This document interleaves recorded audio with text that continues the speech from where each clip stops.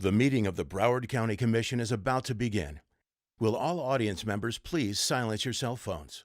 For those viewing from home or on mobile devices, thank you for watching. To stay informed about Broward County government, please visit broward.org or follow us on social media. County Commission meetings are open to the public. Members of the public wishing to be heard on any agenda item can register one of two ways. Visit registertospeak.broward.org and fill out the online registration form, or scan the QR code posted in various locations inside and just outside the Commission chambers to register on your mobile device. A registration form must be completed for each item you wish to speak on. If you have trouble registering digitally, visit County Administration on the 4th floor for assistance. All speakers must appear in person. No further speaker sign-ups will be accepted after an item has been called. Please show respect for others and refrain from making impertinent, slanderous remarks or personal attacks.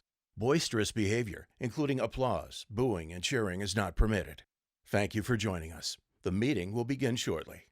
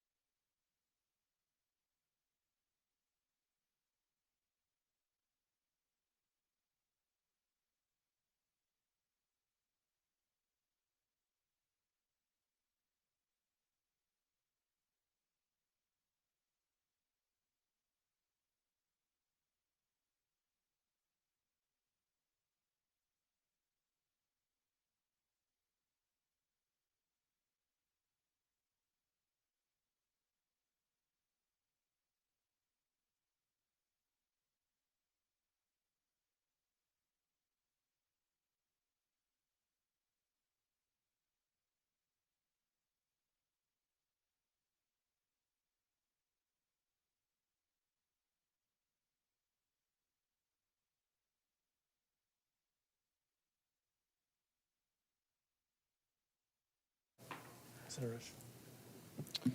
Yes, this morning I'm going to recognize a moment of silence for somebody that passed away in our community.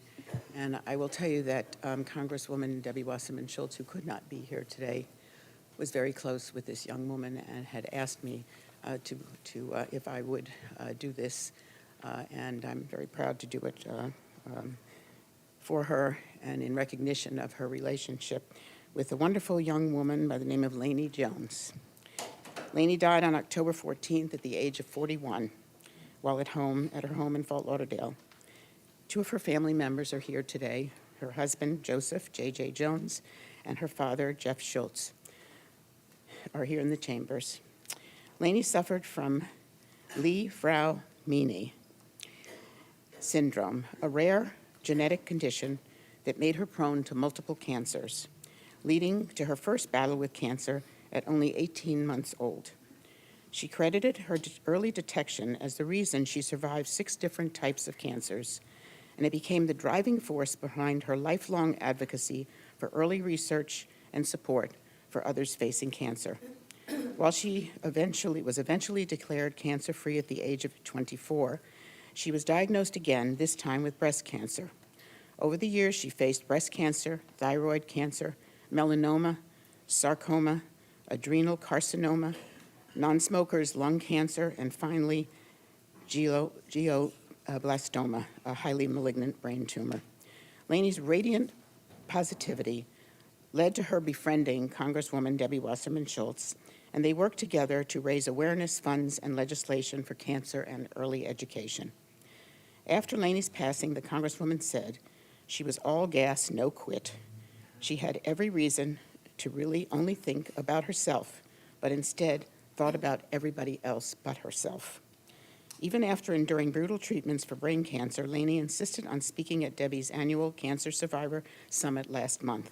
She was determined to be at that summit and deliver her message.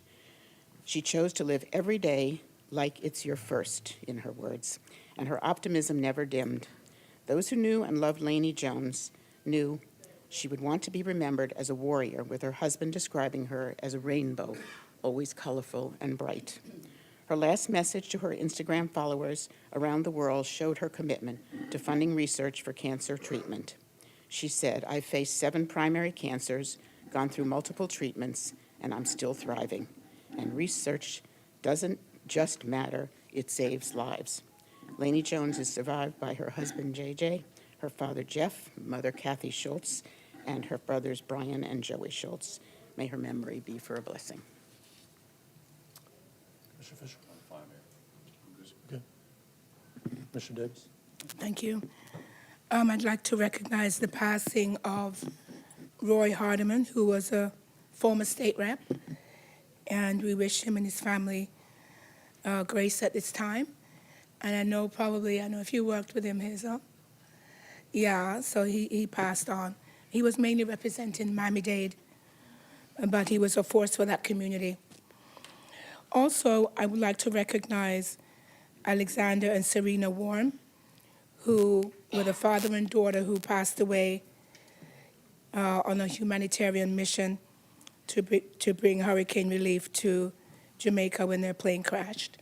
So we can keep that family in our prayers as well. Thank you. Thank you. I was also going to mention County Commissioner Scott Cohen, because he had an enormous amount of accomplishments. Among them were he included the construction of the convention center back then, both waste-to-energy plants, the expanded airport, and the Broward County Performing Arts Center. That's a lot of things. And so I know he was sometimes controversial, but he did a lot for this county, and we should remember that. I also want to comment or remind about Jeff Barrett. He was a really well-known activist in Hollywood. He passed away last week. He was active on a lot of local issues. I always appreciated his sharp and incisive mind, and always went to him for ideas and suggestions. He was a good friend, and always appreciated his input. He served on Broward County Substance Abuse Advisory Board and was active on housing and homelessness. I know that his wife, Renee, and his wonderful daughters, Sophie and Alexis, will be in our thoughts. And then lastly, I just want to acknowledge also Kim, who's part of our family here.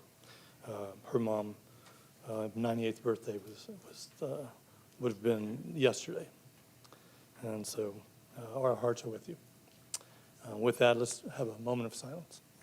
Oh, okay, sorry. Thank you so much. Sure, Commissioner Rogers. Share something with me. I would Okay, yeah, go ahead. City of Plantation, that's one of our cities, right? Yeah. Lost Owen Duke, who developed much of Plantation, as was Keep the mic. previously stated. Okay, I would like to also take a moment to acknowledge the tragic loss of Alexander Worm and his daughter. I know my colleagues said it, but we are feeling the love. We're going to be having a visual, one of those Light Up My World, Light Up Broward County, on next Wednesday at 7 p.m. We're going to ask everyone, you don't have to go to a location. We're just asking you to step outside your door so your neighbors know that you're standing out here for that family, okay? The land of the living, we want to make sure that family know how grateful we are. Okay. Thank you, Mr. Thank you. And if I want to, at this time, also remember all the brave men and women who have served and continue to serve in our armed forces, both here and abroad, and thank them for the service, particularly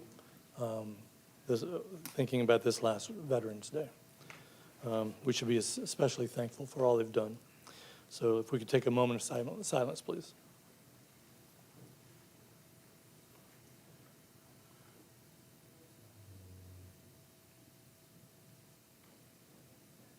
Thank you. Please take your seats.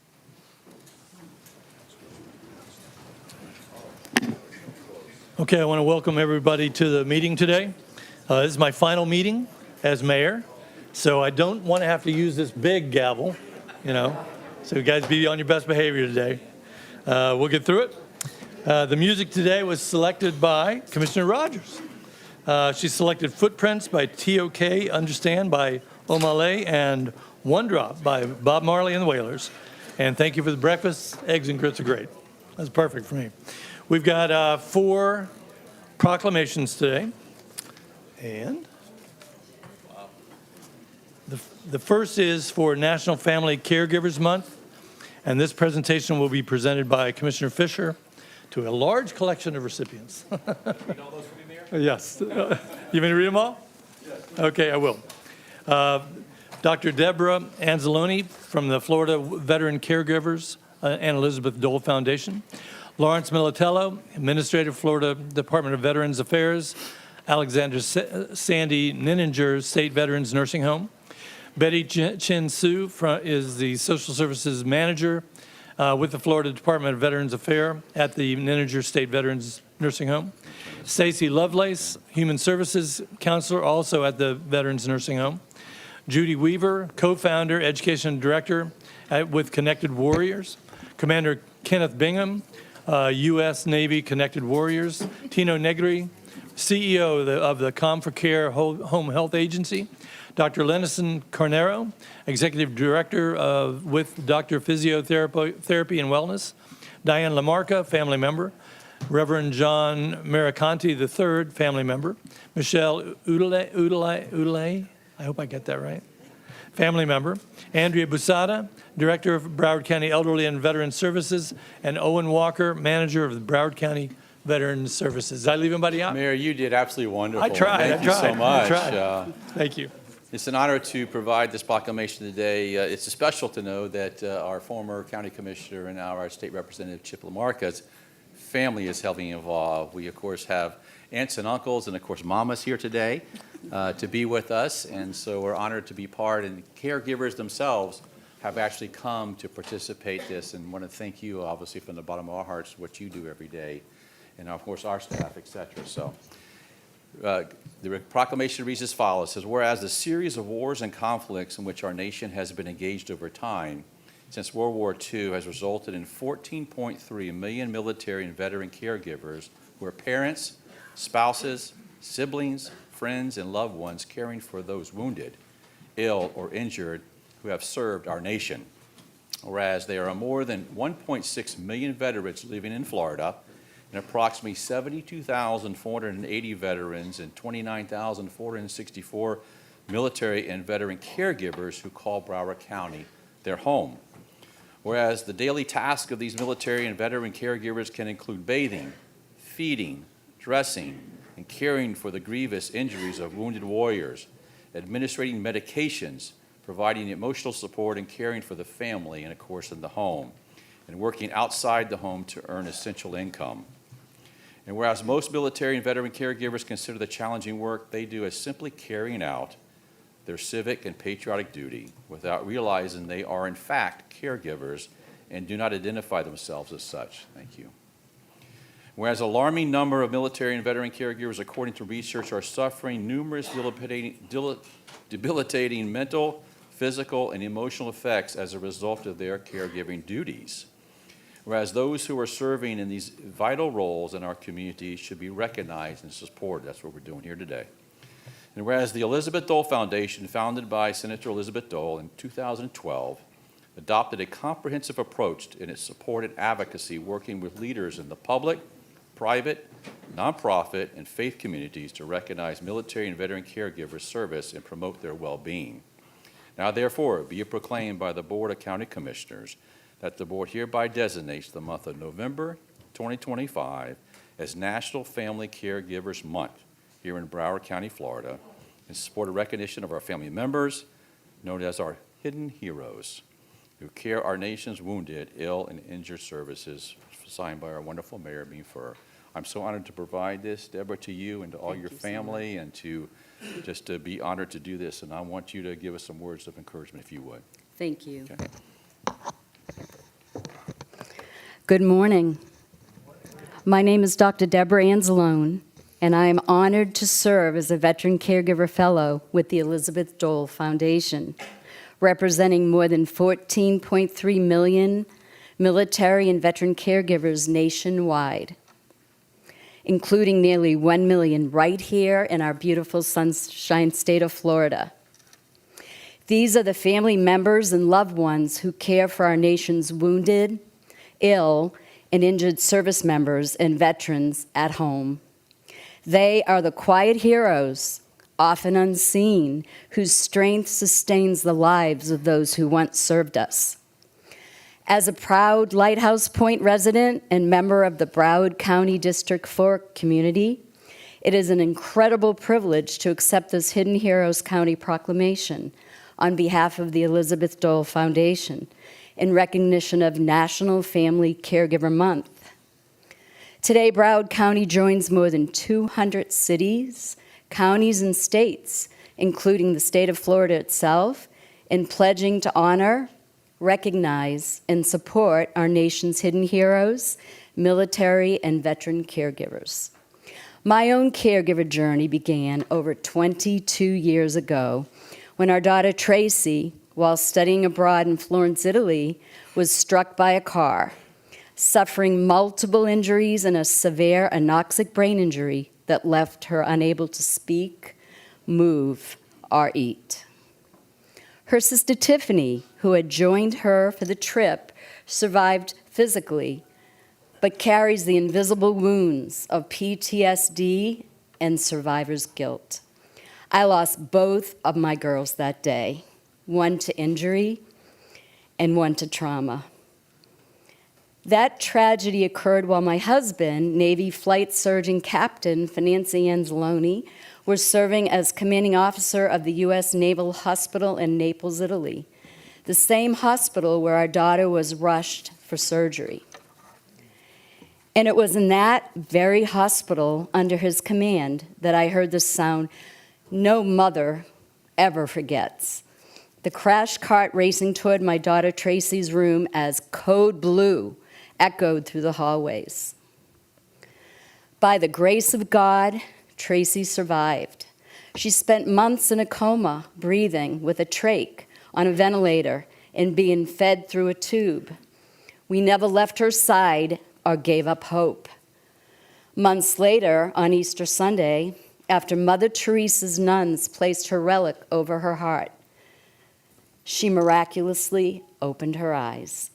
I believe that was one of those God winks that our foundation's founder, Senator Elizabeth Dole, often speaks of, moments that remind us of hope and purpose. Although Tracy cannot speak or move and is still fed through a tube, 22 long years later, she continues to teach me the meaning of perseverance and unconditional love every single day.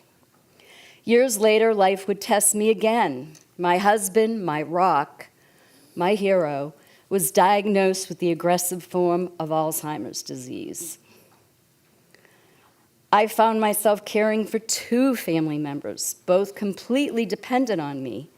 Nights became sleepless, days blurred together. There were moments I feared for our safety, as my husband's condition changed his personality, turning a gentle, brilliant physician into someone I could no longer recognize. I had to lock Tracy in her room at night and monitor her with cameras to keep her safe. There were nights I prayed for strength just to make it through until morning.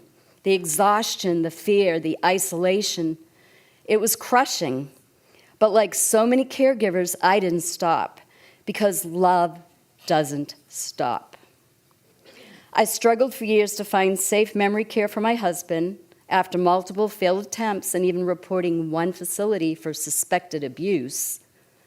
I finally found a home that understood what care with dignity truly means: the Alexander Sandy Nininger Veterans State Nursing Home. There, my husband is surrounded by his peers, honored veterans who understand service and sacrifice. Now relieved of the day-to-day nursing care I performed for years for my husband, I can now focus on being his loving wife again and use my experience to advocate for others as a Dole Caregiver Fellow and member of the VA State Nursing Home Advisory Council. Even with my background as a nurse and a doctorate of public health and health systems management from Tulane University, navigating the VA claims process was one of the hardest battles I've ever fought. It took 3 years to secure my husband's 100% total and permanent service-connected disability, benefits he had earned through a lifetime of service. If it was that hard for me, with medical expertise, education, and support, imagine how impossible it feels for the average caregiver, exhausted, working multiple jobs, or struggling in silence at home. It is because of these experiences and the lessons learned alongside my husband during his 29 years of Navy service that I am now able to carry on his legacy, advocating for military and veteran caregivers throughout Florida. This is why proclamations like today's matter so deeply. They bring visibility to caregivers who have gone unseen for far too long. They tell every hidden hero in Broward County, you are not alone. We see you, we honor you, and we stand with you. To me, this proclamation is more than recognition. It is a promise that Broward County values the families behind every uniform and that no caregiver's sacrifice will ever go unnoticed. This is why today, with the continued support of my nephew, State Representative Chip LaMacca, and the Elizabeth Dole Foundation, I am committed to advancing statewide initiatives that strengthen awareness of the overwhelming challenges veteran caregivers face daily and improve the resources, services, and support networks available to them all across Florida. And as we celebrate National Family Caregiver Month, I leave you with the words of Mother Teresa, now Saint Teresa. The fruit of prayer is faith. The fruit of faith is love. The fruit of love is service, and the fruit of service is peace. Thank you. Thank you, my love. We're going to do a picture now, okay? We're going to all do a picture now. Okay. Follow me, we'll do a picture. That way.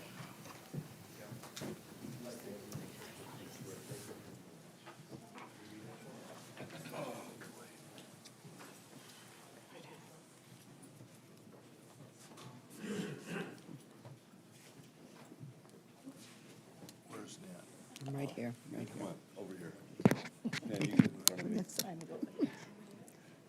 When when you're mayor, I'm going to get in front of you. Stand tall.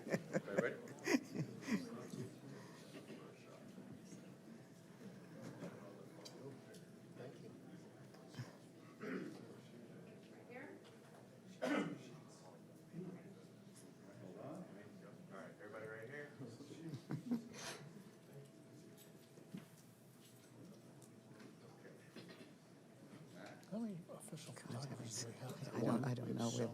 We have one right there. That's it. Here's the, But you're all.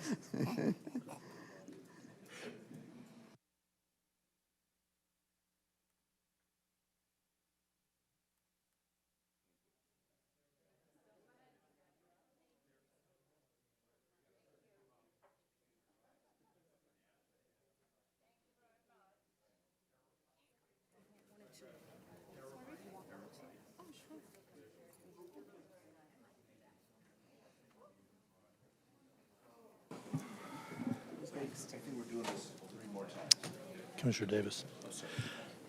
Thank you very much for that.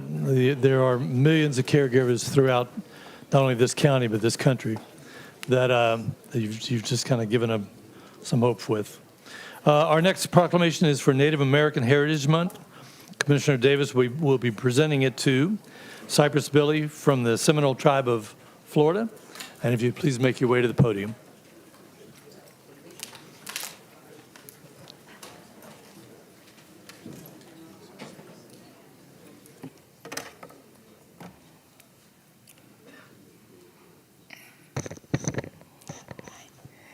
It's indeed my honor to be presenting this proclamation. Part of the Seminole tribe is in District 7, and this proclamation was requested by myself. Whereas Native American Heritage Month, also called American Indian, Alaska Native Heritage Month, was established in 1990 to honor the first people of the United States. Whereas the goal was to raise awareness about the tribal nations and recognize their history and ongoing impact on the country. And whereas according to the 2020 census data, 1,426 people live on the Seminole tribal land in Broward County, and whereas the Hollywood Seminole Indian Reservation is located within Broward County, whereas this reservation is one of 6 federally recognized Seminole reservations in Florida. The other reservations are located in Big Cypress, Brighton, Immokalee, Fort Pierce, and Tampa. And whereas the true narrative of the Seminole people is primarily shared through internal community programs, tribal institutions, and cultural preservation efforts. And whereas Cypress Billy has spent many years introducing audiences and building bridges to Seminole culture. And whereas Cypress Billy is a tribal member from the Seminole Tribe of Florida, and his father is a former chairman. And whereas he is an accomplished and certified museum educator, and whereas Cypress Billy has participated in many outreach projects to help people learn about the Seminole tribe by way of Jesuit schools in Tampa, presentations at the Florida Art Education Association Conference, virtual tours of the Atah-Teke Museum, and completion of the Project Zero 2025 program at the Harvard University Graduate School of Education.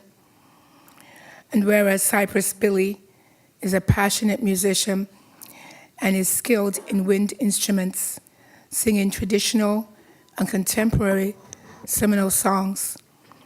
And whereas he hopes to earn a law degree from Victoria Island, Washington, to advocate on behalf of the Seminoles. Now therefore be it proclaimed by the Board of County Commissioners of Broward County, Florida, that the board hereby proclaims November 2025 as Native American Heritage Month in Broward County and encourages all residents to take time to recognize and participate and celebrate this special month. Signed by our mayor. Thank you so much, Cypress Billy. Thank you, ma'am.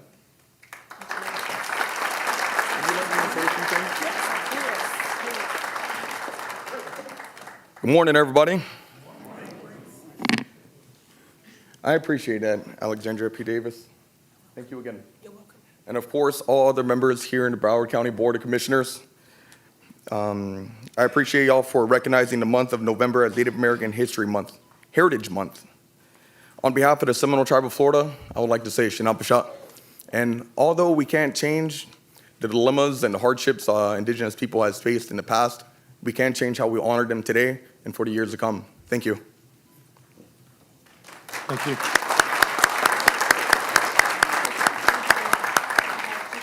Take a picture with the board. Yes, ma'am.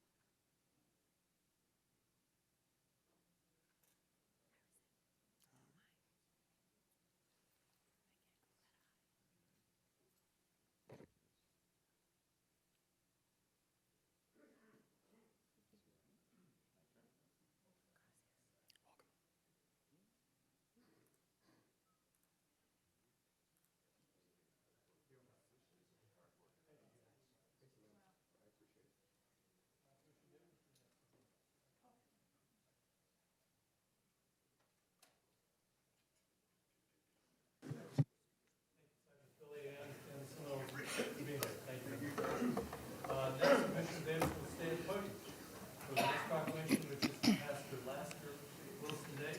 If Pastor Wilson can join Commissioner Davis. Is Pastor here? Yes, he is. Yes, Pastor Wilson. Pastor Wilson. Thank you so much. All right, so you come with your fellow SEIU folks. Great to have you. Perfect. Good to see you again. All right. Proclamation requested by myself. Whereas Pastor Lester Wilson began his career in public service with the Miami Police Department as a public service aide, where he gained firsthand experience as a first responder and team player dedicated to ensuring public safety. And whereas Pastor Wilson served his country in the United States Army for 7 years, where he developed a deep sense of duty and commitment to protecting others. Whereas a leader of SEIU 32BJ, the largest property service workers union in the country, he stands alongside his colleagues, demonstrating the power of unity and collective strength. And whereas Pastor Wilson is a dedicated security officer, proudly serving at the Broward Governmental Center East Building for the past 4 years. And whereas he represents a consistent reminder to us all of the critical yet often overlooked role that security officers play in keeping our communities and building safe. And whereas we honor Pastor Lester Wilson for his unwavering service, integrity, and steadfast commitment to protecting others, now therefore be it proclaimed by the Board of County Commissioners of Broward County, Florida, that the board hereby designates Thursday, November 13th, 2025, as Pastor Lester Wilson Day in Broward County, signed by our mayor. Thank you so much. Want to say a few words?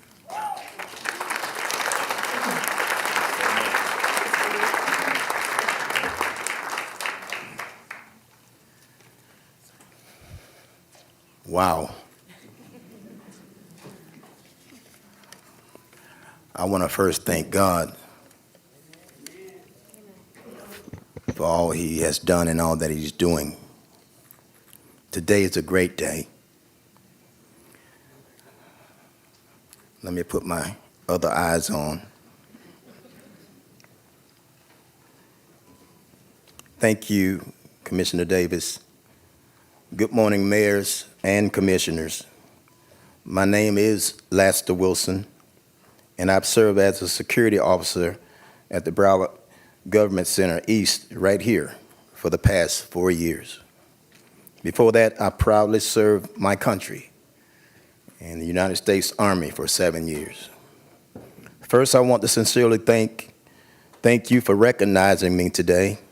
I'm truly honored. It's a real pleasure to serve Broward County and to help protect this building, its workers, and our community. It's an honor to play a role in keeping our community and all of us safe. For me, this work isn't just a job, it's a calling. My team and I are the first line of defense here, making sure everyone who enters is secure and well kept. When emergencies happen, we're the first to respond and often the last to leave. But what some of you don't know is that we don't get paid for federal holidays. When the buildings are closed, we lose a day of pay. And this week, it hit especially hard on Veterans Day. While others were paid to stay home, many of our fellow officers who are veterans like myself lost a day's pay. During Thanksgiving week, many of us take nearly a 40% pay cut because of all of the closures. Then comes Christmas, when expenses rise and paychecks shrink. The holidays are supposed to be a time of gratitude and joy. But for us, they're some of the toughest weeks of the year. I take great pride in what I do, and I am sincerely grateful to be standing here today as a proud member of my union, 32BJ SEIU, who is speaking on behalf of hundreds of contracted Broward security officers. What would truly honor our service would be to receive holiday pay for the essential work we do year-round. I want to thank everyone involved.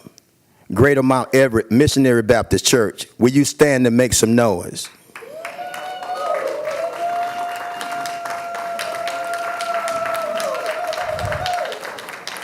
"32.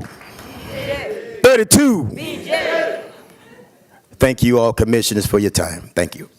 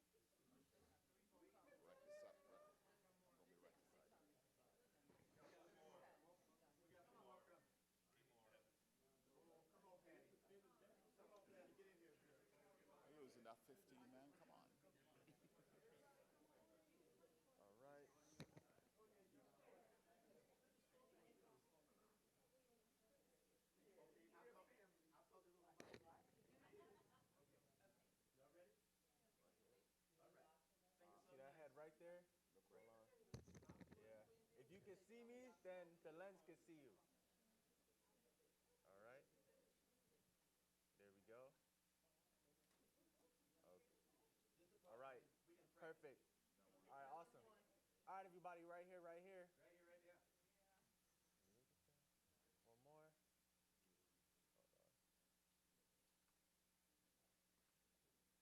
All right, guys. Right here? Okay. Yeah. All right. 1, 2. 1, 2. 1, 2. 3. Here, please. One more here.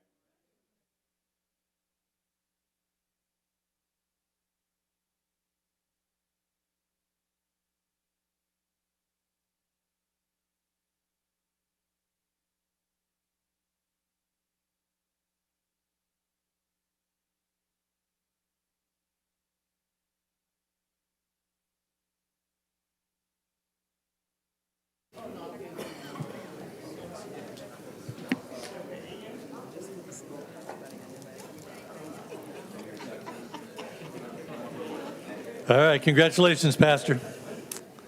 And lastly, final presentation is for Small Business Saturday, which we will celebrate the day after Black Friday. Commissioner Rogers, all yours.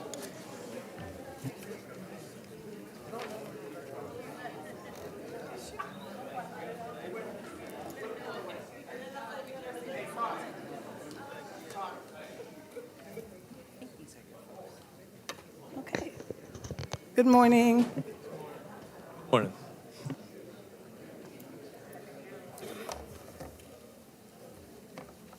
Mr. Mayor, colleagues, I'm honored and privileged and all of that good love this morning as I recognize and pay tribute to our small businesses. We say always that they are the largest employees across this country.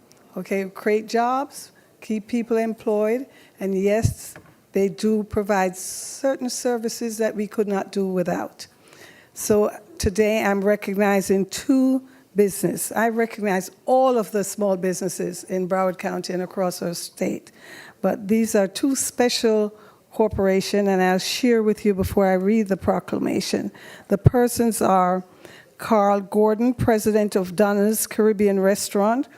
He's currently in Jamaica supporting the Hurricane Melissa relief efforts. He is represented today by Gail Graham as manager of Donna's Caribbean Restaurant, and I know she loves all of the locations, so I won't be specific. Recently partnered with this company, Hazel Rogers, that's me, to feed 900 plus federal workers at our Fort Lauderdale airport. And it was during, of course, you know how challenging it was for employees, but when a business step out and feed over 900 people, that is something that we need to acknowledge here today. He has 14 locations, 11 in Broward County, 2 in Miami, and of course, 1 in Jamaica, 3 in District 9. I just have to recognize that also. District 9 makes some noise. Special thanks to Carl and his team for supporting our community always. Strong supporter of the first Caribbean Multicultural Festival in Broward County for over 25 years. He has a vested interest and he has supported well. We thank you. Then, of course, McGarney Bowen Jr., People's Choice Restaurant, 2 location, 1431 Northwest 31st Avenue, 8874 Miramar Parkway. Of course, you know that's Miramar. And he has been in business since 1989. Hey, good to see you. Mr. Bowman Jr. recently won the Grace Sizzle and Spice competition at the Grace Jerk Festival. That's this past Sunday in Miramar. And it's a Broward County event. Our folks come from everywhere to participate in these cultural activities.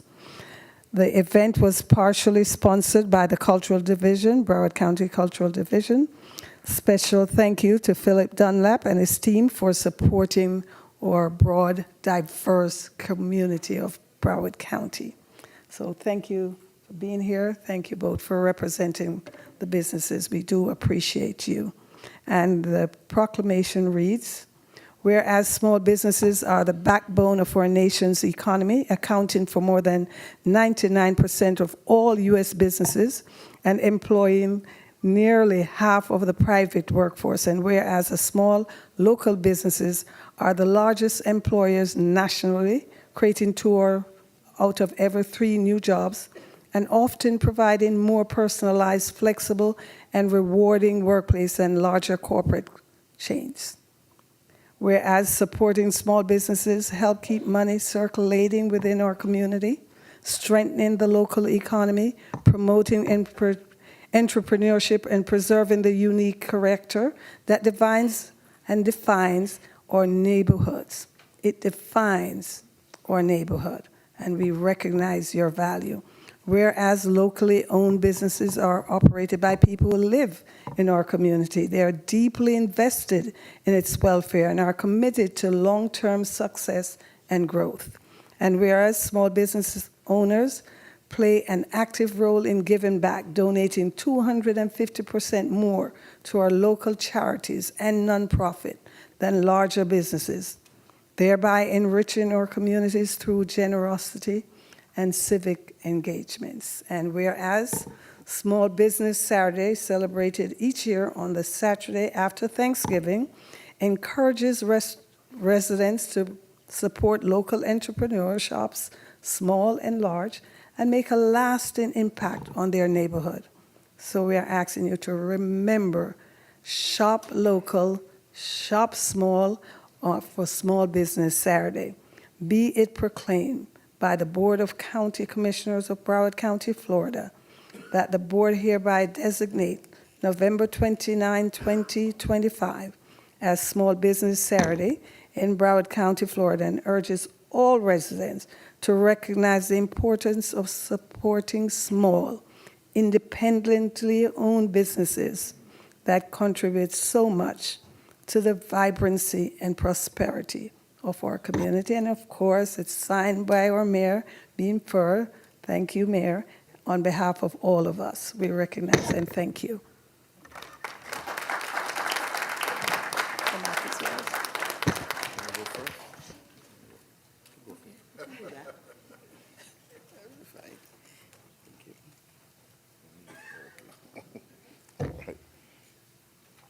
Good morning. Good morning. Okay. First, I would like to thank God, and thanks for this amazing honor. I would like to thank Broward County, Florida, for everything. And the journey for this proclamation, this journey has not been easy, but through resilience and hard work, People's Choice is still around 37 years later. Thank you, everyone.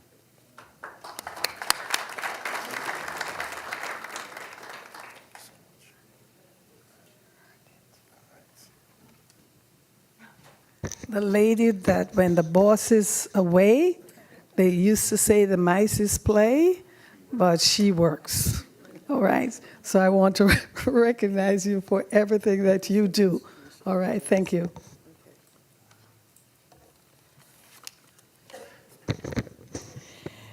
Good morning to the esteemed panel of Mayor Fur, Vice Mayor Bogan, and the hardworking team of the Broward County Commissioners, and ladies and gentlemen of the audience, good morning. On behalf of Carl Gordon, the president of Donna's Caribbean Restaurants, I'm extending a sincere thank you for this proclamation as it relates to our Small Business Saturdays. Mr. Gordon has often said that success in any aspect is never the result of one person alone, but of a team working together with passion and purpose. And today's recognition is a perfect example of that. With that being said, I want to take the opportunity to continue to implore everyone to utilize their commitment, creativity, and to continue collaborating in ensuring the absolute success of every endeavor that this beautiful county has and will be initiating. Again, ladies and gentlemen, I thank you so much for this opportunity, and thank you for always making it Donna's Caribbean Restaurants, a taste of the island, simply the best.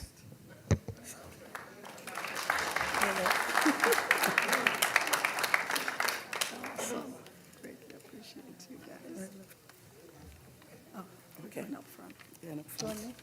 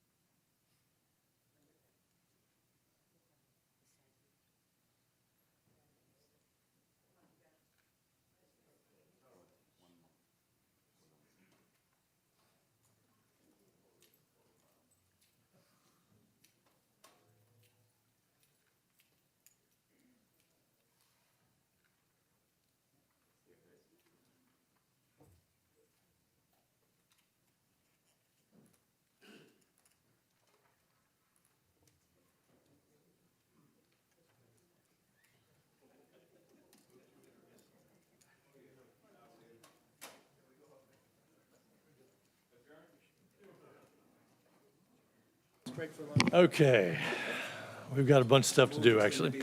I know, move to expend the meeting, exactly. Okay, we're going to start by reading the Tuesday morning memo. Would the reading clerk please read it? The following are submitted for your consideration. Consent items are 1 through 79. Public hearing items are 80 through 87. Regular items are 88 through 101. Excuse me. Can we get more volume on her mic for just a moment? Try again. The following are submitted for your consideration. Consent items are 1 through 79. Public hearing items are 80 through 87. Regular items are 88 through 101. I request the following withdrawals and other modifications to the agenda, and note the following additional information. Withdrawals, none. Other modifications, item number 38, the board's consideration is based upon the item as amended by the substitute attachment A to Exhibit 1 submitted by the Public Works and Environmental Services Department as additional material number 38A. Item number 59, the board's consideration of motion C is based upon the item as amended by additional material number 59A submitted by the Public Works and Environmental Services Department. Item number 75, the board's consideration of the item, including the motion statement for motion B, is based upon the item as amended by additional material number 75A submitted by the Cultural Division. Item number 79, the board's consideration is based upon the item as modified by additional material number 79A submitted by the sponsoring commissioner. Item number 87, the proposed amendments submitted by additional material number 87A and 87B have been withdrawn. The board's consideration is based on the item as amended by additional material number 87C submitted by the county attorney's office. Item number 100, Commissioner Alexandra P. Davis requests to be added as a co-sponsor. Move to consent. Items number 97, 98, 99, and 100 be moved to consent. Time certain, item number 88, time certain at 12:15 p.m. Additional material, regular meeting, items number 1A, 1B, board appointments. Item number 12A, work authorization number TYL-003, submitted by Transportation Department. Item number 38A, substitute attachment A, submitted by Public Works and Environmental Services Department. Item number 54A, Exhibit 1, mutual termination letter submitted by Public Works and Environmental Services Department. Item number 59A, amended motion C, submitted by Public Works and Environmental Services Department. Item number 75A, amended motion statement submitted by the Cultural Division. Item number 75B, Exhibit 2, proposed agreement submitted by Cultural Division. Item number 79A, amended motion statement submitted by Commissioner Alexandra P. Davis. Item number 93A, white paper and other backup information on Broward County Identified submitted by Commissioner Michael Udine. Additional material public hearing, item number 86A, amended proposed ordinance submitted by Commissioner Steve Geller. Item number 87A, amended proposed resolution submitted by Commissioner Alexandra P. Davis. Item number 87B, amended proposed resolution submitted by Commissioner Alexandra P. Davis. Item number 87C, amended proposed resolution submitted by Office of the County Attorney. With that, we'll see if anybody has any polls. I'll start over Commissioner Davis. Item 71, please. Which one? 71? 71.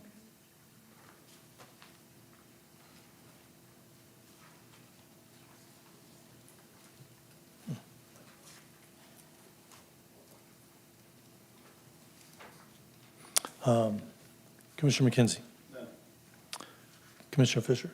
Which Want to one? pull item number 9? Number 9?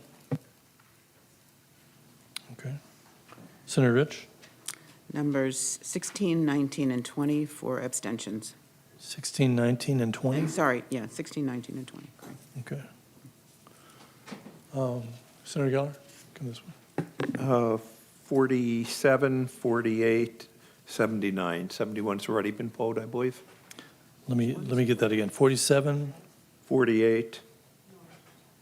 Has 71 already been polled? Yes. Okay, then 79. and 79. Yes. Commissioner Udine? Vice Mayor Bogan?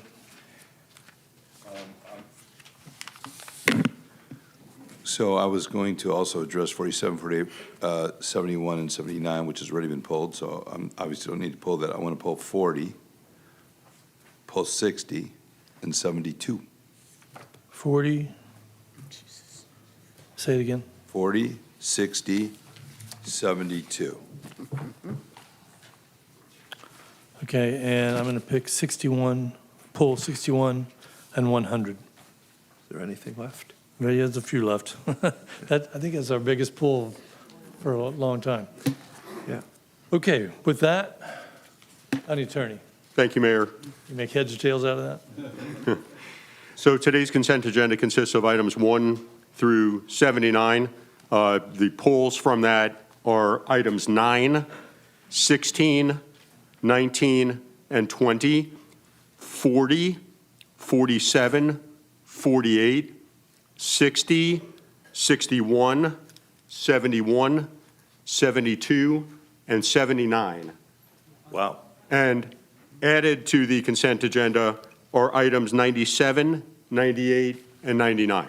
Mr. Mayor, I move approval of the consent agenda as read by the county attorney. Okay, we have a motion from Senator Geller and second from Commissioner McKenzie. All those in favor? Aye. Any object? That passes unanimously. We will go to item 9. And just so everybody knows, we have a time certain at 12:15, a delegation request. We will have a shade meeting at 12:30. And so, you know, if we get done by then, we'll go home. But if we don't, we'll come back on that. Okay, Commissioner Fisher. Thank you, Mayor. I pulled item number 9 because I think it's important. I know that we had briefings with staff and our port director, Mr. Morris, concerning our Port Everglades Master Vision Plan. I just thought it would be nice for the public to really just kind of get a couple of minutes overview. So, Ms. Shapiro, can we get Mr. Morris up just to kind of give us a quick overview? Because I think the port is just going through another transformation with this master plan, and really exciting things are happening. I just wanted to kind of public to know about it. So, Absolutely, thank Yeah, you. I think it's a good idea. Commissioner. Mr. Morris. Which number are we in? 9. Good morning, Mr. Morris. Good morning, Mayor, Vice Mayor, Commissioners, County Administrator. Thank you for the opportunity to share. Even though we've had 30 public meetings, I think there's never enough communication and reinforcement of the process, as well as hopefully the outcome over the next 5, 10, 15, and 20 years as we talk about our master vision plan. This has been a process of nearly 2 years where we've partnered with industry-leading consultants as well as our port staff to engage. And this is about engaging with the business, engaging with the community, and engaging with our partners that make the port successful. And over those 2 years, we started with a market assessment that looks out 20 years. And of course, nobody has the perfect crystal ball, but as we look at the tremendous growth that we've seen at Port Everglades, breaking records in all of our big three, cargo, cruise, and energy, we continue to see growth in all three of those aspects. So our master vision plan focuses on reinforcing, evolving our port to meet the needs of our business partners in collaboration with our community, whether that's residents, local business, to maintain our position as a very strong economic engine with, as it stands right now, $28.1 billion of impact. Through this process, as I mentioned, 30 public meetings, all of those were interactive. And that feedback that we get from the community is tremendous in helping us make sure that we steer in the right direction. So we have a tremendous portfolio of projects at our disposal while we ensure that we reinvest all the port's revenues back into our infrastructure to continue to grow with our partners. Those projects range from modernization of our cruise facilities to important infrastructure and asset replacements, as well as very functional things, as we see with our bulkhead project that's ongoing today. So as we evolve from our previous master vision plan to the current one, we hope with your approval today that will be our roadmap as we look forward for the next 5, 10, 20 years and improve our port and continue to work with the tremendous business opportunities that we see before us. Commissioner Fisher. Yeah, very good. And thank you, Mr. Morris, and thank you for the input of the stakeholders, because I think it's so important to get their feedback on how we can improve and make our port even better. And I know, just to reconfirm, we have international trade in our port, correct? We do. Thank you so much. And I just thought it'd just be nice to everybody here. So without that, I'll move the item. Thank you. And I'd just like to say, I'm very impressed with the master plan in general. I mean, that port is doing very good. I think I probably speak for all of us that we have a lot of confidence in not only you, but the port staff as well. You guys are doing a great job. Appreciate that, Mayor. So we have a motion. Oh, I'm sorry. Thank you, Mr. Morris. Senator Yeah, Rich? I just wanted to make, Mr. Morris, just wanted to make one comment also, is that, I also was, very impressed with the plan, but it seems to be hitting on all cylinders, which was great, because it was cruise, it was cargo, it was energy, it was everything. So just congratulations on the good work, and we look forward to keeping it up. Thank you. So we have a motion from Commissioner Fisher, a second from Senator Rich. Okay, all those in favor? Aye. Any opposed? That passes unanimously. We'll go to, thank you, Joe. We'll go to item 16, 19, and 20. Can we do these together? Okay. Senator Rich? Okay, let me get it again now. I just missed it here. Yeah. We'll do them all together? Yep. Yes? Yep. Okay, all right. So, okay, these are items 16, 19, and 20. I serve on the board of the Broward Behavioral Health Coalition, which would be financially impacted if 16 is approved, item 16. I also serve on the board of the Area-Wide Council on Aging, which would financially be impacted if items 20 and 19 and 20 are approved. I do not receive any compensation for serving on either of these boards and therefore have no actual statutory voting conflict. However, to avoid the appearance of a conflict, I'm abstaining on items 16, 19, and 20 and ask that this be reflected in the minutes. I'll take a motion. We have a motion from Commissioner Udine and a second from, I think Senator Geller had already beat you to it. All those in favor? Aye. Any opposed? Those pass unanimously. I'm sorry, passes 8-0 with one extension. Thank you. We'll go to item 40, Vice Mayor Bogan.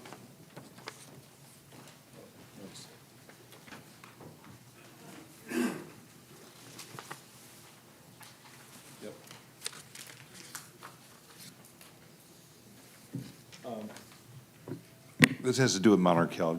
Everyone just take your vote. I obviously, as you know, I have an adversarial position to Monarch Hill. So please take your vote and let's move it. Let's move it along. I'll take a motion for Monarch Hill. Yeah. We have who had a motion? No Motion, motion, I guess it's dead in the water now. Senator Geller, motion second from Senator Rich. All those in favor? Any opposed? Yes, right here. Passes 8-1. Thank you, Mayor. Thank you. We'll go to item 47 and 48. Should we take these together? You can I was also going to take, ask, Mr. Mayor, if I pulled 47, 48, 71, 79, and during the course of my discussion, it'll be apparent why I would like those discussed together. All together? Yes, sir. And Yes. we do this? Okay. Okay. Okay, so Senator Geller, go ahead with 47. Go ahead. Thank you, Mr. Mayor. Yep. Item 47 is mine, and I think it's, of course, a good thing because I only bring up items I think are good things. However, I received I've called, spoken, and texted with Shane Strum, who's the CEO of both the North and South Broward Hospital Districts, and he has a concern on these 4 items, and I've also heard some concerns from some of the ambulance companies that as opposed to voting on them individually, there could be a cumulative impact on some of them. And that's why I believe it's 79 by Commissioner Davis or 71. That's the complete rewrite, 79. And what I would recommend and what is being requested by Mr. Strum is, well, he has a concern not only on the ambulances, what impact that could have on the system. He is concerned that on one of them, there could be an impact on the hospital districts. And so I believe that none of these individually would cause any significant impact, but there is a concern that cumulatively they would. I think that Commissioner Davis actually has a very good idea with 79 that we should be doing a comprehensive look at all of not only the ambulance issues, what effect would they have on the ambulance system, but also what effect would they have cumulatively on the overall healthcare system. And I think that when the CEO of the 2 public hospital districts is requesting that there be additional study, I think that it's a reasonable thing to do. I am not saying that if these were brought up individually, that any of them individually are a bad idea, including mine. But I think that it is appropriate to look at them holistically, and I think that Commissioner Davis has the right idea with looking at a comprehensive study. So I would ask that 47, 48, and 71 be postponed indefinitely and rolled into the comprehensive study that Commissioner Davis has requested in 79. I'm assuming that this study, I'm not an expert on it, it's Commissioner Davis's motion, not mine, but that we'd be looking at, if we're looking at rewriting the entire chapter, I believe it's chapter 3.5, that this would include not only the effect on the ambulances, but the effect on the healthcare system overall. What effect would it have on the hospitals, et cetera? I have been told, I don't know if this is accurate, that, for example, BLS helps subsidize ALS. If this is true, we need to know this, and we need to look at this if we're deciding on BLS only. We need to make sure that there's not diversion away from certain hospitals to others. This is a complicated issue, and that's why I think that Commissioner Davis's 79 is the correct way of dealing with it, and that's why I'm asking that the other 3 items. I'd like to ask County Attorney, would it be correct in asking that 47, 48, and 71 be postponed, rolled into, or what would the correct motion be to say that I'd like them basically postponed until after we get the report that I understand under 79 would be from the EMS Council, county staff, county attorney's office, and hopefully with input from everybody else, from all interested parties, would come up with a proposed rewrite for us. I think the motion is exactly what you said. It's a motion to postpone 47, 48, and 71 until the study and subsequent actions in 79 have been completed. Okay. And that would be I guess, my motion, Mr. Mayor, and I hope there'll be a second. We have a motion by Senator Geller and a second by Senator Rich. We'll come back to that. First, we have Vice Mayor Bogan, then Commissioner Rogers. So I agree in part. I think Commissioner Davis's motion is appropriate, and I agree with what she's done. I think it's smart to do analysis, and I was going to agree totally with Senator Geller's. But then I was talking to somebody before our meeting today, and they said, well, you're going to study, but what are you studying? Because normally what we're asking in the others, 47, 48, 71, for the county attorney to come back with something, right? Direct to come back with an ordinance. So why don't we study it, but what are we going to study? Why don't we study what that ordinance would be, if that makes sense? Because, so let's say he drafts an ordinance, and that's what we study, what the ordinances are going to be, versus let's just let it die right here and do the study before the ordinance is drafted. So that makes kind of sense to me. Let's get the county attorney to do what they were going to do, and then we study what those ordinances, if we need to tweak that ordinance, not approve the ordinance. Does that make sense? So Kind of, sort of, but. But so I first was going to agree with what Senator Geller was saying, but then I was talking to somebody who said, well, what are you going to study? And so let the county attorney do his thing and then come back and study that. So I'd love to get my commissioner's input on that. County Attorney wants to weigh in for a second here. County Attorney wants to weigh in here. I think that the way Commissioner Davis has her item framed in 79, regardless of what you do with 47, 48, and 71, the way she has it framed, I think is the right order, because we're not experts on this sort of service. Staff has the expertise, so if they study it, they put it together, the EMS council chimes in, then we can certainly draft whatever results from that. I see. Vice Mayor, 47 and 48, just so you know, but for this, Senator Geller saying these things should be studied holistically to see what the impact of the system is. These are otherwise, 47 and 48 are fully cooked, and they would be ready for action on December 9th. This is just a set for public hearing. The other two items are motions to direct and basically study. Okay, then that takes care of that counter thought. Move it on. Commissioner Rogers. Mr. Mayor, I would like to. Can you turn your mic on? Your mic. I would like to yield to the commissioner who is sponsoring 48, because I did have some comment and I have an amendment I was going to propose for further clarification. So I would like to hear from the commissioner now that we have pulled the item, and we might just table the item. I would like to hear her comment. That's the only way we can talk. Okay. I do have a line here, though. Okay. So let me keep going through. Did you want to speak on this after this?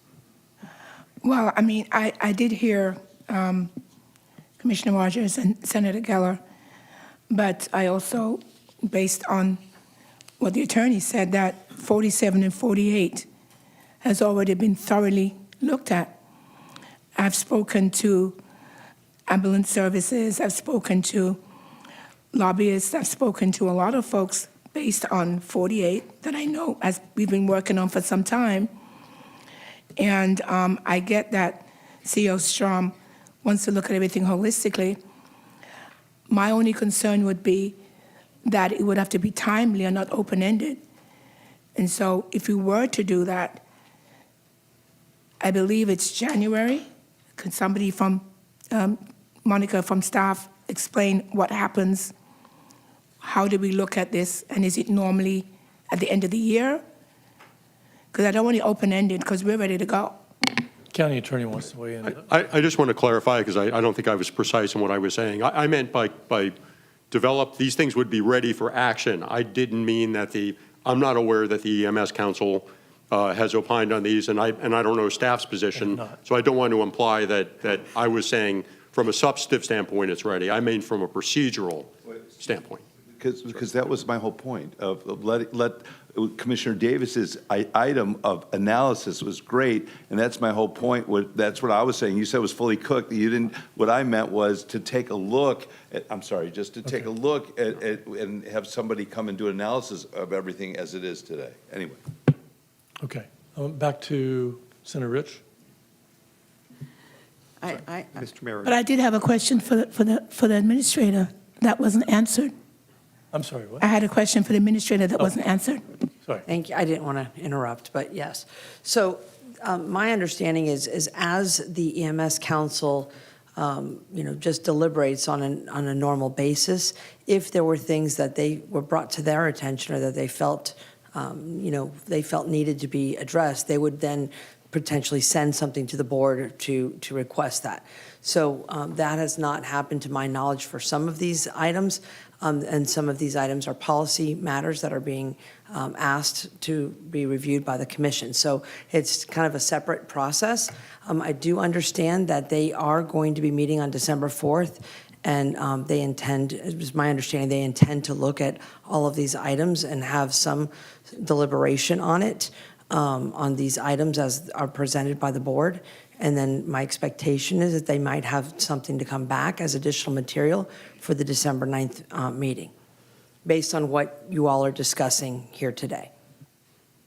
Thank you. So that would actually work if they could get it done by then and staff could look at it for the December 9th. Yeah. Senator Rich. Thank you. I want to go back to the concept that Senator Geller mentioned.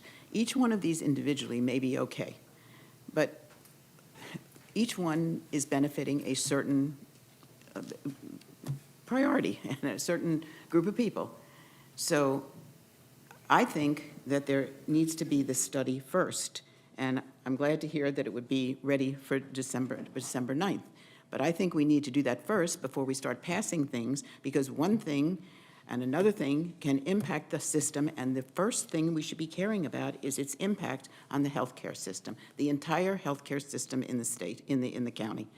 And we have enough problems with what's going on with healthcare that I think we need to take into consideration each and every aspect of our healthcare system here and how each one of these impacts that before we make a decision on any one of them individually. I'm gonna weigh in for 1 second. Okay. Okay, 1 second. The board meeting on December 4th, that is a board that has all the professionals that should have a clear idea of what's needed, what's not needed, and to your point, would know whether or not things are, out of balance. I think the idea that I think what we've been wanting to do is let them weigh in, hear what they've got to say. These are the people that we've been relying on for years and years to make sure that we've got the right mix. I want to hear from them first. Amen. I want to hear from them first. And after we hear from them, I'm willing to entertain what Commissioner Davis is talking about. But I think we should be hearing from them first. We can set it for public hearing. Because that will be after that. We will have all that information. If we're not happy with what we're getting, or it's confusing, or it's, it sounds like something's amiss, then that may be the time to look at it holistically. But I think it's jumping the gun to go there. That's me. So there is a motion on the floor, and there's a second. So Commissioner Rogers. Mr. Mayor? Okay, because I yielded to the Now you'd like to speak. sponsor of 48. Okay. So you're recognizing me now to continue my request, although it is in support of the procedure that we might just want to do a study, whatever it yields. But I can tell you what I would like to be included because I will not be here. So if I don't speak it now, my colleagues won't know what it is that we are supporting. So I know that I did have a conversation earlier this morning with our attorney, and he was very good, but I told him I wanted to put it on record that I'm asking for us to look at the different codes, to look at the different ordinances, look at the various definitions. That sounds like a study, right? I might not call it a study, it sounds like a study, because that's what I'm asking for in my amendment. That was my proposal for my amendment. Classification of service, revising requirements and procedures for certification, all of those things would be what I would want to be in the ordinance of, that I would like to amend, but now I don't know where to go. Do we say, okay, this is a friendly amendment, and it will be all the points that we're looking to discuss? Mr. Mayor, everything she's suggesting is covered in my proposal, which is a comprehensive look. So Senator I Geller, have no objection with incorporating by reference everything that she asked for. Are you okay with that? I am fine. Okay. Senator Geller, Thank you. if you would Yes, I would like to articulate close. your motion. But my motion is that we have a comprehensive look at the ordinance, which is exactly what Commissioner Davis's motion number 79 is. I think it's a good motion. The concern that I have, as I said, is I don't think we should be doing this piecemeal. I also don't think we can be ready on December 9th if there's a December 5th meeting that's 4 days before of the EMS Council, and there's got to be some time. But I agree with Commissioner Davis, it should not be an open-ended period. Recognizing that we have both Thanksgiving, Christmas, New Year holidays coming up, I think that it would be appropriate to postpone it for 60 days, 70, either the first or second meeting in January is when it should come back. That way, after the EMS Council meets, there will be time for the private sector, the hospital districts, everybody else to react to whatever they're doing. Just because they make recommendations, which I don't even know if they do make recommendations, that's not gospel for us. We'll take a look at them. But I agree, Commissioner Davis, you don't want it to be an open-ended thing. So I think the appropriate thing to do is to look at this holistically, do everything, and say that this will come back at one of our January meetings as determined by administration, so that we know it's not open-ended, but to give time for both EMS Council to look at it and people to react and staff to look at everything. And that would be my motion, to postpone 47, which is mine. I think it's a good idea, but I think that they need to be looked at collectively. 47, 48, and 71 to come back at one of our January meetings for discussion. Or perhaps my preference would be that they all come back as one motion, but we'll see what happens from that report. Okay, would anybody else like to speak to this motion?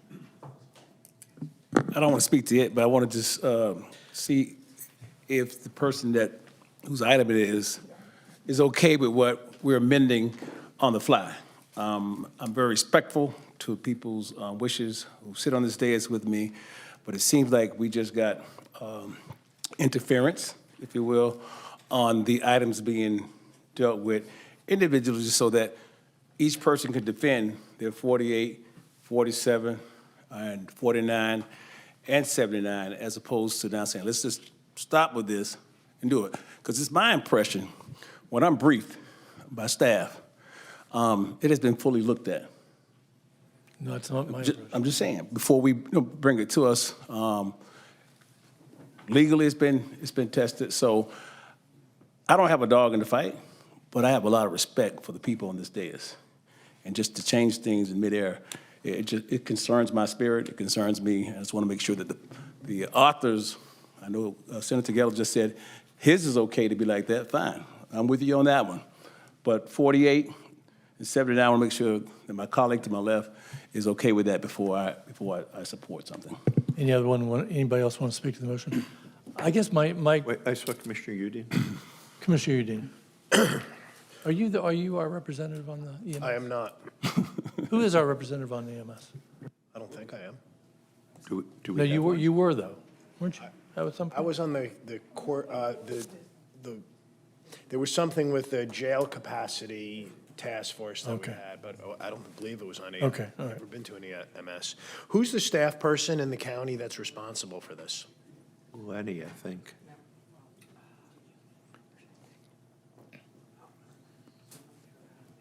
Okay, no, we were just double checking. There is no county commissioner representative on the Okay. EMS council. Just, I didn't think so. I wanted I to didn't think confirm I that. was, otherwise I would have missed a few meetings. There- you missed there a is few none, meetings. So there's no appointment. They So I removed just it for wanted, I was double non-attendance. checking that.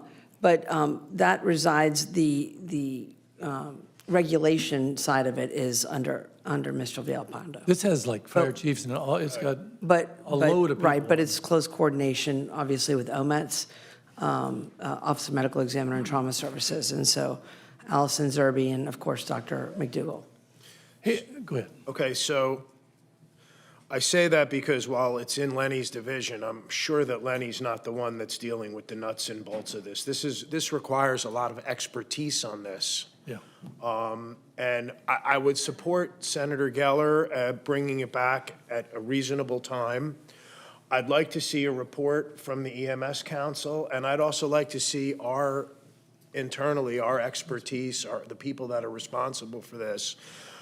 I'm only concerned when it comes to this for patient care and health care and the system of getting advanced life, because I've heard the same things too. I've heard that there's a skim of BLS that makes this can topple the system, one way or another. And I'm reluctant to see, nips and tucks along the way, because then unfortunately, I think we end up with what we have in our taxi code, which we're going to talk about later, where you have so many nips and tucks that it's hard to have a comprehensive program. And this one, to me, is too important not to do this the right way with the hospitals, with the two public safety hospital net districts, because if we do this wrong and it affects their bottom line, every resident in Broward County is not only going to pay for it monetarily, but could pay for it with health. So that's a long way to say I'd like to see information, but I'd like to see some real information outside of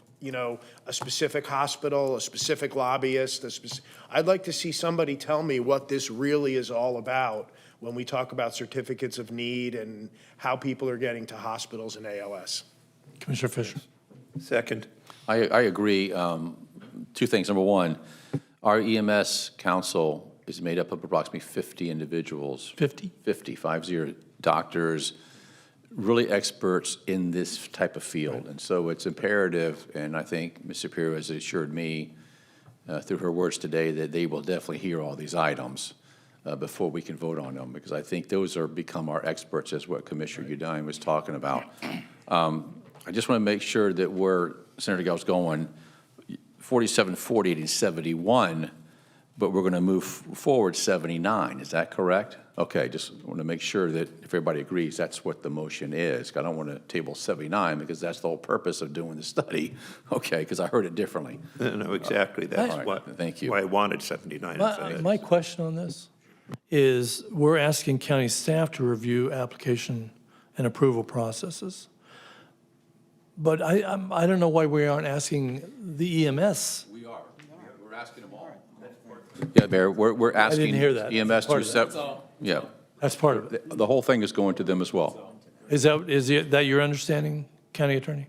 Yes, I think staff will enlist EMS counsel, and they'll get whatever expertise they need in order to comply with the first part of item 79. Okay, and Mr. Mayor, to be clear, because I thought I'd said this, that I'm looking for input from the EMS council, from staff, from the county attorney, and I'm hoping that the private sector and, the hospital districts, that everybody is going to be providing staff with input, and perhaps we need a workshop or something on this after we get it, or I don't know if we need that or not, but I just want to get this complicated issue that could have far-ranging ramifications, and that's why I want us to do a comprehensive look that includes, but is not limited to, the EMS council, staff, county attorney, and I'm hoping that the hospital districts, the ambulance companies, the private hospitals, the for-profit hospitals, everybody's going to provide information. Sorry, this is my motion, 79. And when I discussed it with staff, it meant everybody, all the stakeholders. Right. That goes without saying. Right, okay. If they're going to do a review and look at all the processes, it's going to take everybody involved. One of the things I did ask for, though, is that they also survey the users, because that's not normally what happens. Who is using the service? How do they feel? And so we want that included. So it's a comprehensive study. And I'd hope that that's what staff would intend to do. But my question is, I know you mentioned there's nobody on the EMS Council from the commission. Why is that? So I'd have to look at the composition of that council. I don't know it off the top of my head. So maybe we could And look I at think that maybe as from the well. County Attorney's Office might. Maybe look at that and see how that can be changed, because I do believe it's such an important council that a board member should sit on it. I just don't know if that's a statutorily established board, so that's why I'm asking the Okay. County Attorney's Office to see if they can opine. Okay, We have two public speakers. I just want to ask a quick question. Senator Geller, I guess both of you, really Monica, so we mentioned all of these entities, right? Who's going to reach out to all the privates and public hospitals to get that information in a timely fashion? You are? Who's going to do that? I mean, we said a bunch of things, but where does that burden lie? So we will take the point on that to reach out, and that'll be handled through the regulatory side, through Lenny's office. And so we will reach out to all those entities. Okay, and the transporters? Yes. Okay, thank you. Okay, we I know have it's two, we have two public speakers. I know it's a shop, but here's the thing. We're saying something in a motion. I just want to make sure that all that we said and all that I think is in there. So I'm just verifying the process that's going to move forward, you know. I'd like to also- Are you satisfied with that? I'm satisfied if the two originators of these bills, if you will, or motions are satisfied. I just don't like taking things out of the air, put them in one and moving forward with it. If someone took the time to put it on the agenda, I think we should take the time to vet. I do- They're okay, I'm okay. All right, Commissioner Yeah, Davis. I'd like to just amend my motion just to include the date that it needs to be brought back, which is the first commission meeting in January. Now we talk. So there's only one, so the first meeting in January, and then we can go ahead. I was talking to Drew about how many meetings in January, sorry. There is only one established at this point. If the clerk could read the names for the public speakers, please. There are two members for number 79, Raul Rodriguez, followed by Charles Maymon.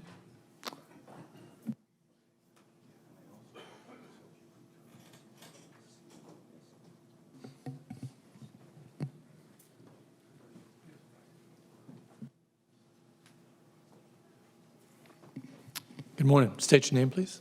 Good morning, Commissioners. My name is Raul Rodriguez. I'm the owner of National Health Transport. Can you guys hear me? Yeah, we hear you good. Thank you for the opportunity to speak here today. I'm a proponent of putting everything together to Order 79 so we could take this to study. I started this business 14 years ago from a small business, and we've been operating in Broward County since 2016 because we went through the due process. Your county staff and the EMS Council did the proper study. They said that there was a need, and we were able to come in. Ever since then, they've done other studies and have said there was no need. I request, if possible, for everyone to join the orders at bay to 79, so you guys can properly do a study, inquire the need that's out there. Remember, at the end of the day, this is not your standard business. We transport people's lives. There has to be a study to make sure you do things the right way. The liability that you guys would be incurring if you just decide to open it up to anything and everyone and approve it will cause a significant strain in the healthcare transportation sector. Thank you very much. Thank you. Next. Good morning, Mayor, Commissioners. Charles Mayman, MCT Express.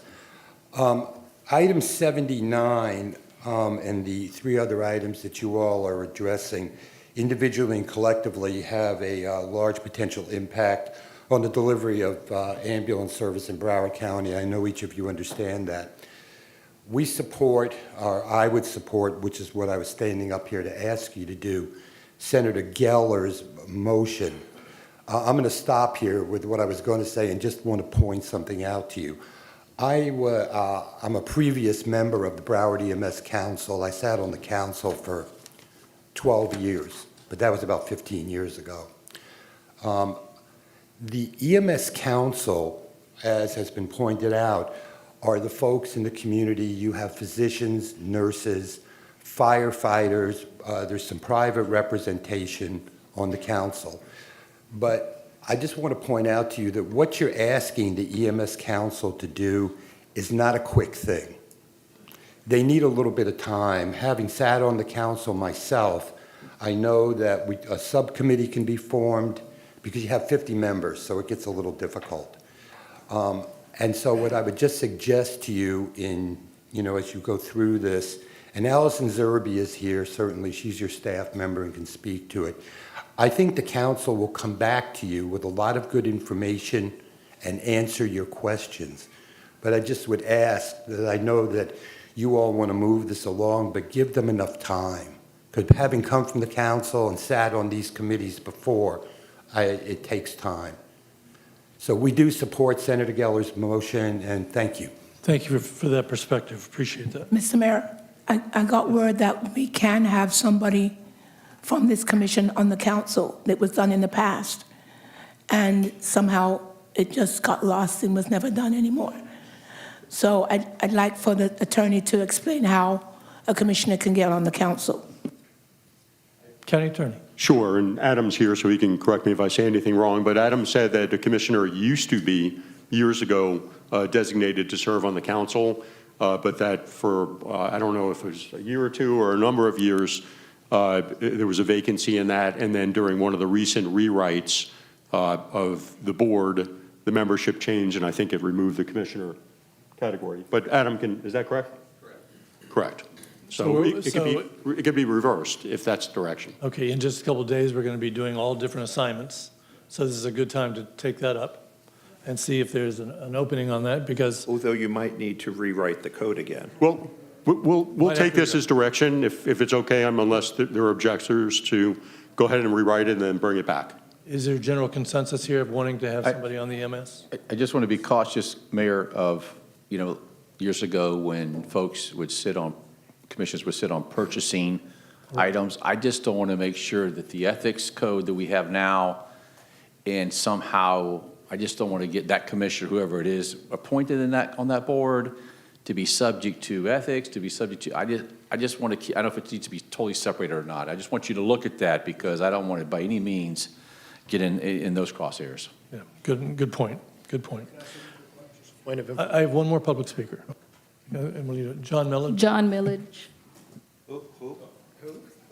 and then Commissioner Udi, I'll get to you. Thank you, Mayor. John Millage, attorney for HCA. I'm here on item 71, and I just kind of obviously listened to the conversation, and there's a discussion of a global review of this, which is understandable. I just want to get a clarification and kind of follow up to what Commissioner Bogen said, that the motion would include really the county attorney on 71 authorizing him to produce some work product, because if you don't have something to review, then you need to have something before you. This 71 emanated from a request from HCA. What we're looking to do is move patients ourselves free of charge from the Plantation ER on State Road 7 out to West Side, about 2 miles plus down Broward Boulevard. That's it. We don't want the patients to pay. We want quick service. And currently under your ordinance, this is an allowed activity. It's in your ordinance. We can do it now. But we need a piece of paper to go to the state, because we need to get a CON from them. So that's the no man's land we're in right now. So I would just ask, as part of this motion, at least you authorize the county attorney to produce some work product in this regard to be reviewed in all this. Because if you don't do that, then they're not reviewing what we're asking for, and then we're delayed and delayed and delayed. So we'd ask you, as part of that, if you can ask the county attorney to do the work product and bring it back, when you're reviewing the whole pot. So thank you. Does the maker of the motion understand what Mr. Millage is asking? I do. I have no objection to saying that this is something that, of course, has to be discussed and the county attorney can draft. I wouldn't want it to be a proposed ordinance, because we're not ready at this point, but that county attorney should draft something working with you to let the EMS council know exactly what it is that you're looking at, so that that's something that can be included in the discussion. Understood. And I agree with you on that, Mr. Miller. I just, since it was my 79, I think holistically looking at everything, because I mean, I have 48 in there too. That's going to be looked at, 71 is going to be looked at, all of them are going to be looked at equally. So there's no special look at 71 as opposed to 48. It's comprehensive look at everything that's on here that we're saying should be rolled up under 79. I think you're just asking to be included. Commissioner Correct. Udine. I was just going to ask a point of information to the last speaker. On the council that we have, we all have an appointment on there. We appoint someone specific from each of our offices, correct?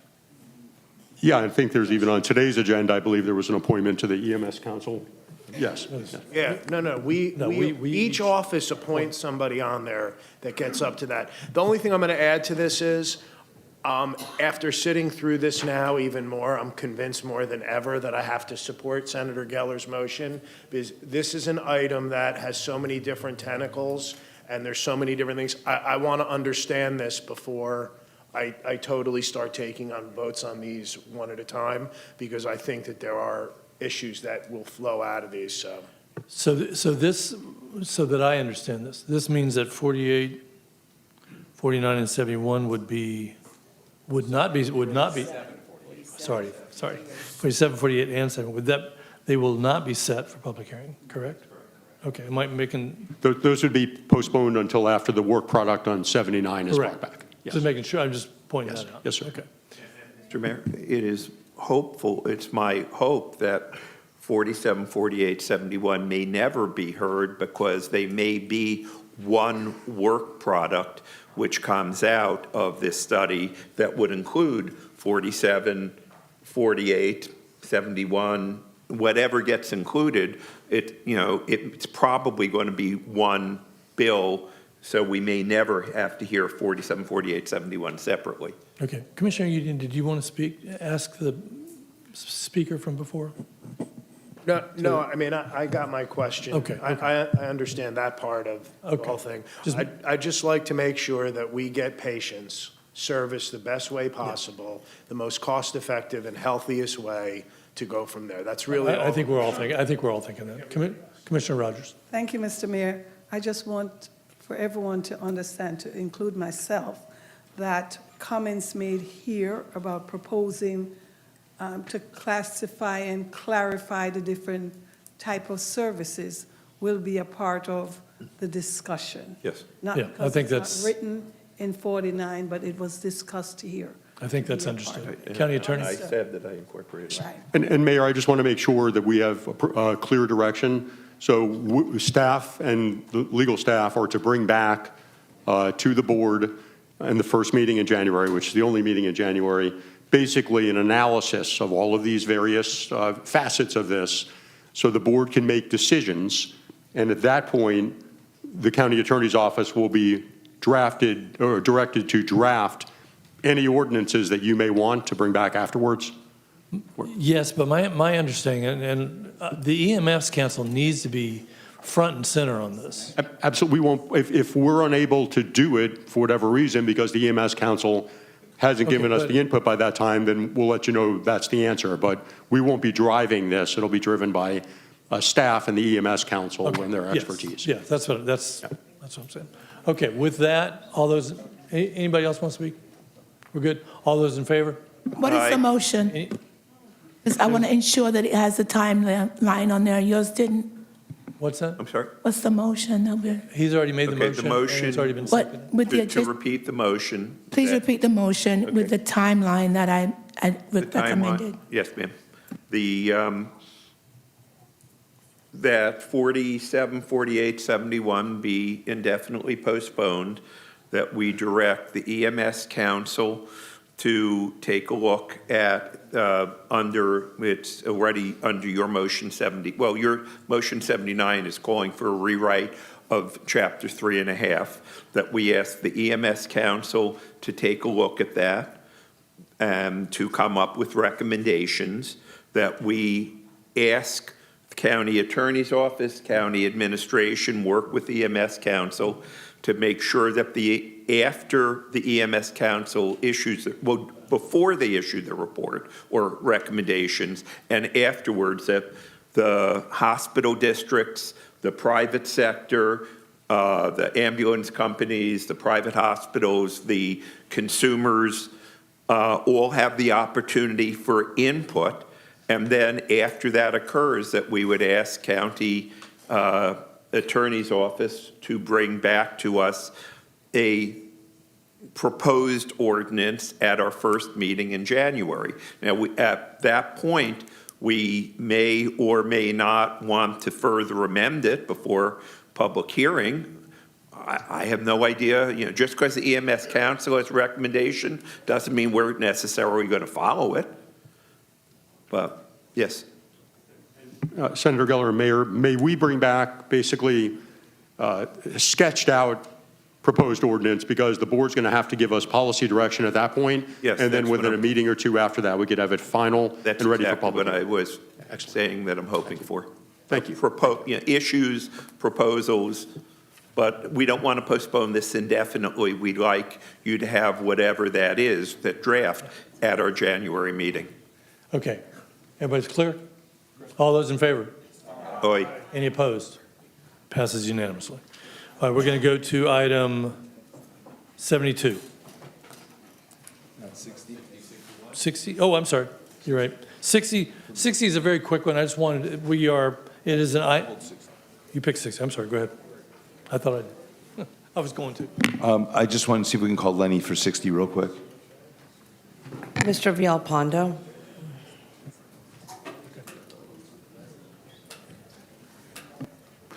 Thank you, Lenny. Yes, sir. Lenny, when it comes to biosolids like the PFAS, I just want to ask you, can we look at different options, P3s, design build, or just not the old way these things have ever been done, where you design, take a year, build, take a year, before you know it's 20 years already and then nothing's done?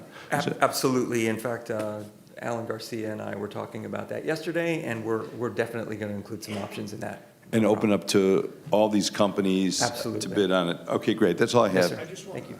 Sure. No. Commissioner Udine. I want to make sure, I'm in agreement with what Commissioner Bogan said, but I want to make sure with this item that we're not, as we move this forward, we're actively looking for any state or federal grants that would be available to do this. And if us performing this in a certain way voids one of those out, I want to be very careful as we go.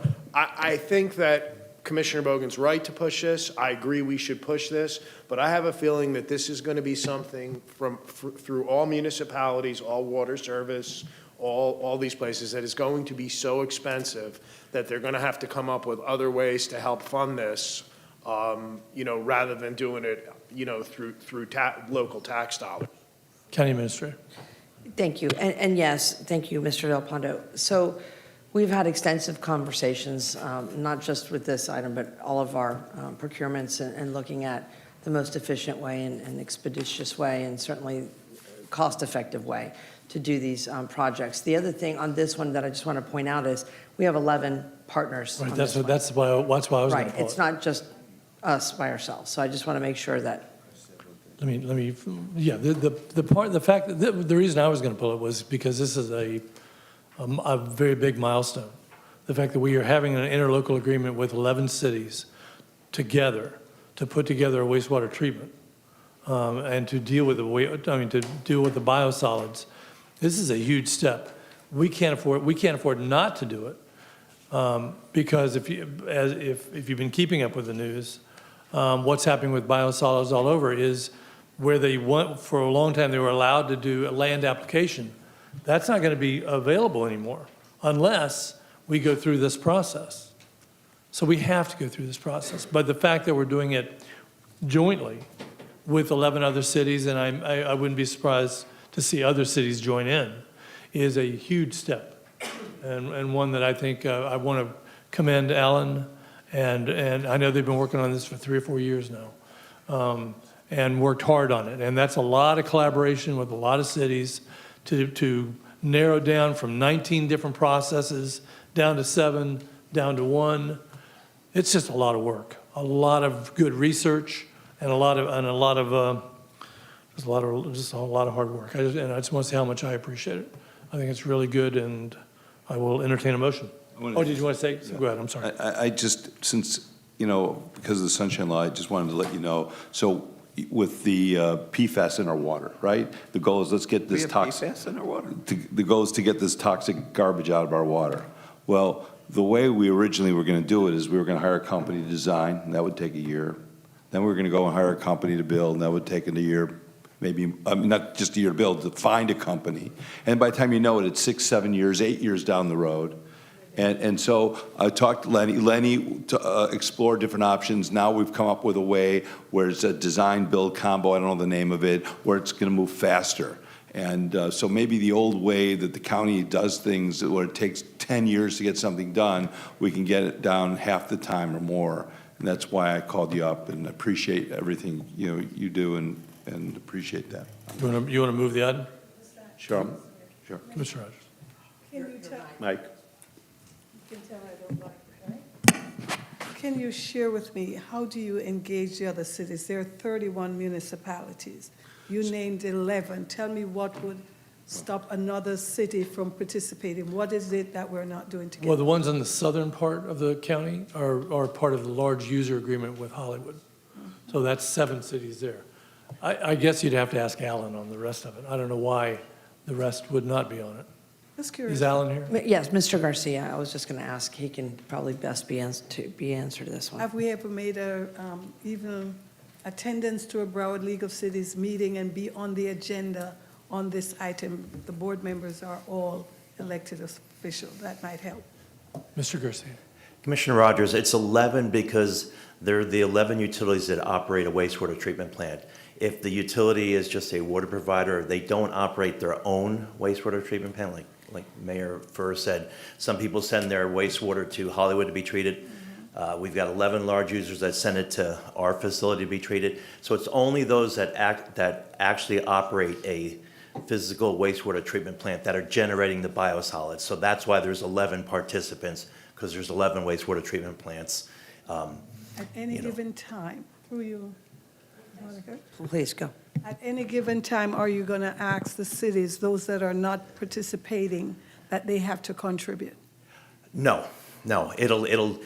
It may ultimately affect some of the rates of the large users. Like if Hollywood participates, even though our goal is to try to get this process done cheaper because costs are going up and up, you've got to truck it further.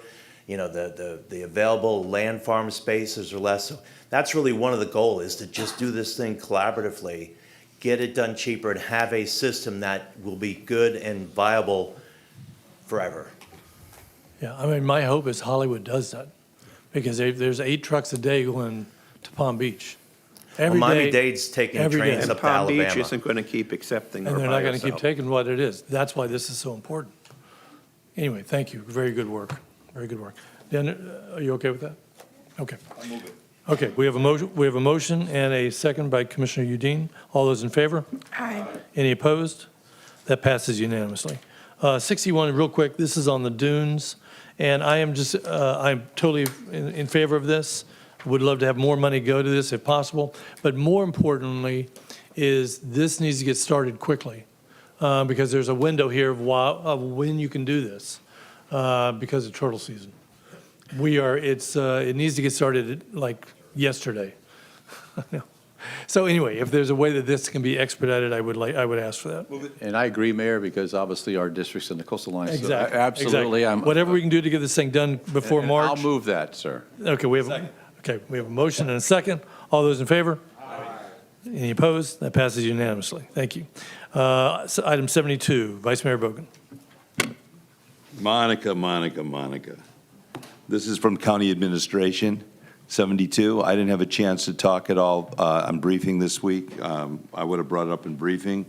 But we were here, I don't know, a month or two ago, and we talked about going to South Africa, and I was going to go and looked at a sister city, and then I know Commissioner Davis wanted to go, and because of all the issues on how we're spending taxpayer money, I decided to back out so Commissioner Davis can go, and I just don't understand, now you're putting something on that for staff, I don't get why staff would be priority over a commissioner, but the whole point was one person going. Why do we need to send any staff? I went to 2 years ago to Canada on an economic trip, and Paola did a great job. I mean, she got the whole agenda down, she did everything, but quite honestly, I didn't need her to go with me.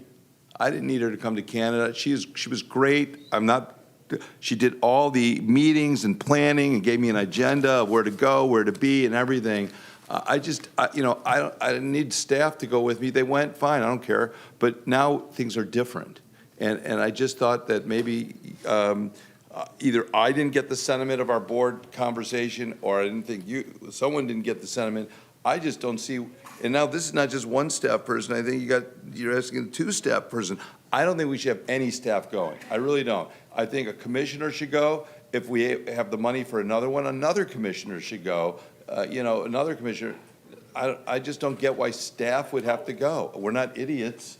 We're adults that can handle our schedules, can handle everything. So that's my point. Commissioners, you decide. I thought we decided that we were going to send one person, and that's where I'm at. I'll leave it up to you guys.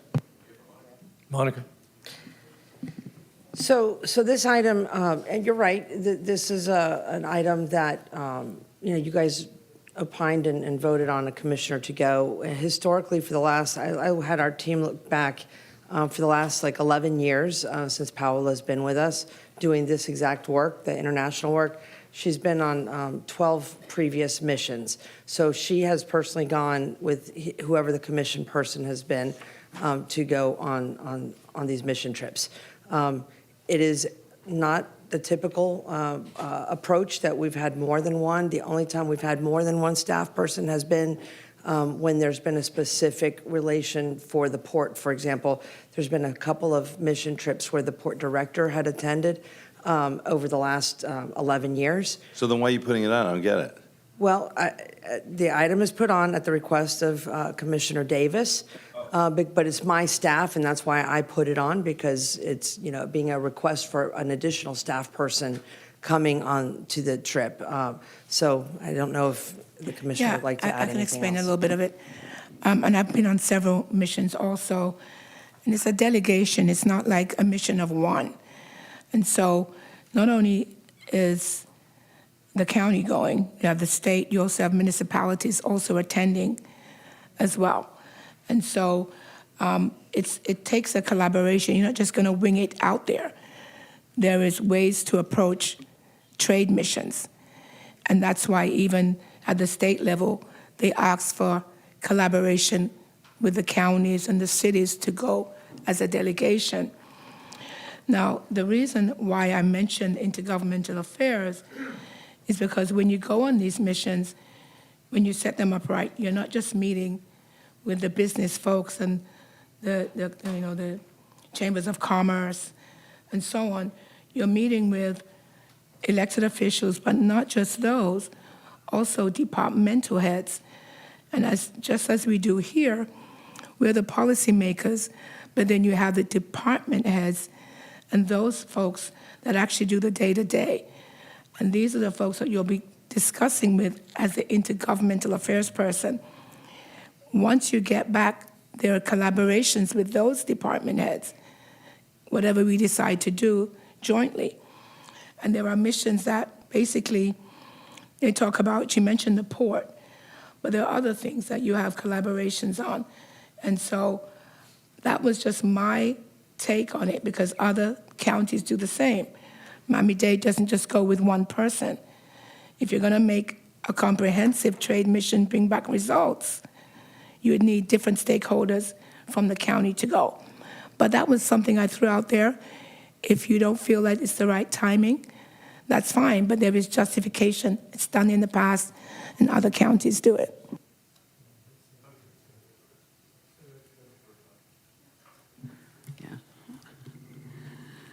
I guess you hit, Commissioner Davis, on the last point about the timing. I understand about trade missions. I've been on them legislatively and so forth. But I don't feel that this is the time where we should be sending a full complement of people to go on this trip.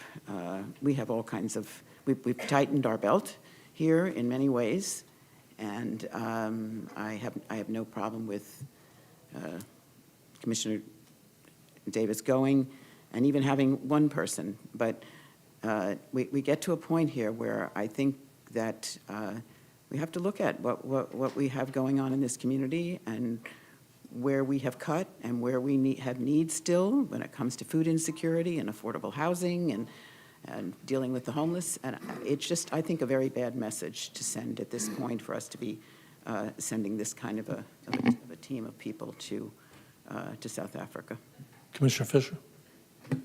Yeah, my understanding in my agenda review that the cost could be as much as $15,000 per person. I think that's what my notes say. Is that correct, Ms. Severo? So some of the, yeah, it could go as high as that. I think that, some of the estimates I have could be anywhere from 5,000 to about 11, depending on airfare. And I'm going to piggyback Senator Rich's comment, and I think timing is everything, and the timing going through DOJ and going through that, I can just see that taking the whole picture amongst itself. So, I mean, Paola, she is wonderful. Like you said, she sets everything up, and I think she becomes that person I think that maybe Commissioner Davis might be referring to as part of our staff, and I think that would be sufficient. So, again, I think just the timing is just off right now. Anyone else? Commissioner Udine? I think the way this is on the agenda is just a little bit disjointed because there is a staff member that doesn't need to come to this board. There is a department that does this. So Paola's going on this mission. This is for an additional staff member. I believe Paola should go on this mission. I think that that's the person that would do that. I wouldn't, no, I understand. That's what I'm agreeing with you. So I'm just saying for the public that's watching this, we've all said we don't want any staff members going there. There is a staff member that will be going there. Okay. And I think that there are certain of these trade missions where the port, it's a port mission and you need people from the port. On this one, I mean, if we have a staff member, Paola, that's already going that doesn't need to come to the commission, I don't support sending somebody else, and I would vote no on this. I think Paola should go. It doesn't need to, that's her job description. That's what she does. Let her do it. Vice Mayor Bogan. I just don't understand what, I'll shut up in a second. Just don't understand why Paola needs to go. I mean, we're supposed to watch, Nan, I'd like you to say why, because I don't get it, but I just, we're supposed to watch our taxpayer money. I think that whether Commissioner Davis is competent and well, any of our commissioners are able to go. I only use the Canada thing. She's great. I'm not talking about her abilities. Are really great. She set up the meetings. She set up the schedule. She set our agenda. I got in the car and I got to the places. I just don't, at this time, I don't even know why Paola needs to go, but you guys decide. That's not the one on the agenda. I understand it's not made on the agenda, but it's still, it's a staff member. I just don't get it, but you guys decide. Can I just ask the county administrator if she'd like to withdraw the item, because I'm okay with it. Okay, I'd like to, Mr. Mayor, I'd like to withdraw the item, unless another commissioner had another comment, I believe. So just so this will be, so Paola and. That's correct. Commissioner Davis. I'll withdraw the item, and then it would just That's be, it sounds like there's support. I want to go again. No, I'm joking. I understand that, just to clarify, I know that there's not a required agenda item for Paola to attend, but I just want to make sure that there's support from the commission to send her on the mission with Commissioner Davis. Okay, thank you. I withdraw the item, Mr. Mayor. Okay. With that, we're going to go to public hearings. We have we have 4 minutes, so we're going to get through a few of these. Let's roll. I'm looking for the first number. Let's see. The public hearing on item 80 is now open. Item 80 is a motion to adopt resolution pertaining to the organization of the Port Everglades Department, amending Chapter 16 of the County Administrative Code. No member of the public has signed up to speak on the item. Do we?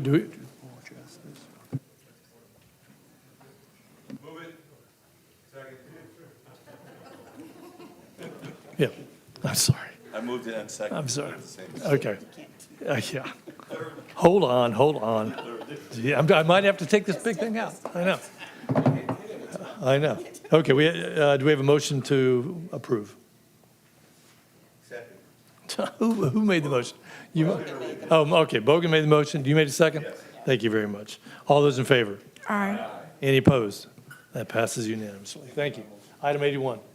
The public hearing on item 81 is now open. Item 81 is a motion to adopt resolution to vacate and annul a 20-foot drainage easement and a portion of a 15-foot wide utility easement line within parcel A of the ASAP Plat Book 164, page 18 in the town of Davie. No member of the public has signed up to speak on the item.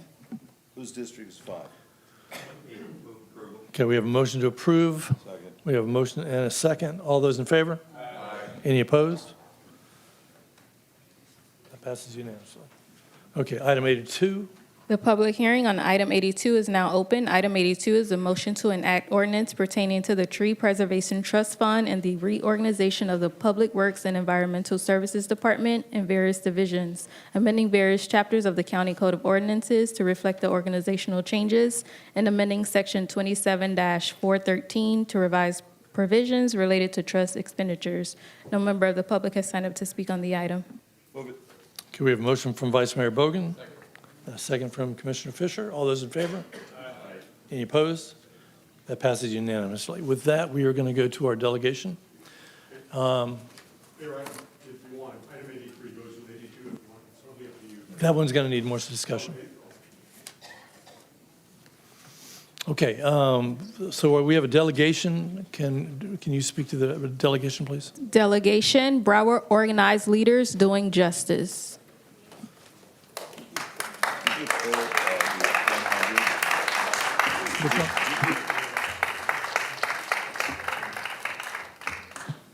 Welcome. Good morning, Mayor, Vice Mayor, Commissioners. My name is Brian Anthony Campbell. I'm the Senior Minister of the 15th Street Church of Christ in Pompano Beach, Florida, and also Vice President of Bold Justice, Broward Organized Leaders Doing Justice. And I'm here with our delegation who's in the audience today standing. I'm going to ask them to stand, all of our members of Bold Justice. We're wearing red today because we are here on behalf of a very serious issue in our county. I stand before you this morning on behalf of families being crushed by Broward County's housing crisis. We have a story of a young man by the name of Jason, who is a 27-year-old father from Sunrise. He lives with his fiancée and a toddler in a single rented room inside someone else's house. In that one room, they eat, they sleep, they bathe their baby, and they try to make a life. That one room is their entire world. And even that landlord just raised their rent to $1,025 a month for one room. Clara, a member of San Isidro Catholic Church in Pompano Beach, is 79 years old and lives on $2,200 a month. When she moved to Pompano Beach, her rent was only $600. 2 years later, it jumped to $1,500. After paying her rent, she has just $700 left for food, medicine, and everything else. Some months she must skip medication to avoid homelessness. And then there is Nicole from UCC Fort Lauderdale, who works 6 days a week cleaning offices. Yet at night, she has to sleep in the back of one of the businesses she cleans because she cannot afford rent anywhere in this county. These stories, Jason, Clara, and Nicole, are not exceptions. They're just 3 among 150,000 families, seniors, and workers suffering across Broward County. 150,000. Half of all renters in Broward County are people earning 6% AMI or less. The very people who keep our county running, from hospitals to classrooms to grocery stores, our backbone. And we know this is not a short-term crisis. Sir, Yes. next person, not time for the next person. Thank you.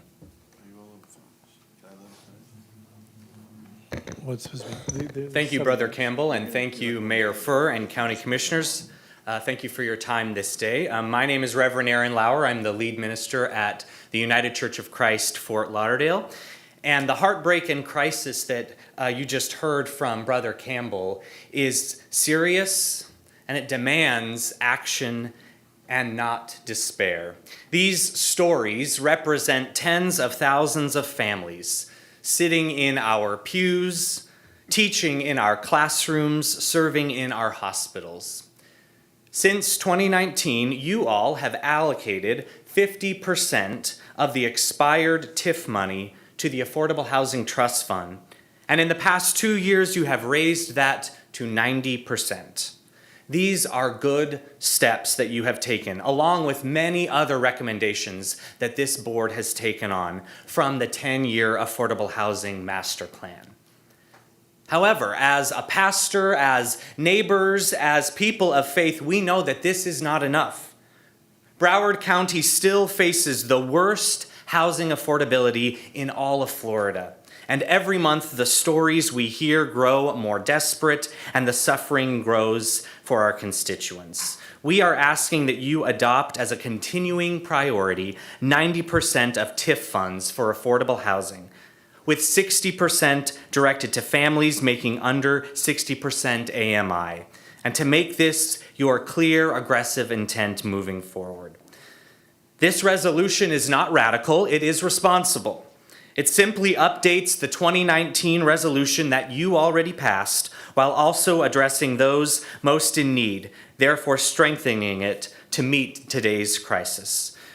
We urge all of you as county commissioners to bring forward this resolution by mid-February, and we are happy to meet with you and talk with you about these issues moving forward. Thank you all. Thank you, Pastor. Pastor Anderson. Thank you, Grand Day, for all the hearts that are with us.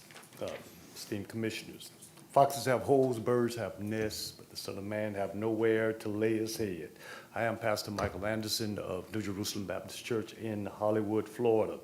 You have been presented the facts, you all know them. You have each heard horrid stories and the realities of many of our county families are facing, but there's a deeper question here.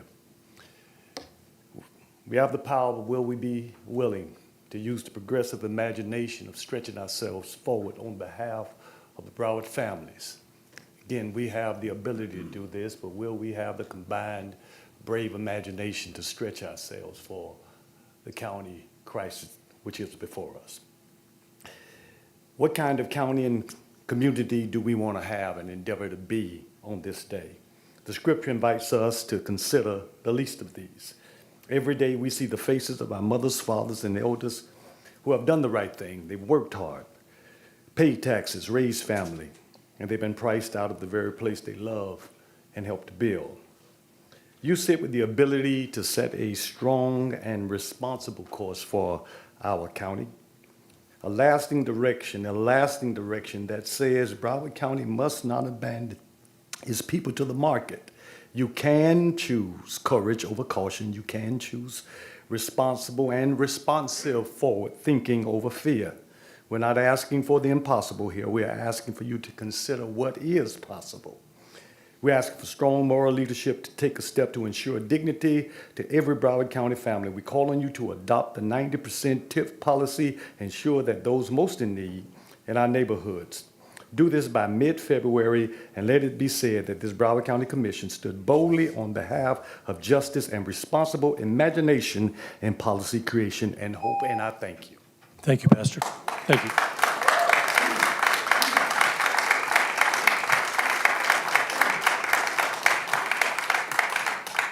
And I want to thank you all for being here today. I think this commission has been dedicated to trying to bring affordable housing. I can look over to my left and see somebody who's looks at it as a moral imperative.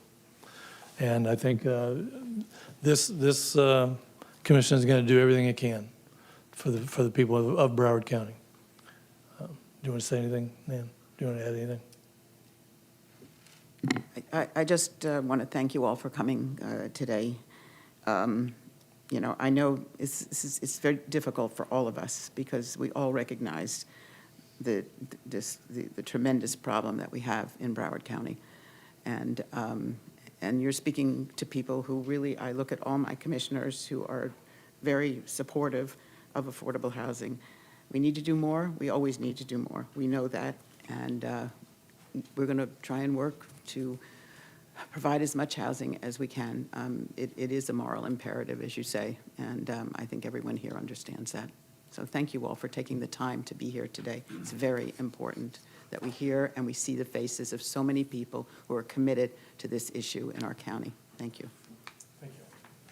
Thank you. I just got a quick question. Pastor Campbell, last we spoke, and time before that, and when we had the big meeting at the church, the 4 names that you just mentioned again that did not have housing, I asked you to get with our staff that we brought to the meeting.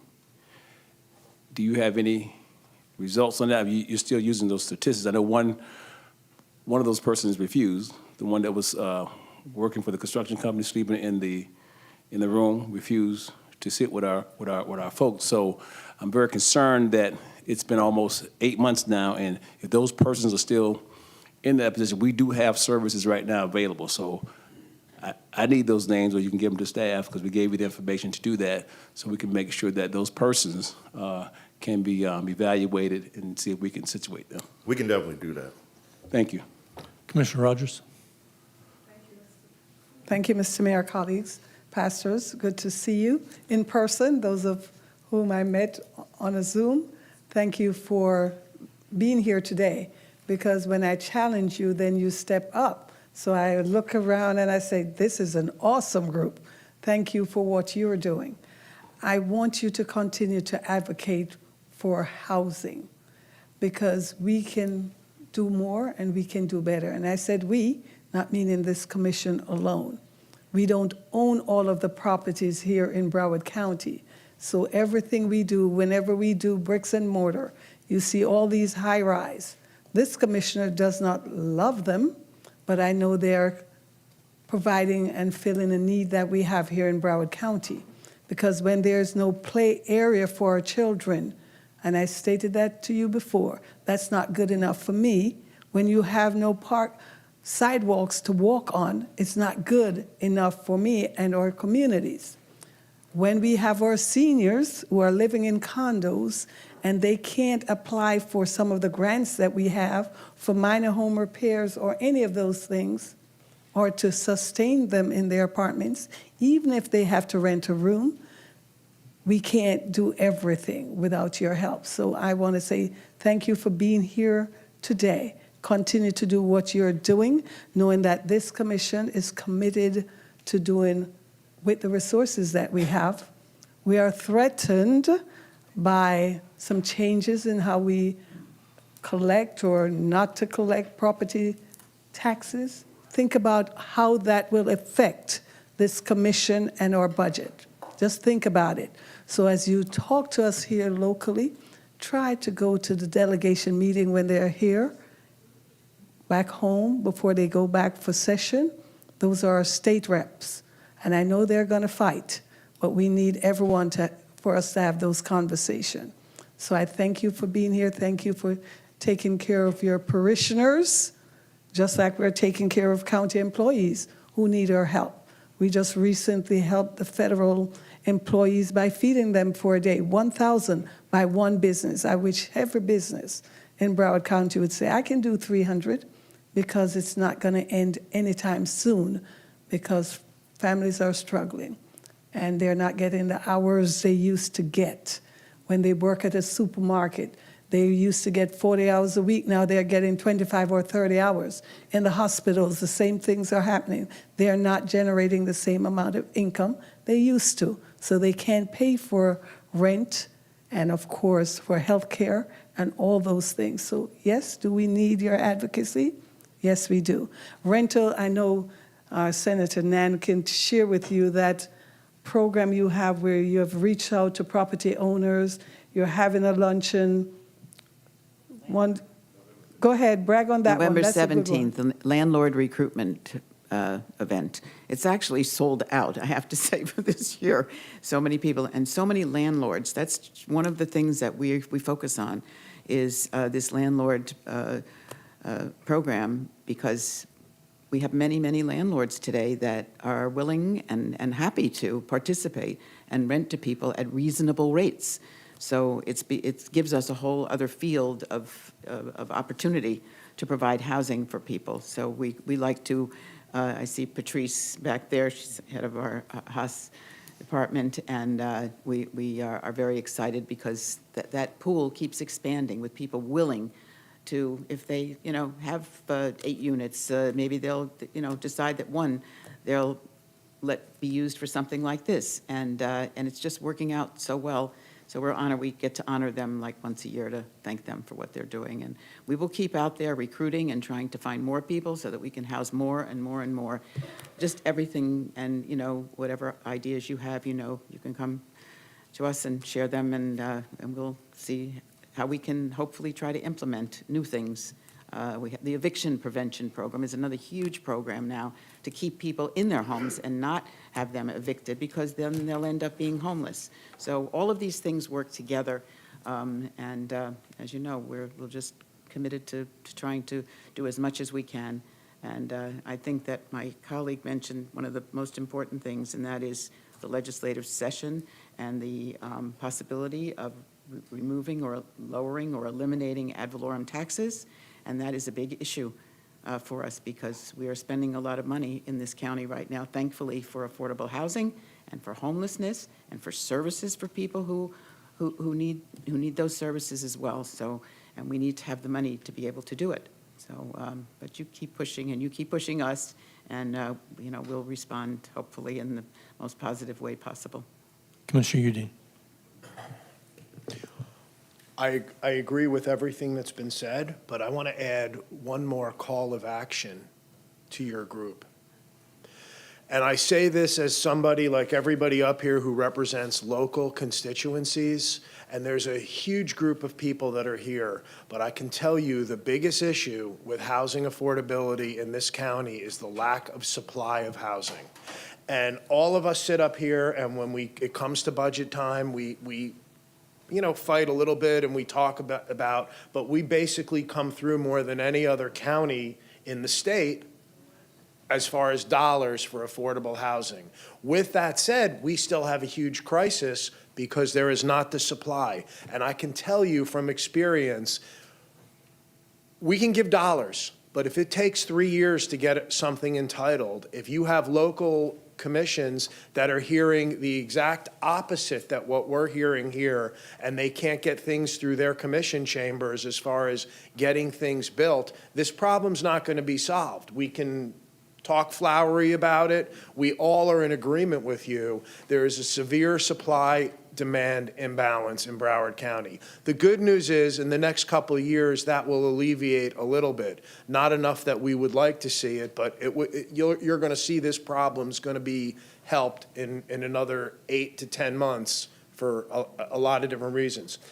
I've read studies. I read a study yesterday. The more supply that there is on any level of housing lowers all of the housing, A class, B class, and C class. So we can give the money, but if there's not the supply of housing, we are churning our wheels and just recycling the same problem over and over again. I encourage you to keep coming here. I encourage you to keep asking us for money. We'll do what we need to do, but you need to deal with the people on the supply side of this, and that's more of the local municipalities.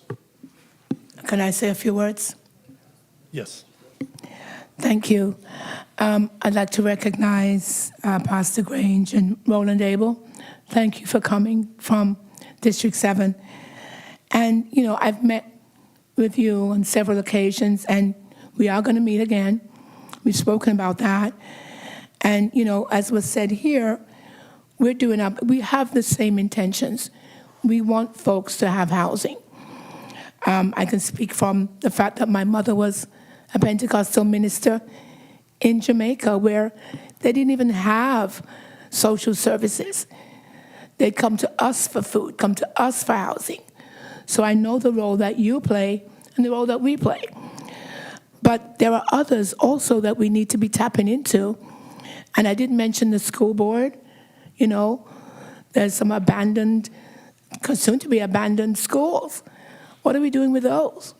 You know, so I do hope we're tapping into all of the agencies, all of the government entities. It's going to take all of us working together. Municipalities, some have stepped up real big.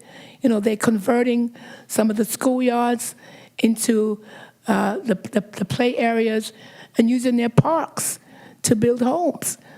Other cities can do the same. So we really do need to make this, I hate to put it on you, but you seem to be willing to go around and talk to people, get them involved as well. We'll do our best because we have a lot of municipalities in each of our districts. So we'll talk to them as well about what they can do to help in the housing shortage. But be sure to know that this commission is with you. We're saying the same things, we want the same things, and we're going to get through this together. Thank you. Okay, thank you all very much. We're going to have to get going. We've got a lot of stuff to get covered. Thank you. We have, yes.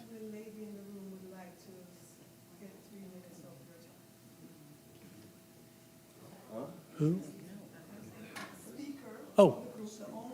Oh, I didn't see it. And I know who this lady is. Hello, Mayor. Barbara. Mayor? Yes. It's of course the board's prerogative, but I just want to point out that our delegation rules only allow I know. one primary speaker and two secondary speakers. Right, that's why I was I'll doing move to allow the, move it. Barbara, were you asking, were you wanting to speak for a moment? Good afternoon, Mayor, Commissioner, City Attorney, all of you on the dais. I am Barbara Lawson Nelson. I'm the pastor at St. Joseph Wesleyan Methodist Church in Dania Beach, Florida. I sat and listened to the sentiments and the comments that you all made. They sound good, but they won't work for the people that are in the trenches that are wondering if I should pay the rent or if I should buy food. I understand this subject is probably larger than what you're willing to just take a deep dive into for real. But people are living the way they're living because they can't do any better. And I thank you for what you said, Commissioner Davis, but I just have to say this and I'm going to leave. The work we do here will never end because there will always be the kind of people that we're fighting for today. They're not going to go anywhere. So I really hope all of you who spoke today meant everything you said, and I have no reason to doubt that you would, that you would actually really, really work hard to do everything you can to help us help us. And finally, I just want to say this. I want to thank you, Mayor Furr. But I have to say this, dignity is not, it isn't it shouldn't be a choice and it shouldn't be a bonus, but dignity should be a way of life for all of us. So at the end of this commission meeting or at the end of our short stay that you've allowed us to speak and stand here, I want you to think about that just for a little bit. Dignity shouldn't be a privilege for some. It should be a way of life for all. I thank you for the decisions that you're going to make to assist bold justice and helping those that are marginalized and cannot help themselves. Thank you. Thank you, Barbara. Okay, with that, it is 12:30, and normally we'd be taking a break. Thank you all. And I'm going to take 4 items real quick on aviation, and then we're going to go to the shade meeting, security meeting. Okay? We're going to do 89, 90, 91, and 92 real quick, and then we'll be meeting in 4:30. Okay. Okay. I'm not going to do it now. We'll do it in a minute. We got a bunch left. Okay.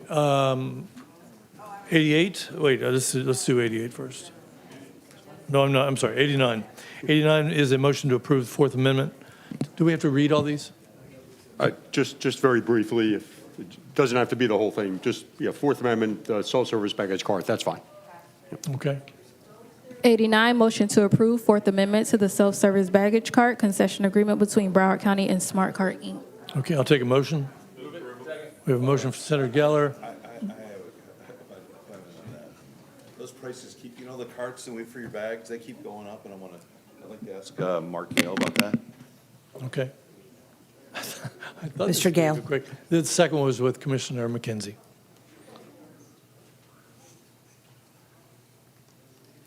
Do you mind? No, it's fine. It's fine. Mark, real quick, 60 seconds. All I know is those carts that people use for baggage, right? Correct, Commissioner. I mean, they Vice started Mayor. out at a couple bucks, then they're at $5. How much is a cart now? What is it, $7, $8? Average is about $7 to $9 across the nation. What, why? Why, do we have to go along with that? They're the sole source provider, Vice Mayor. There's no other company in the United States that actually provides this service at airports. Well, that's a good business opportunity for somebody, isn't it? Are you suggesting that we start our own service? I mean, I've seen it, I can afford it. I'm just saying for consumers that come here, it's kind of ridiculous. I'd rather pay an individual tip for $7, $10 or something than pay, you know, that's kind of a rip. I think Understood, it's a Vice rip. Mayor. We have looked at this, evaluated it across the nation. They are the only provider that does this, and that is about the average price in the terminal buildings, airport, or All right, nationwide. I'll move. Okay, we have a motion. We have a motion and a second. All those in favor? Aye. Any opposed? That passes unanimously. 90? 90, motion to approve Fifth Amendment to the agreement between Broward County and Fuel Facility Management LLC for management of the rental car center fueling facility. No member of the public has signed up to speak on the item. Thank you. I'll take a motion. Move it. We have a motion from Vice Mayor Bogan, second from Senator Geller. All those in favor? Aye. Any opposed? That passes unanimously. Item 91. 91A, motion to approve single source designation of Bolins LLC for inspections, repairs, and replacement of the engineered materials arresting system. 91B, motion to approve agreement between Broward County and Bolins LLC for engineered material arresting system repairs and replacement at Broward County, Fort Lauderdale's Hollywood International Airport. No member of the public has signed up to speak on the item. Thank you. We have a motion from Senator Geller. Second from Commissioner Udine. All those in favor? Any opposed? That passes unanimously. Item 92. 92, motion to ratify action taken by County Administrator on July 29, 2025, on behalf of Broward County through delegation granted by Board of County Commissioners on June 10, 2025, to approve single source designation and execute for the fixed price agreement between Broward County and Schindler Elevator Corporation. No member of the public has signed up to speak on the item. Thank you. We have a motion from Senator Geller and a second from Commissioner McKenzie. All those in favor? Aye. Any opposed? That passes unanimously. With that, we are going to go into our security meeting in room 430. So let's give an approximate time, so people are waiting. Okay. They know what time to come back. So, Yes. How long is this one going to take? Couple hours? Depends, no, 1 hour probably. Okay. Depends on the Are we- conversation, but I think it's no more than an hour. Is there any lunch in there? Yes, we have lunch for you all in the room. So we will be back here at, I'm going to say 1:30, 1:40? 1:40. 1:40? Okay, so, and, that's good. Okay. Thank you. That's a good idea. I'm glad you did that. I just don't want everyone to have to wait around. Yeah, that's right. We won't be back in one, we won't be back.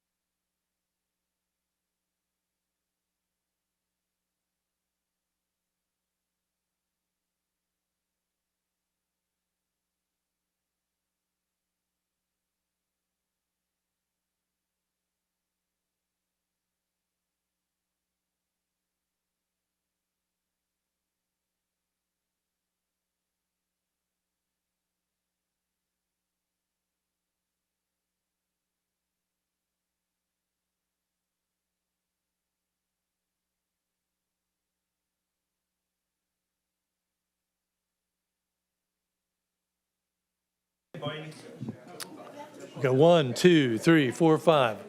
That's all we need. You got me, I got a quorum. 6. All right. I'm here for you. Get in here. Commissioners, please come back so we can get started. County Administrator, come back. All rise. Entering the crowd.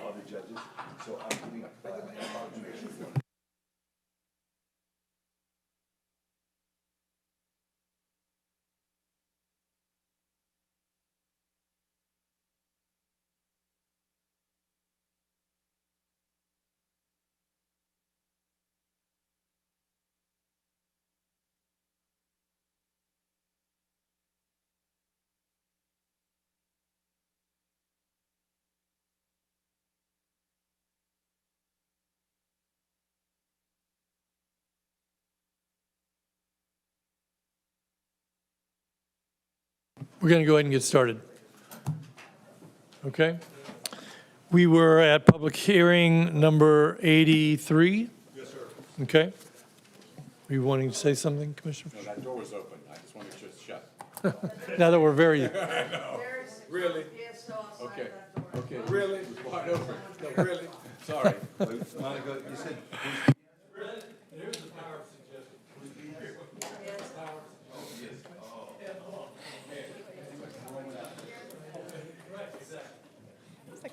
okay, 83 is the Tree Preservation Trust Fund. Can The public hearing on item 83 is now open. Item 83 is a motion to adopt resolution pertaining to the Pre-Preservation Trust Fund, amending sections 27.186 and 27.187 of the County Administrative Code related to expenditures. No member of the public has signed up to speak on the item. Okay. We have a motion and a second. I would like to bring a couple things up real quick on this. Oh, I know. Because I do want to see the money mainly go toward the trees and not toward food and all kind of other things. I think it's important. There's also a lot of things that I just saw where in my trip to Brazil, where you're seeing city after city, Freetown is now being called Tree Town. You're seeing cities all over trying to plant as many trees as they possibly can for various reasons. Hollywood is it? One of the things that they were doing is they were doing an app in Freetown where for every tree that they gave out, the person got an app, and they would be able to show how they take care of it over the years, which was cool. It allowed for the city to keep track of all those. And one of the things that happens, because I did a lot of tree planting, is you get a lot planted, not all of them get taken care of as well as you'd like. And this is kind of a way of bringing all that. So I don't, but I want to know, and I guess I want to ask Lenny, because I know Lenny and his department had talked this over, and I wanted to hear where they landed on this. In a way, how do you make sure that the money's being used to the best? Mr. Villalpando? Yes, sir, Mayor, members Sorry, of the Mr. board. Villalpando. No worries. So the way that the ordinance is written, and to your point, there's a provision where some of the money, when we do like a tree giveaway or something like that, could be used for incidentals to make sure that the event goes on. Those events would have to be approved by the Tree Preservation Trust Fund Committee. They would have to come, to me or, to the board, depending on what the, dollar threshold is. And essentially, we would have to basically approve of or sponsor this project. So you're not looking at just everybody being able to come and just access these funds and be able to spend them willy-nilly. And to your point, the intention of the fund is to plant trees. And so it's fully our intention to ensure that that we're getting good return on those investments and that we're planting as many trees as possible. And, the part of the reason why we were looking at some of these alternatives is we have had, right now we've got about $1 million in there, maybe Right. about 700 that's, not encumbered, and it's often difficult to entice people. So to your point, that the idea you had about the app, just things that we can do to try to incentivize people to want to plant trees or to put them in places, where they're, protected, or that there's government, property and easements, we can ensure that they stay there in perpetuity. Certain cities have, allocations. So, yes, we will make sure that the monies are used to plant trees. Okay. Question? Commissioner Geller, then Commissioner. Mr. Villalpando, Rogers. I raised this issue previously. I want to make sure the concern that I had that I raised earlier was I didn't want to give $5,000 to the Society for the Preservation of Good Government or some fictitious group that could then take the 5,000, do whatever. I thought that we had said that this would only go towards local governments or done at, at the direct request of the commission, or there was something that I had asked for and that we had done to ensure that the money was simply not going to fictitious groups that Right, were just so- going to grab the so- money. What is that? Right, so to your point, like, we don't just hand people money, right? Right. So essentially what has to happen is that the group that requests the funds, has to do the project that we approve of first, and then provide proof, and, we can inspect that the work So is it's done. reimbursement And then it's a only. reimbursement, right? They don't just get the money. The times when, when we, as an agency, sponsor a tree event, then in those cases, we will procure the trees, we will go to the event, we'll make sure that the trees are distributed, and then, we would pay for some incidentals, which is part of that. But there would actually have to be a tree giveaway that we coordinated, that we were, aware of, since we're sponsoring it. So we would be actively involved along the way, and we would not be just handing checks to people that say they're going to do something good for trees. No.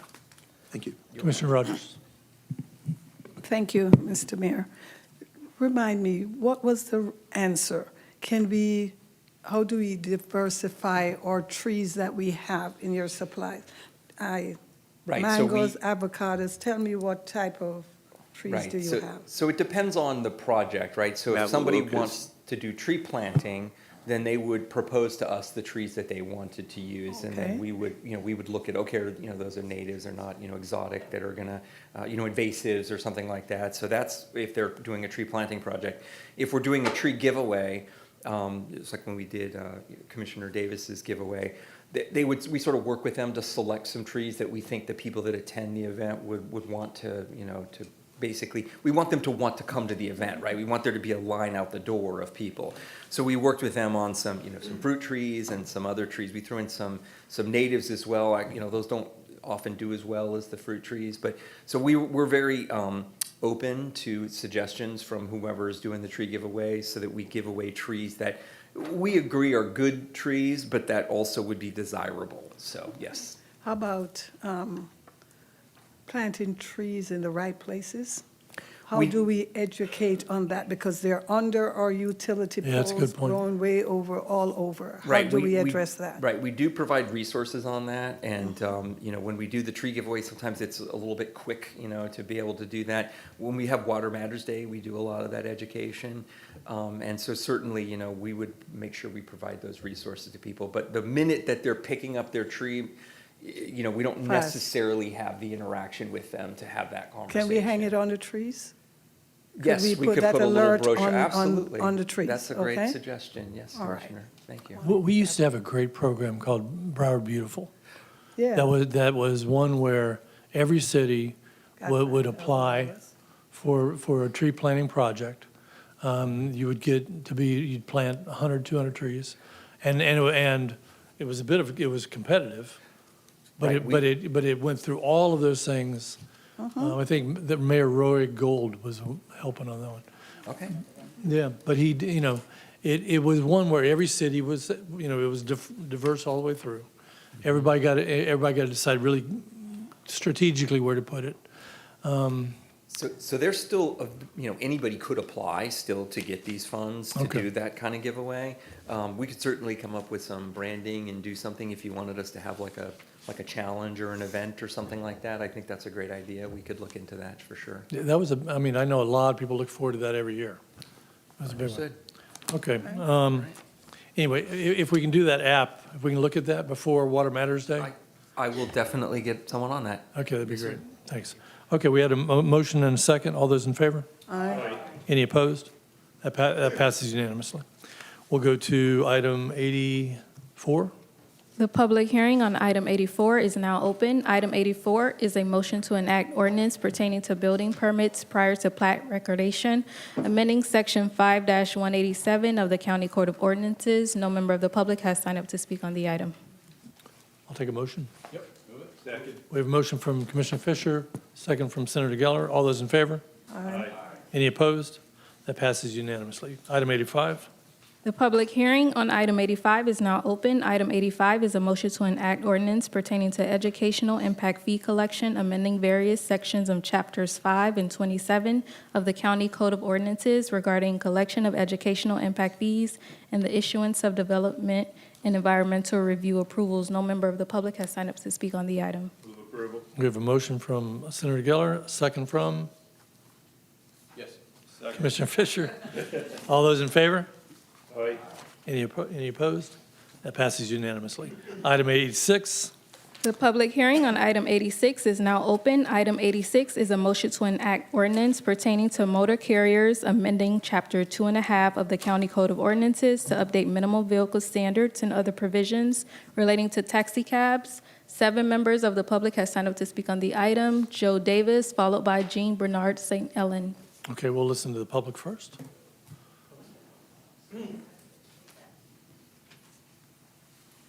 Sorry. Good afternoon, Mayor Furr, Vice Mayor Hogan, and your fellow senators and commissioners.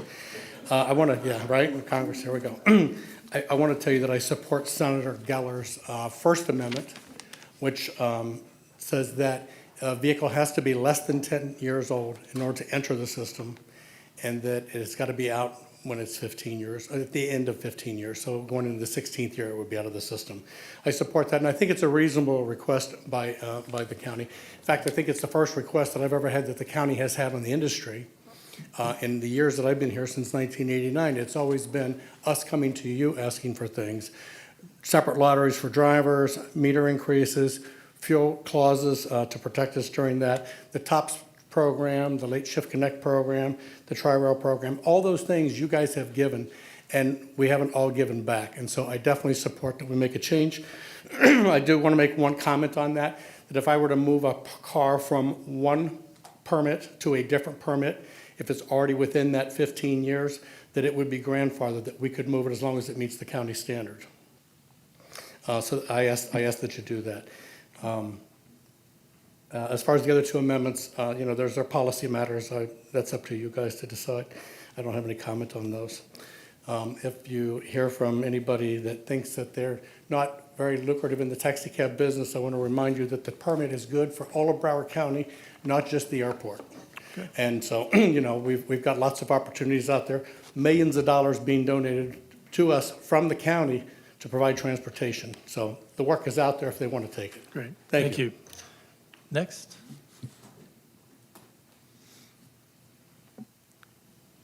Good afternoon. Good afternoon. My Nick, name is can you Bernard state your name, Sikamil, please? State your and name, please. And I represent the Fort Lauderdale Cab Drivers Association. Okay.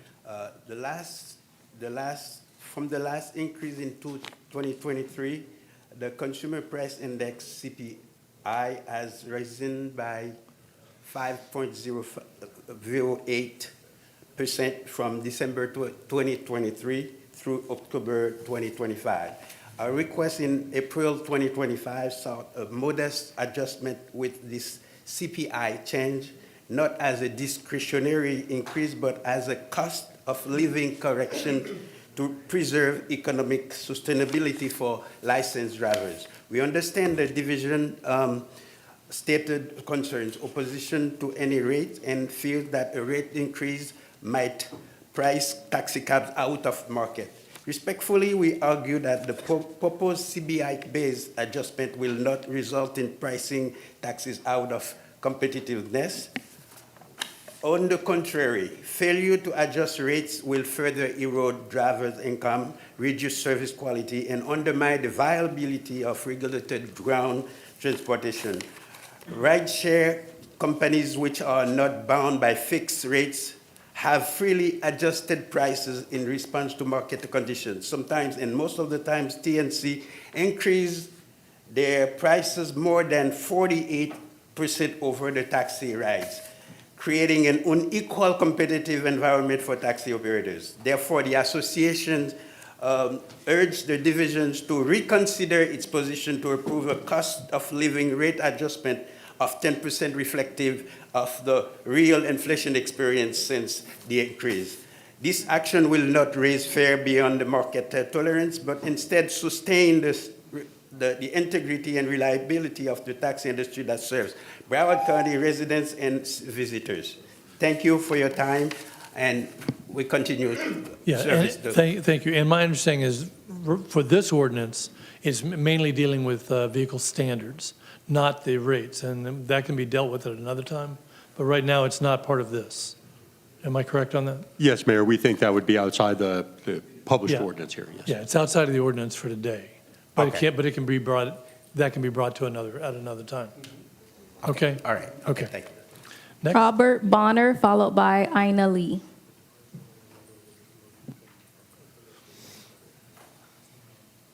Good afternoon. Good afternoon, Robert Bonner, Intercity Taxi. I would support the changes to the ordinance as proposed by Commissioner Geller. I agree with Mr. Davis, in by 10, out by 16, with one caveat: it would be nice if we could extend 15 to 20 for wheelchair accessible vehicles. It's very difficult to get people to invest in these vehicles, difficult to find people to drive these vehicles. If we could extend it to 20 years, it would spread out their investment over a longer period of time, keeping in mind that if you grant that, the vehicle would be subjected to 4 inspections per year by the county. Thank you. Thank you. Next, Ina? Ina Lee. Good afternoon. Mayor, Vice Mayor, Commissioners, staff. This is my third time here. I started in May with the urgency of the situation. I'm not going to do my prepared remarks because I want to speak on behalf of Daniel Lamb that had to leave. My name is Daniel Lamb. I'm the Area General Manager for Econo's Properties, operating 5 airport hotels in the Fort Lauderdale Holiday International area, including Marriott at Dania Point. I serve as president of Florida Restaurant and Lodging Association, Broward chapter, with over 600 and 750 businesses, hotels, restaurants, etc., small and large, representing thousands of employees, all service workers, I added that, related to the industry. Broward has invested heavily to remain a premier destination. Our airport's expanding airline partnerships. Our port is birthing some of the most advanced cruise ships in the industry. And our hotels and restaurants continue to deliver safe, high-quality, innovative guest experiences. There's a clear gap holding us back. We lack modern, consistent, and enforceable standards for metered car services, yet these services remain one of the primary transportation options for our residents and visitors. At our hotels, every vehicle we send to the airport adheres to strict brand-aligned standards backed by rigorous code enforcement covering cleanliness, safety checks, maintenance, technology, and fleet age. The broader metered fleet operating in the county does not meet these standards and expectations and falls well short what a top-tier destination should deliver. We would put, tourism is a competitive industry. Cities similar to ours have strengthened their transportation standards, while Broward minimum requirements lag behind. This meant we need help. Okay. So, Thank you, Ina. Appreciate it. Russ Clanette, followed by Dan Lindblade.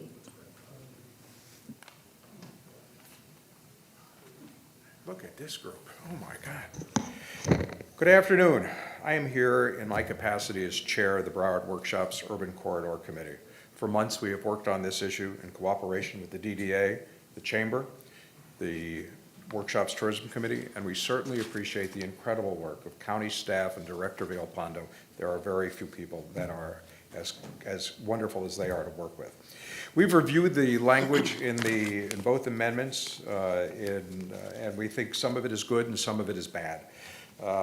Section E, line 20, addresses the requirements that add air conditioning and working order. We suggest that language be added to say to be utilized at the direction of the passenger.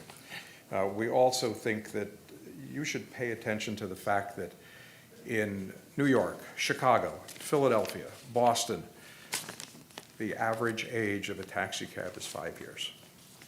The city of Chicago has a law that mandates that no taxi shall be on the road after it's 10 years old. So we support the Geller Amendment. We think it makes sense.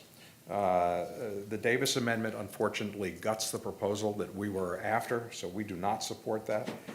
We think there are a number of other things that can be added and can be discussed.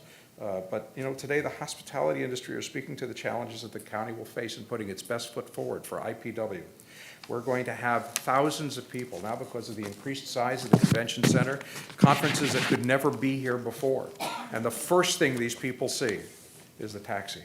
Many of them are international, coming for IPW and others. They're international folks.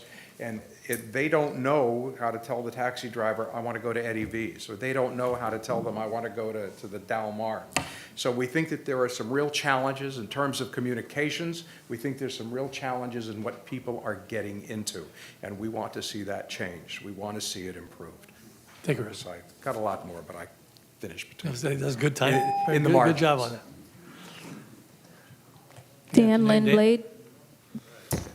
Good afternoon. Afternoon. Mayor, Vice Mayor, Commissioners,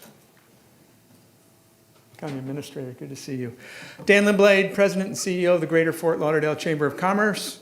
Been there, this will be my 19th year as president, so I don't come out to see you guys very often. But this was important for us as we have the new convention center expansion. We have the Omni opening up soon. We've been raising the bar as it comes to our guests and visitors from wheels down to wheels up. And we think that these changes are long overdue.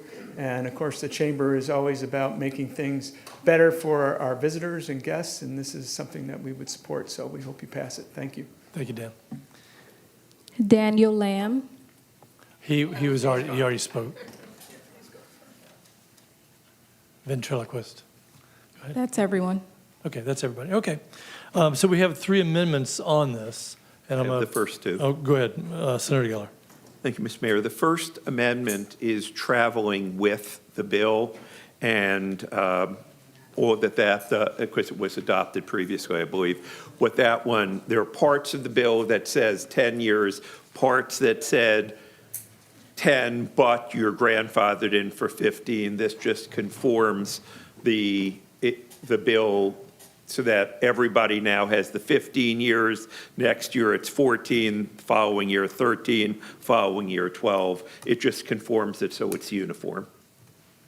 And everybody's spoken in favor of it. I guess I was mistaken on part of yours. I thought that part of yours wanted to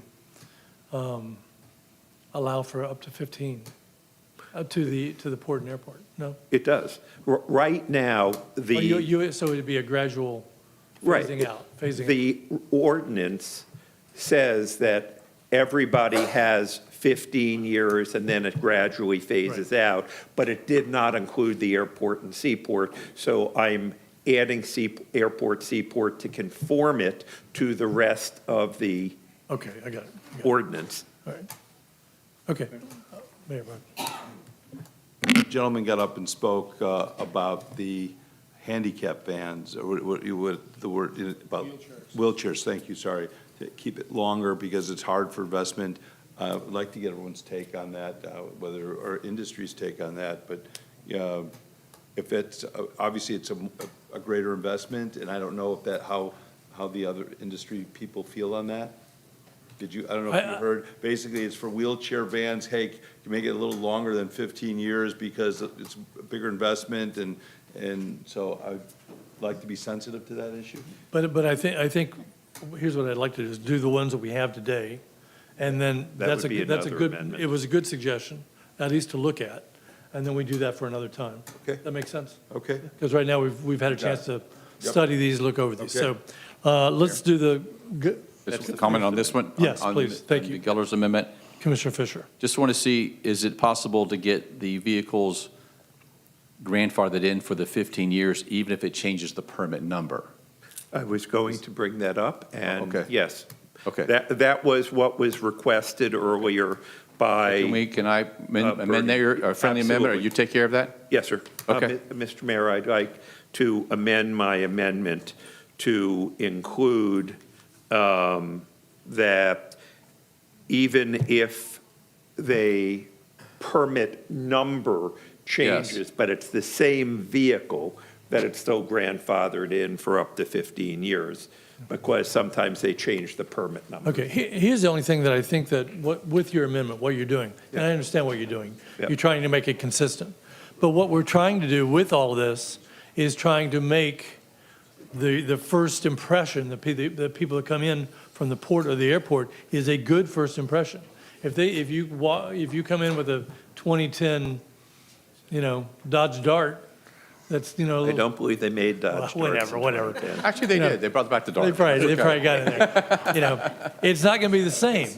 And I think what we're trying to do is, at least the industry is telling us, that they want to see a more modern car picking them up at the airport or at the port. Mr. Mayor, we heard from the Alliance, from the workshop and from Yellow Cab and everyone else that spoke that they supported the amendment. If they had opposed my amendment, I probably would have withdrawn it, but Okay. everybody's Is opposing. that right?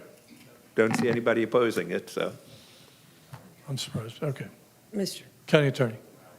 I just wanted to mention, just to keep the record clear, so you were talking about Exhibit 2 when you eventually move this, and also the second piece about the vehicle age, if it has a different permit number. I'm told that we do not need an amendment for that can be handled administratively. Okay.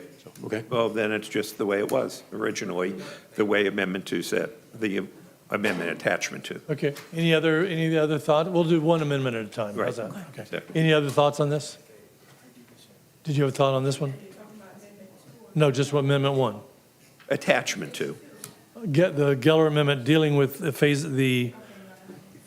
different. Okay, any others? Okay, let's vote on that. Commissioner Rogers? In this amendment, say it again, your amendment. Part of the Davis ordinance.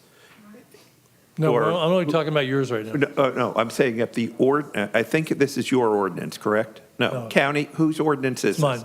I'm sorry, part of the FUR ordinance says that it limits the age to 15 years, but says that airport and seaport had to be 10. Right.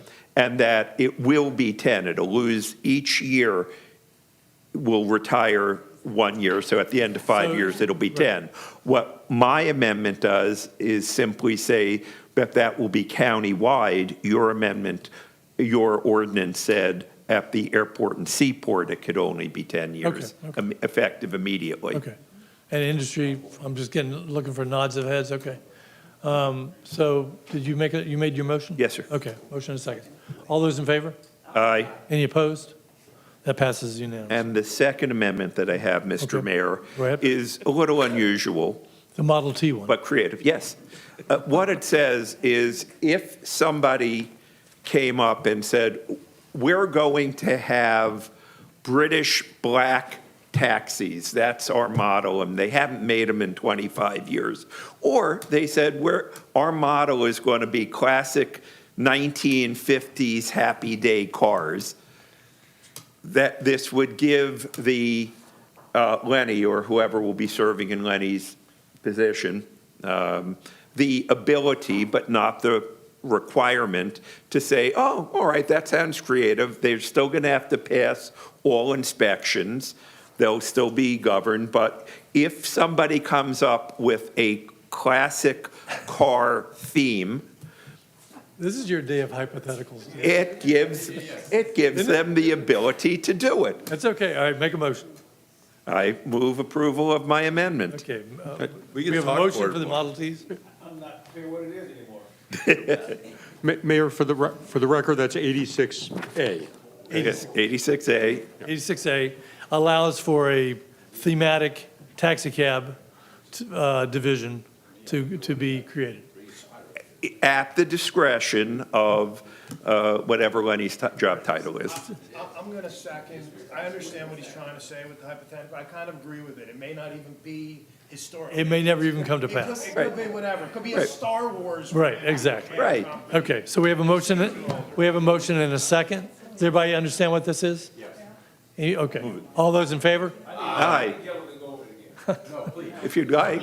Anybody opposed? Okay, that passes. Thank you very much. The third amendment, please.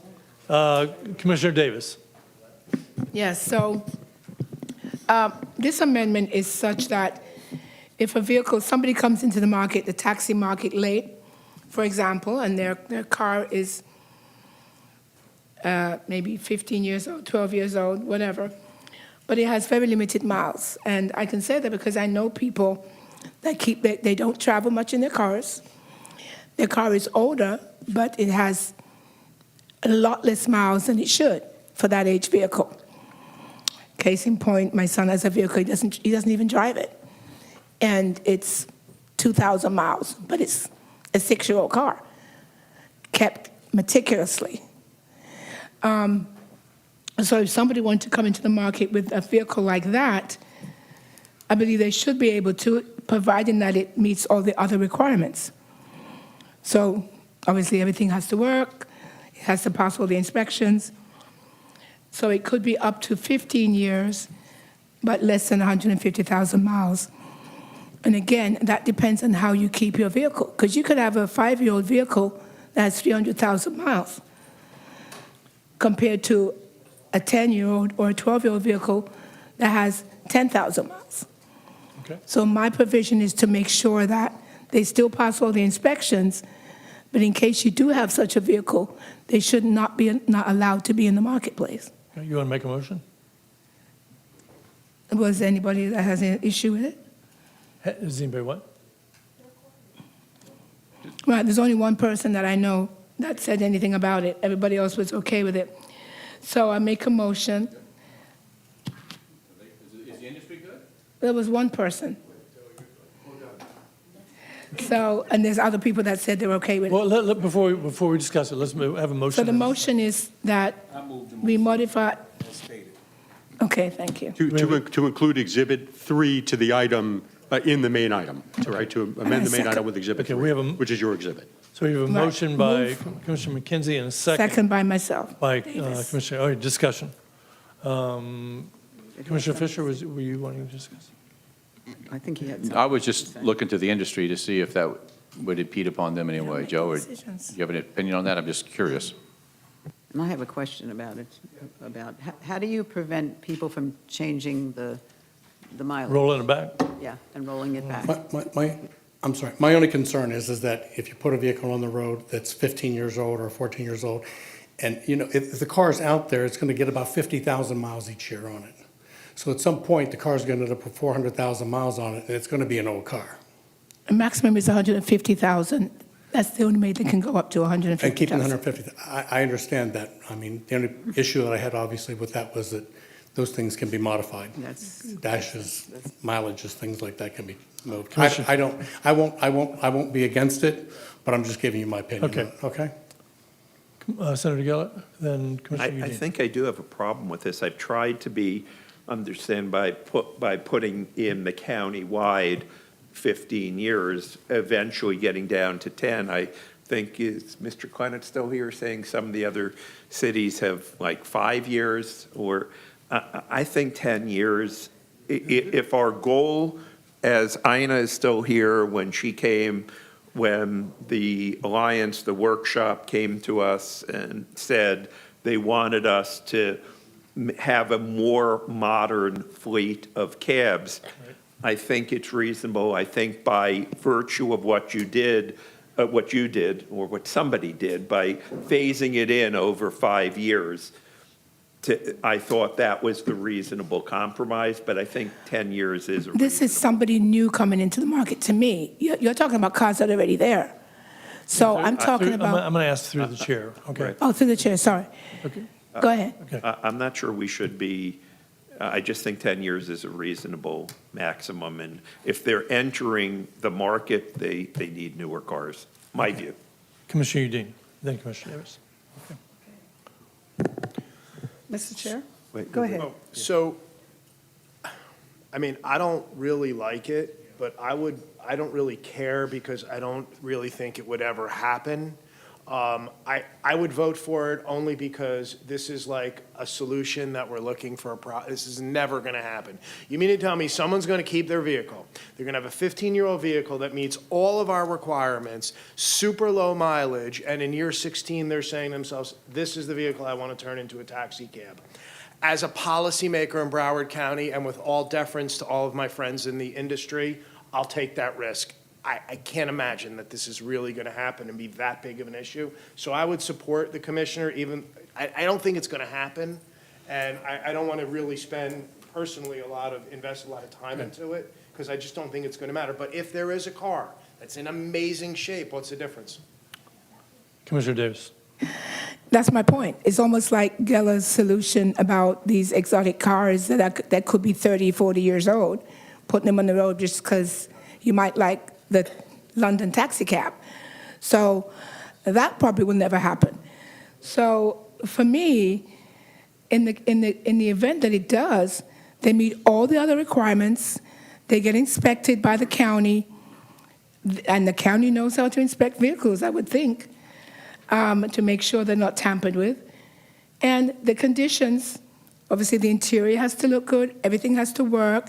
The AC, I mean, I have an older car, and my car is in impeccable condition. And it's already got 128,000 miles.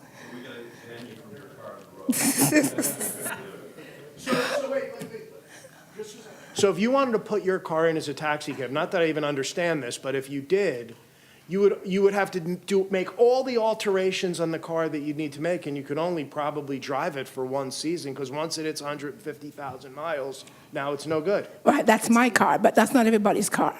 Oh. So, again, like you said, it's not going to hurt anybody, because you're not going to have a flood of people being able to qualify. Any other discussion? Hold on, through the chair, please.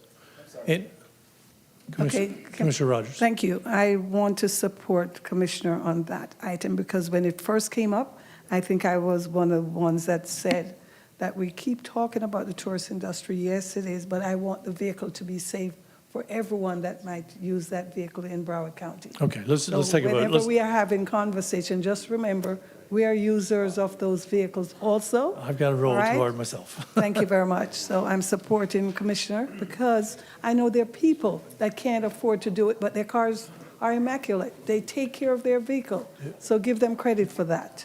Okay, with that, let's take a vote. All those in favor? Any Aye. opposed? I'm going to oppose this because I think it's too old. It's an interesting idea, but I'm going to oppose it. So that goes 8-1? No. Oh, opposed? 8, were you opposed? So it's 6-3. 6-3.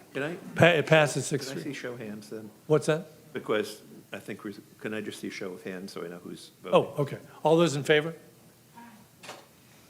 Those opposed? There you go. Thank you. Okay. Okay. Now we vote on the main amendment, on the main. I think you can vote on to enact the main ordinance as amended by Exhibit 2 to the item, Exhibit 3 to the item, and 87-A that was distributed as additional material. Okay. Like Drew said, I'll take a motion. I'll move it. A motion from Commissioner Udine, second from Vice Mayor Bogan. All those in favor? Aye. Any of? Roll call vote, please. All those in favor? Aye. Any opposed? That passes unanimously. All right, with that, we go to item 87.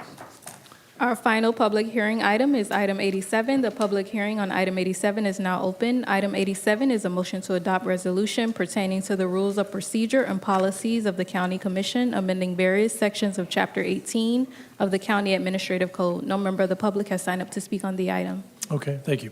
And this is one that I'm putting forward, having had a chance to be mayor twice now, and seen things that are a little hazy, a little blurred. This just clarifies things for all of us on various things. I want to thank the county attorney's office, Renee, for going through all these things. You guys took a long time just to look at things that looked like it needed to be cleaned up. Very good job on it, all good.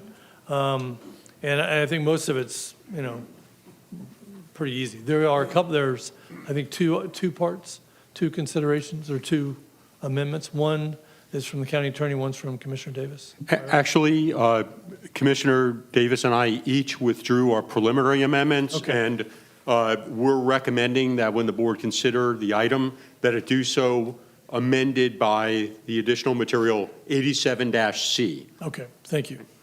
Any discussion? Well, first, let's have a motion to approve.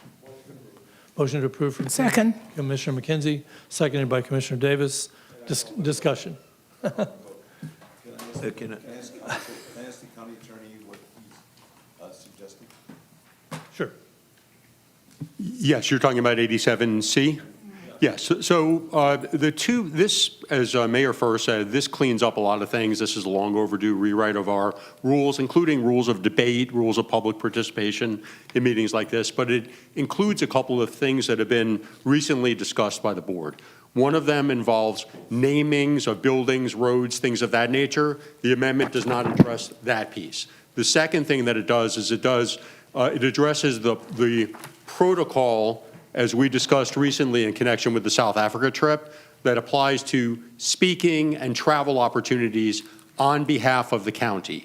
What happened in this instance is Commissioner Davis had proposed an amendment that made us realize that there was a better way for us to spell it out to make sure that everyone's on the same page with it.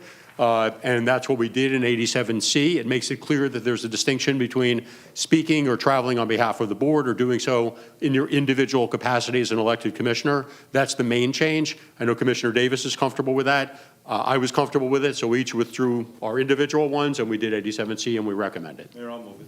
Okay, we have a motion. I have a question. I'll second move to move it. Motion by Commissioner McKenzie, seconded by Vice Mayor Bogan. Question. Question by Senator Geller. County Attorney, I'm just trying to figure out how you define line 635 through 641 of the item that we're discussing, which I think is C, you said? Yeah, 87C. That's when a commissioner is invited to speak, attend, or appear solely in their capacity as an individual elected official and not on behalf of the county or county commission. Virtually, I get invited to speak all the time because I'm a county commissioner. I just don't know how you define that somebody would invite me as an individual elected official and not as a county or county commissioner. I'm just trying to figure out what this actually means. So the distinction is, as an elected official, you are a county commissioner. So if somebody invites you, I know a number of areas of your expertise. If somebody asks you to speak on that topic, and it's Senator Steve Geller, County Commissioner, as opposed to, I want you showing up and stating Broward County's or the Board of County Commissioners' position on that, that would be the distinction. The first, you would be able to accept. The second would have to go through the mayor, and the mayor would get to decide whether, how to apply the protocol.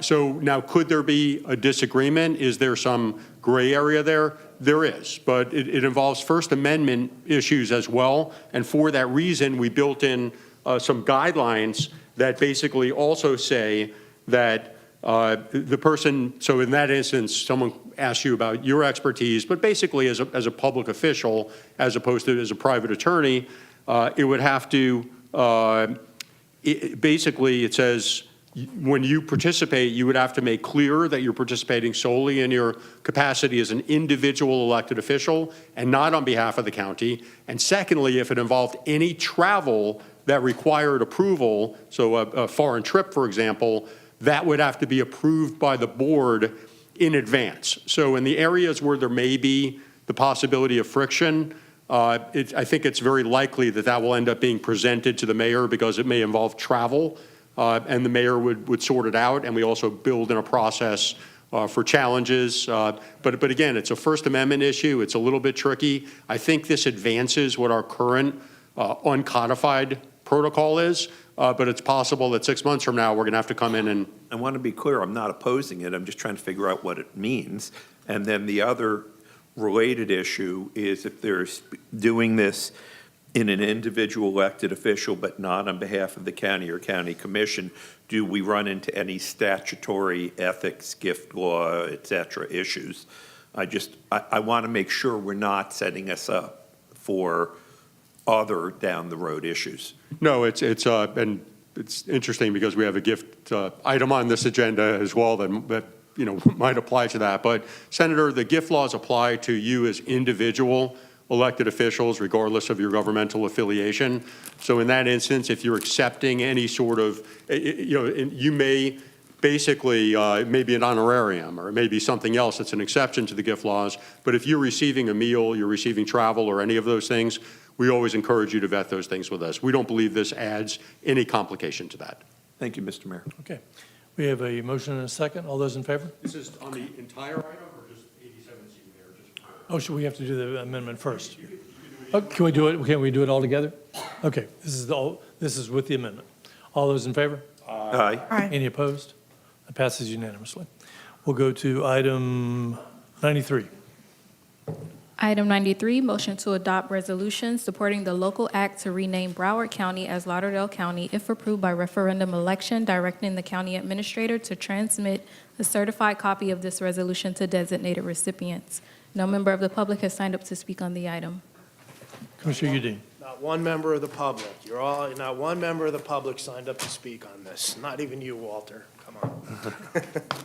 All right, so this is something that I mentioned a couple meetings ago. And I think I saw Chip at a grand opening event. He said he was putting this on as a local bill. And I wanted to bring this to the county commission for us to have a discussion on it because, this local bill was there. And I thought that it was important that we opine on this one way or another.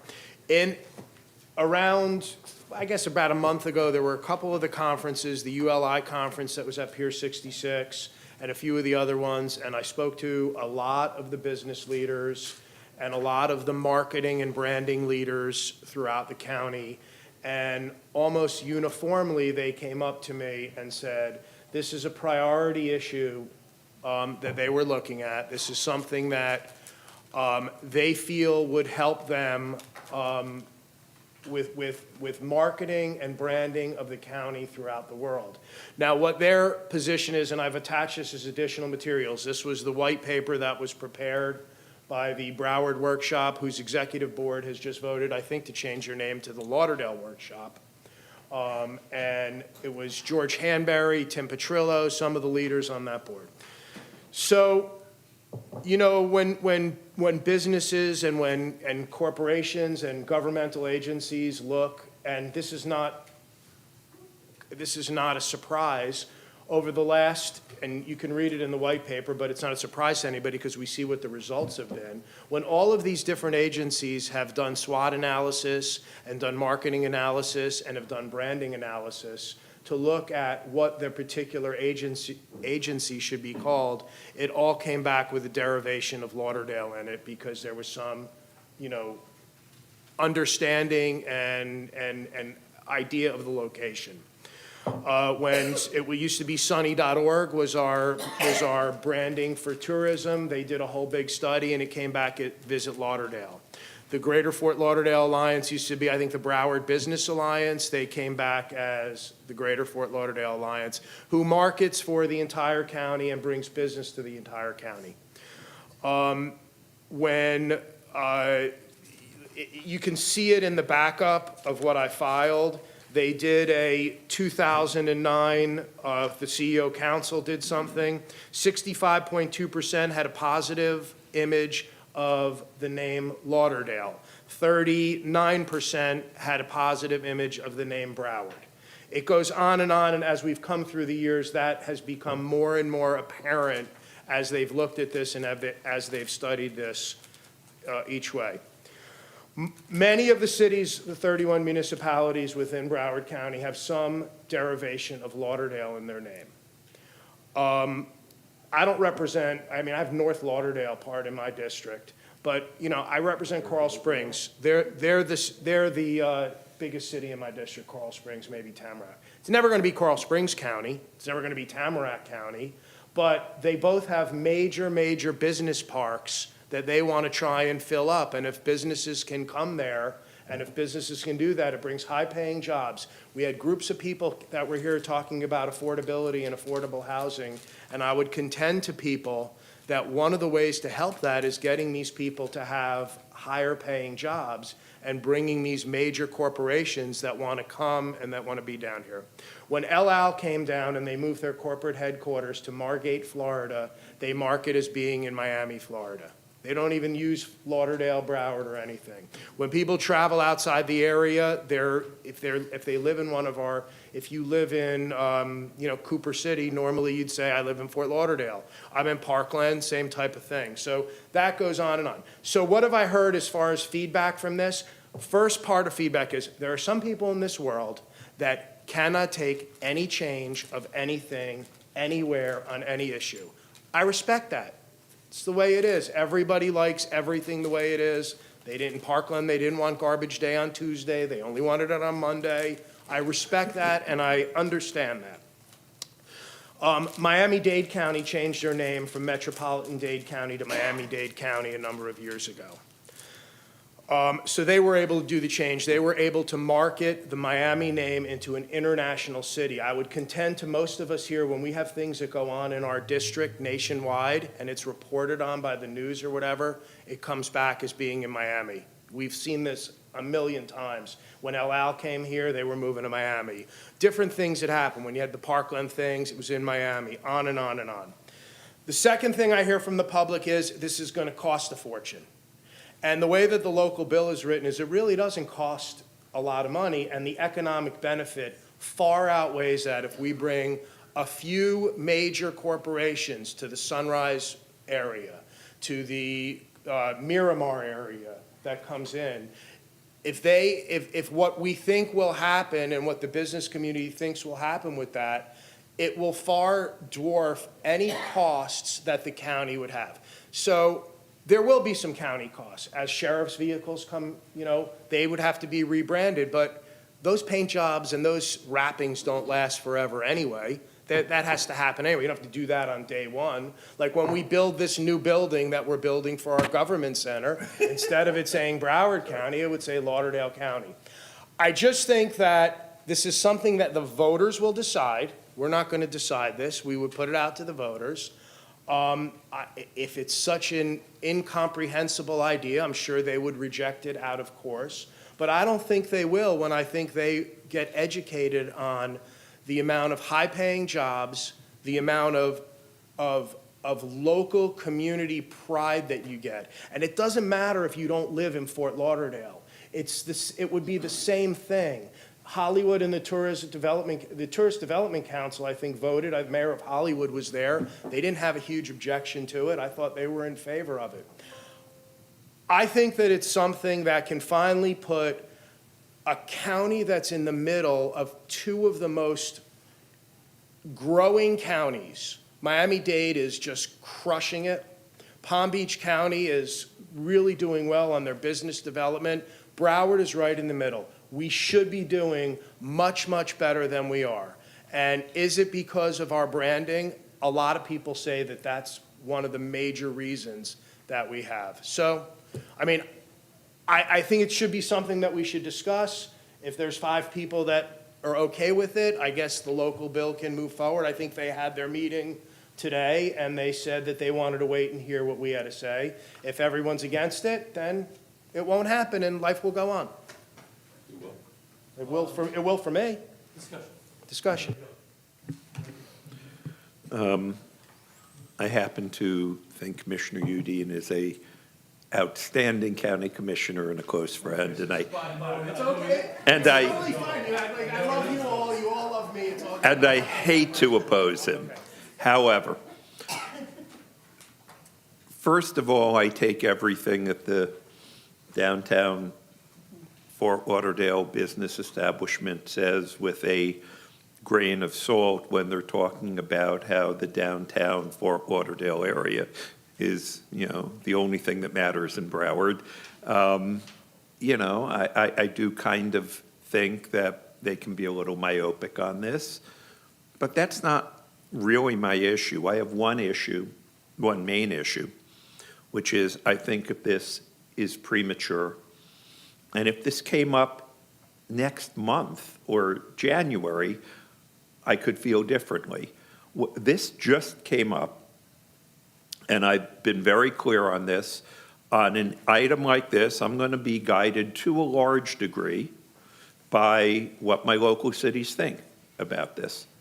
I've been able to speak with 3 of my 5 mayors in the 2 largest cities that I represent, Davie and Plantation. Both of the mayors indicated strong opposition, but told me that they would take it to their city and town commission. One of the third said that he was leaning towards supporting it, but would take it to his city commission. I had a town meeting yesterday. The residents there unanimously opposed it, but there were only a handful of people there. If this came up after my cities and towns have had the opportunity, and village, to express their views on this, and if they said, yes, we support this, I would be a lot more likely to support this.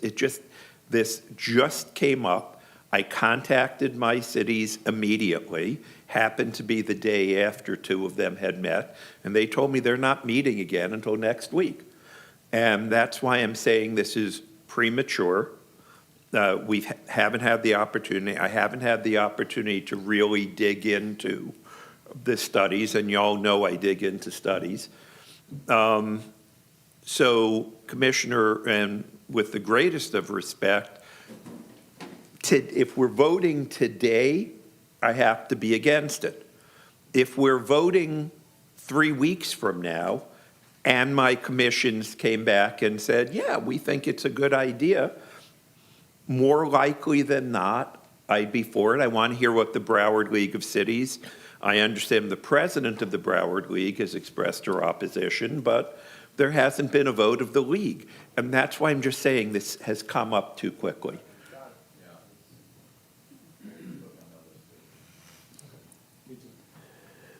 And by the way, it was done. Can I? Oh, go ahead. Okay. It's reasonable on my part.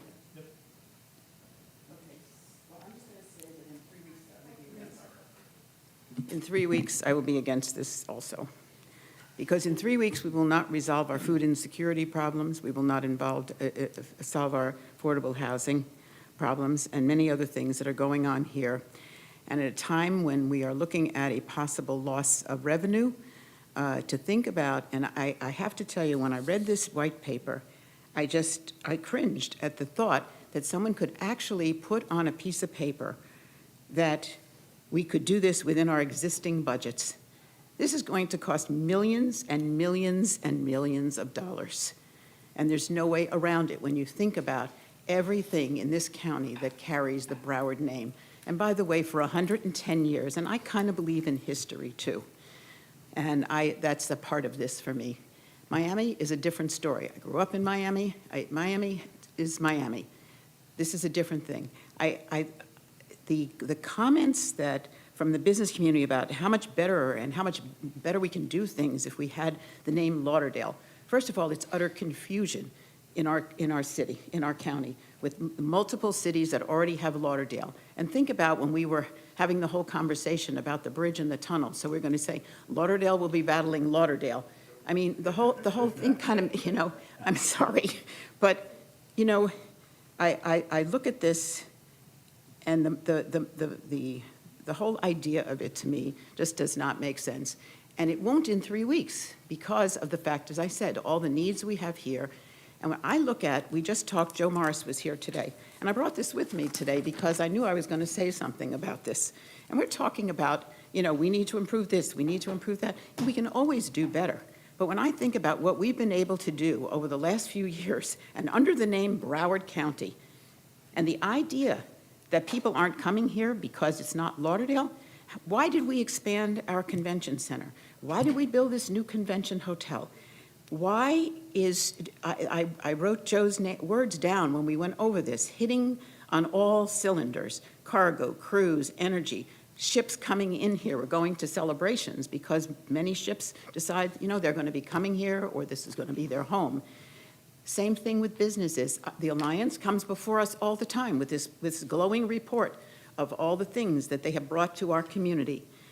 I feel that this is just, a small segment of the business community that wants to do this. I have talked to other business people. I also have talked to many of my cities and elected officials who are absolutely not in favor of this. And I just, when I think about the branding aspect of it, think about Broward School Board, think about the Children's Services Council of Broward County. Everything has the Broward name in it. It means everything will have to change. And for what? For what? People are coming here.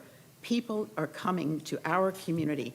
And we have 31 municipalities, and we can be under the banner of Broward County, as we have been for 110 years, and allow all of our cities to do what they need to do, and Lauderdale can do what it needs to do, and it does. But they have the same problems. It's interesting. I mean, don't they? They have the same problems, affordable housing and homelessness and all these things. It's things that we have all over in this community, in almost 31 municipalities. Everyone doesn't have the same ones, but most have it. And we can all work together under the banner, as we have for all of these years, of Broward County. Commissioner Fisher. Yeah, thank you, Mayor, and I'm not going to get into a whole lot of detail because of the fact that I even expressed to the workshop folks that I had my meeting with that this is way too soon to bring forth even to us for even consider it. There's so much due diligence that needs to be done here that, again, if I was to vote today, I would say no. But I need time to digest. I need time to really figure out the costs of a rebrand. We can say it doesn't cost a lot of money, but again, I have to have an analysis that doesn't cost a lot of money. I've heard from, $5 million to $50 million. And what a great time to be talking about it with Doge on us, And so timing is everything, but also, again, it's due diligence. I just polled my 9 cities quickly because of this being rapidly put in front of us. And 7 of the 9 said absolutely not. And actually, Deerfield Beach is not my city, Vice Mayor. But I talked to the mayor there, and they had a meeting, and they said absolutely not. Even Mayor Trentalis, I asked him, and he says, he didn't say, yay, I'm for it. He said, let me bring it to my commission. So even City of Fort Lauderdale, Mayor Trentalis said, let me bring it there. So I have a list of things. I'm not going to go through them. I can just say right now that I need a lot more due diligence. I need a lot more factual costs of a rebrand, how it's going to happen.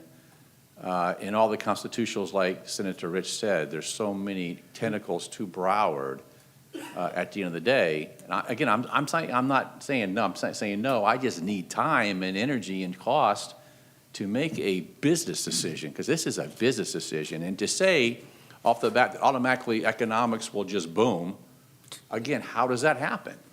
And with all due respect, I mean, you say, I agree, but, and with all due respect too, I don't think we're ever going to be the city of Miami or Miami. Miami has it's too big and broad, and it's internationally known. We'll never be a Miami.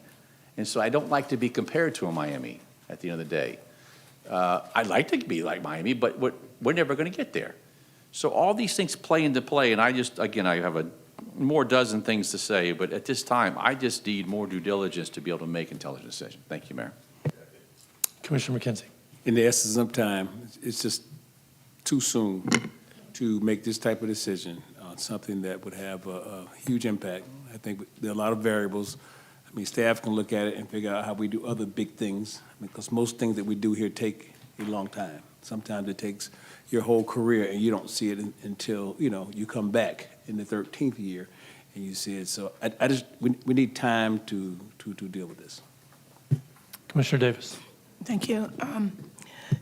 Two things. I just want to understand how the process would work. I know you mentioned that the state is going to bring it up. Well, my understanding from the county attorney's office is there's a local bill filed, but it's got to go to the voters. The voters have to vote on this. But who puts it on the ballot? What? Sorry? Who puts it, how does it get on the ballot?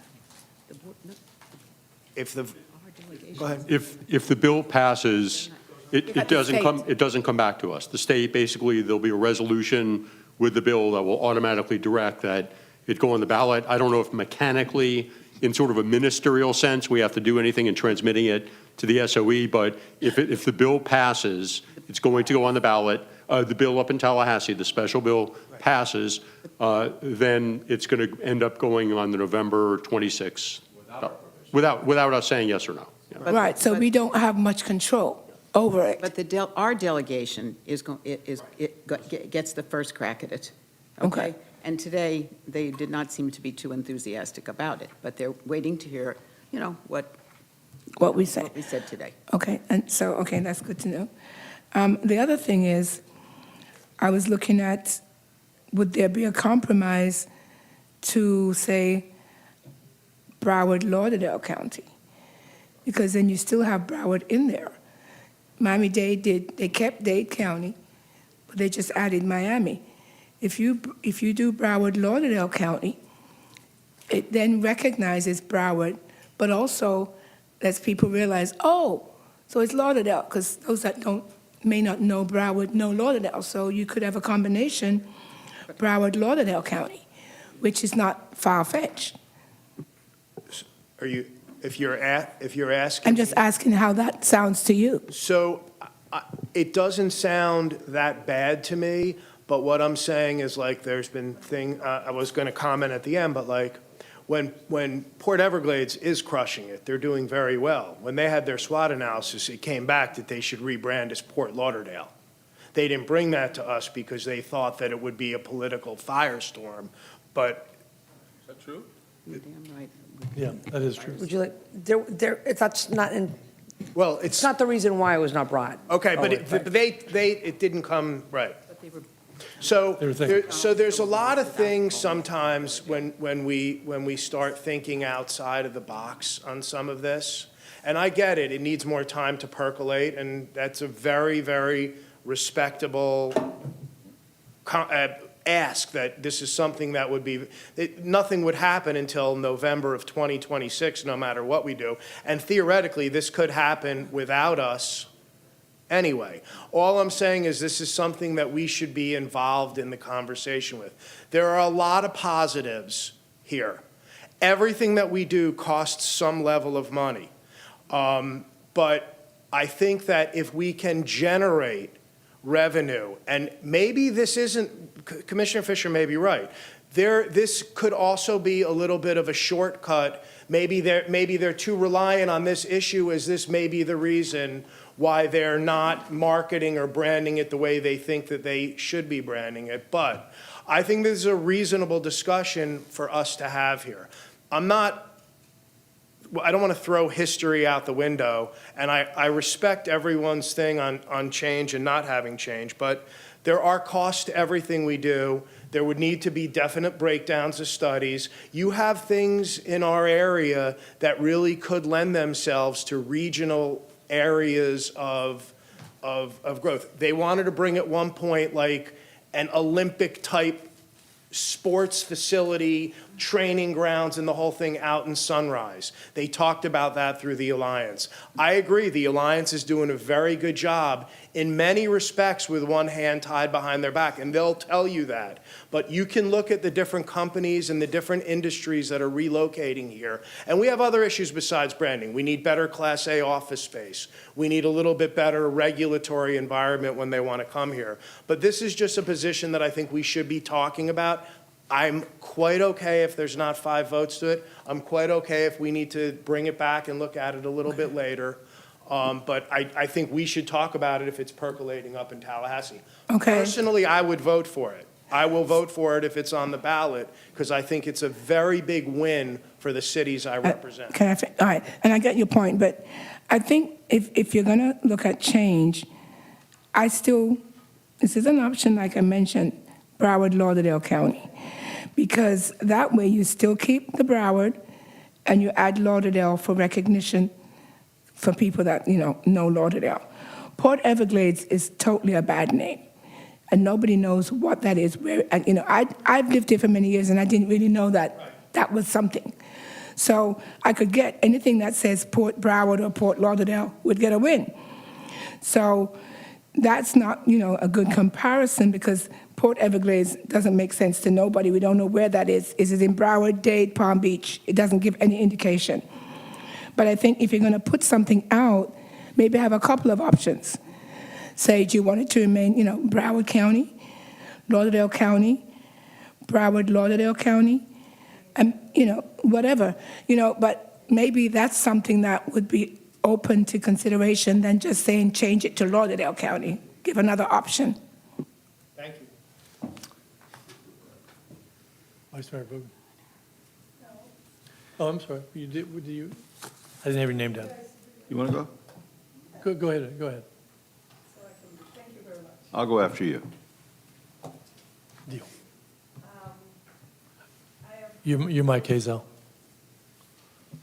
I've heard these conversations before, and to include having a strong mayor, to include why Central Broward County did not want a Broward Alliance, because they did not feel they were a part of the alliance, but when it was Broward Alliance, they felt connected to the word Broward. And Central Broward County never felt that they were well received, or whenever decisions are being made or considered, they don't believe that they were included in the surveys or anything. I'm talking in the days. Now we're here, it's coming back again. They're talking about naming our county. They might just start talking about changing our form of government also to include a strong mayor. Whenever you hear things going on, there are conversations that are going on right now. Strong mayor, I'm hearing it. So strong mayor, different name, new everything. So, yeah, I hear things too. I believe that I liked Broward in the name. I grew up on Broward, but I like change also, trust me. But I don't believe everything that we have done had no value. We spent a lot of money to go visit Florida, visit Lauderdale, spent a lot of money on that boat or cruise or whatever that was. We were questioned by it, but it was valuable to Broward County. So I know we're doing the right things to make sure we are our own identity. We have identified ourselves. We've spent a lot of money. I don't know if another county owning a hotel, but we vested that way. And I know Broward Alliance or the Alliance or Workshop or whatever they're called, they had opined on those decisions that we were making.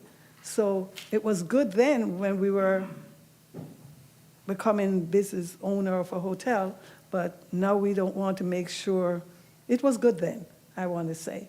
So I'm not seeing this new name yet, because we all have our district and our folks, but remember, when you change things, it impacts other communities and how they look at the county. and how they feel the county is representing them.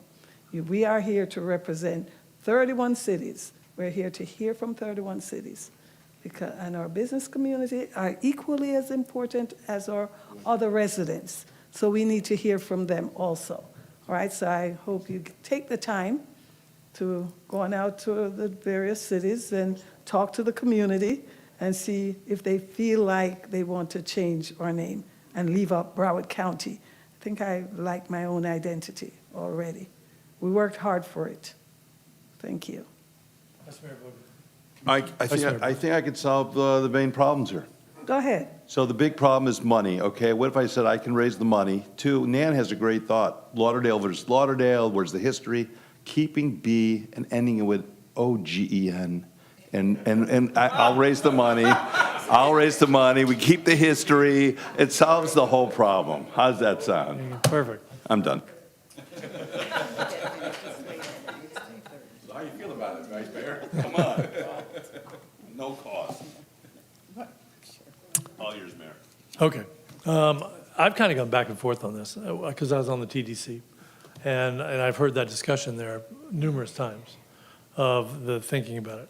And then I start to hear from my high school buddies, South Broward.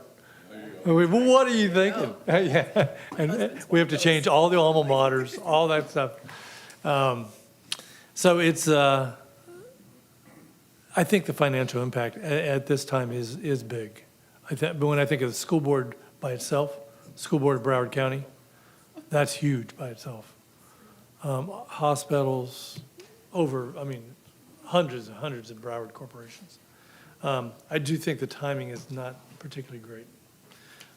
Given that, one, we're in an issue with the sheriff right now, all the DOJ stuff. I think this needs to percolate a little while. Is my thinking. Yeah, no, it's just a discussion right now. There's no action on it right now. You were just trying to get the temperature of what's going on. Yeah, no, I just really want to get the temperature of it. Like I said, I'm not going to repeat, what I said. I think that other than the historical and the nostalgia and that kind of stuff, I think that the rest is stuff that could be worked through and worked around. And I think that I don't see where this lends itself. Like, I didn't put this mayor thing on for today. We're going to discuss the mayor issue also. I didn't add that, whatever, but I'm sure I didn't put it on. No. Somebody else did, so I'm happy to have the discussion. Right. That wasn't my point in bringing this together. I do believe that Port Everglades, I know what the SWOT analysis, I know how that worked. I would recommend that our commission, as they hear, keep an open mind, as they hear from different business leaders on this. This has very little to do with the downtown business development community, because they already benefit from the brand of Lauderdale. They get that benefit. We're spending all the money on that. We're spending it in Broward to take the brand of Lauderdale. What do we spend with Visit Lauderdale? Those are Broward tax dollars that we're branding something else. It would be like if Coke branded only as cola. And it's very disjointed in the branding that we have. So I'm good with it. There's no reason to have a vote on it now. There's not support of it here. It's a resolution, so you have to. Okay, so let me make a motion. Let me just table this indefinitely as a sponsor. I think that the people that, have talked about this, I know if they're going to bring it up in different city commission meetings, people can discuss how they want to discuss it. Like I said, I know how I would vote, but I can count. And I do think. And I think it would be very important, by the way. I know affordable housing is our big thing. I think this would be much better as far as raising wages for employees here if we could bring businesses here than continually throwing stipends that are getting eaten up by the length of time and lack of jobs on the other end to afford this. If you can't afford a house and you're making minimum wage, you're not affording a place to live and making minimum wage plus $1. It's different than that. We need to get better, high-paying jobs for our people that are here. With that, I'm going to pull the item and table it indefinitely. Do we need any other? Do you need me to? It's technically, you're just voluntarily withdrawing it, and you'll bring it back whenever you want. I'll bring it back at a future date. Okay. Or maybe I won't. I'll let you know. I'll get back to you. I got a few people. You can do whatever you want. Right? That's fine. I want to hear from the people at the port here what really went down in that spot. Yeah, there you go. Okay, with that, we'll go to item 101, Commissioner Rogers. 100, oh, I'm sorry. Let me go to 100 first. Vice Mayor Bogan, item 100. 100.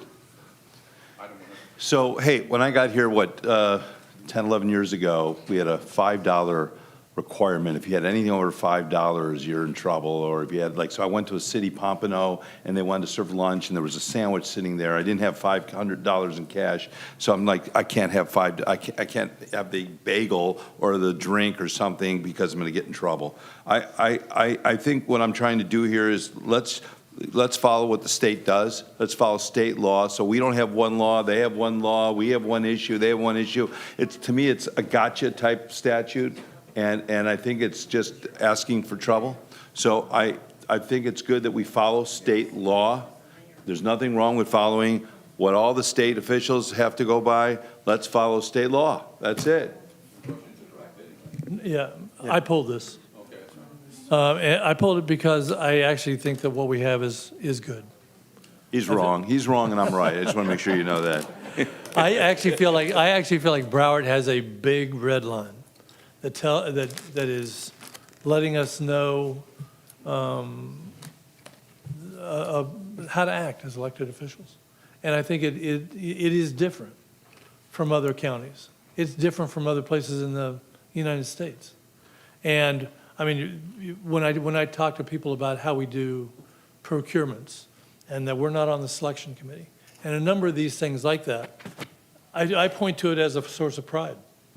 I think it's a good thing that we, are pretty select in how we do things. So I haven't felt like the state has the answer. Go ahead, County Attorney. I just wanted to mention, Mayor, just because I know and maybe what Vice Mayor is intending. So this would only conform our gift rules, which are complicated. So this wouldn't change serving on selection committees or the other. I know. Oh, okay, I just wanted to make sure. I'm just pointing out that our entire ethics, all of our ethics rules are different from what everybody else says. Yeah. I see it when I go. What he's saying real quickly before you say anything. Sure. So let's say Beam is, or I want to give somebody a $60 gift here, Christmas gift, okay? State says, fine, up to 100, you disclose it. Okay. Here, $51 or more, and you're in trouble, correct? Actually, and you're the one who usually tells me, Vice Mayor, to answer yes or no, but it's not that simple. It requires a lot more, and I'm saying this in support of, I know what your rationale is for your item, so even if it's more complicated, that's another reason. I'm trying to get legal advice from a lawyer, and you're telling me, as the expert here, it's even more complicated. So yeah, is it offered to somebody in their official capacity? And if you're a non-reporting individual, a non-vendor or lobbyist, then it's up to $50.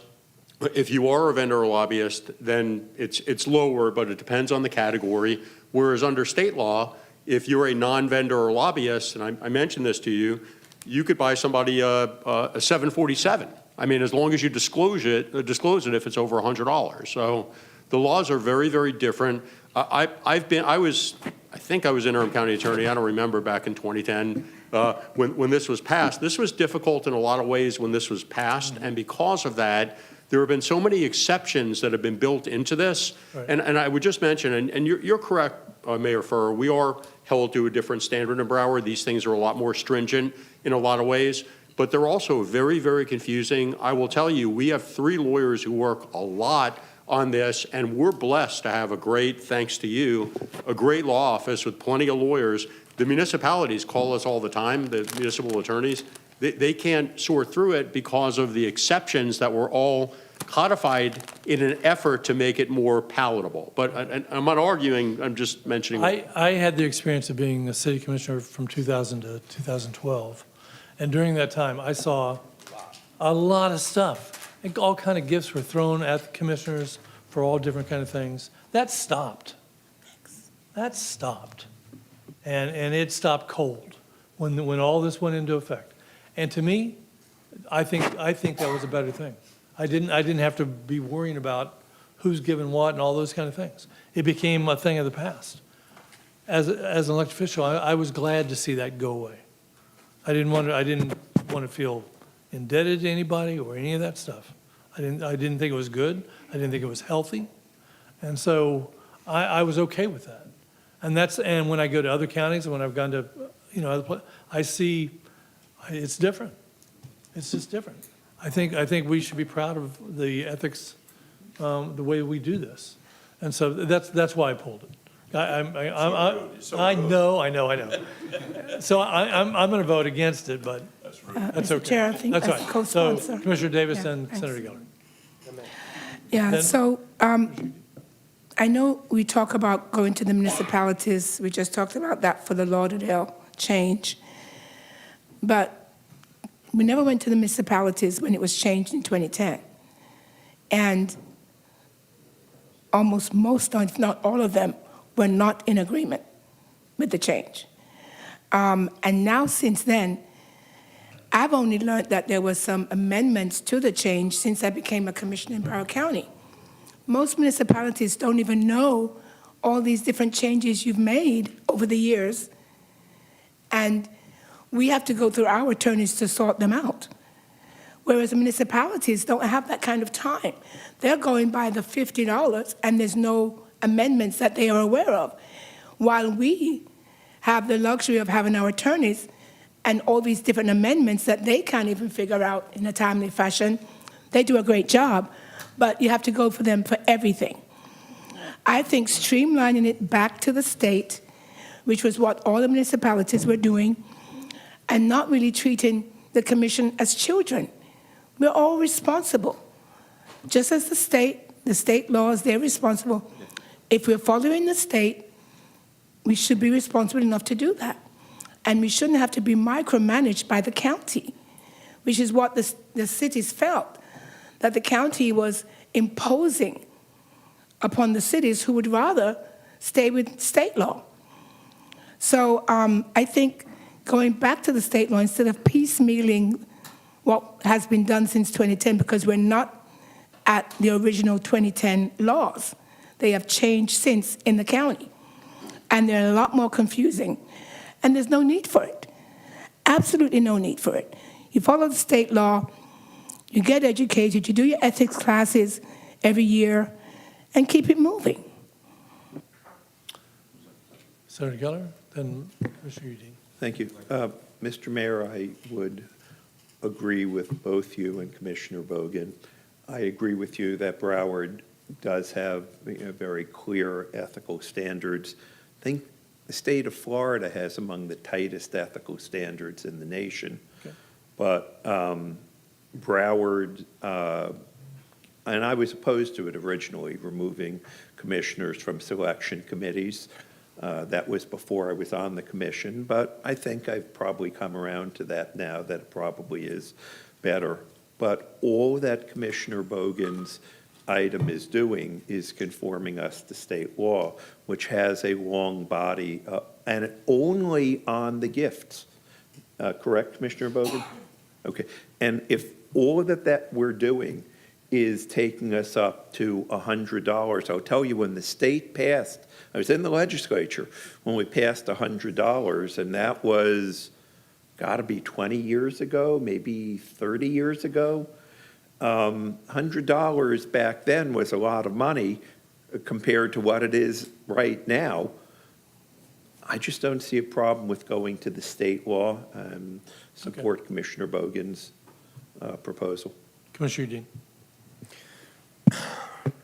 So I went last Friday, the Broward League of Cities, they did their ethics seminar.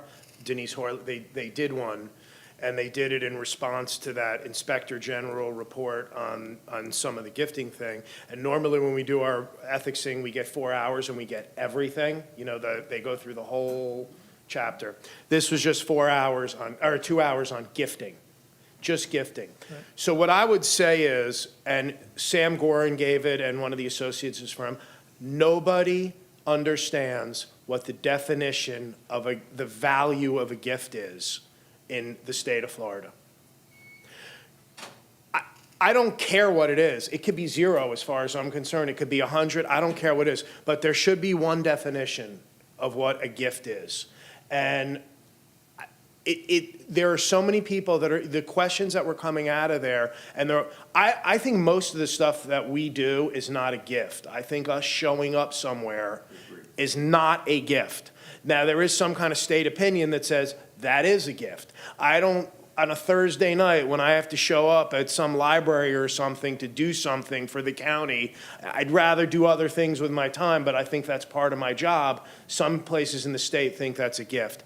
So I texted Kristen Carter when I was leaving that ethics thing, and I said, somebody should look at this because all this is set to do is trick people up.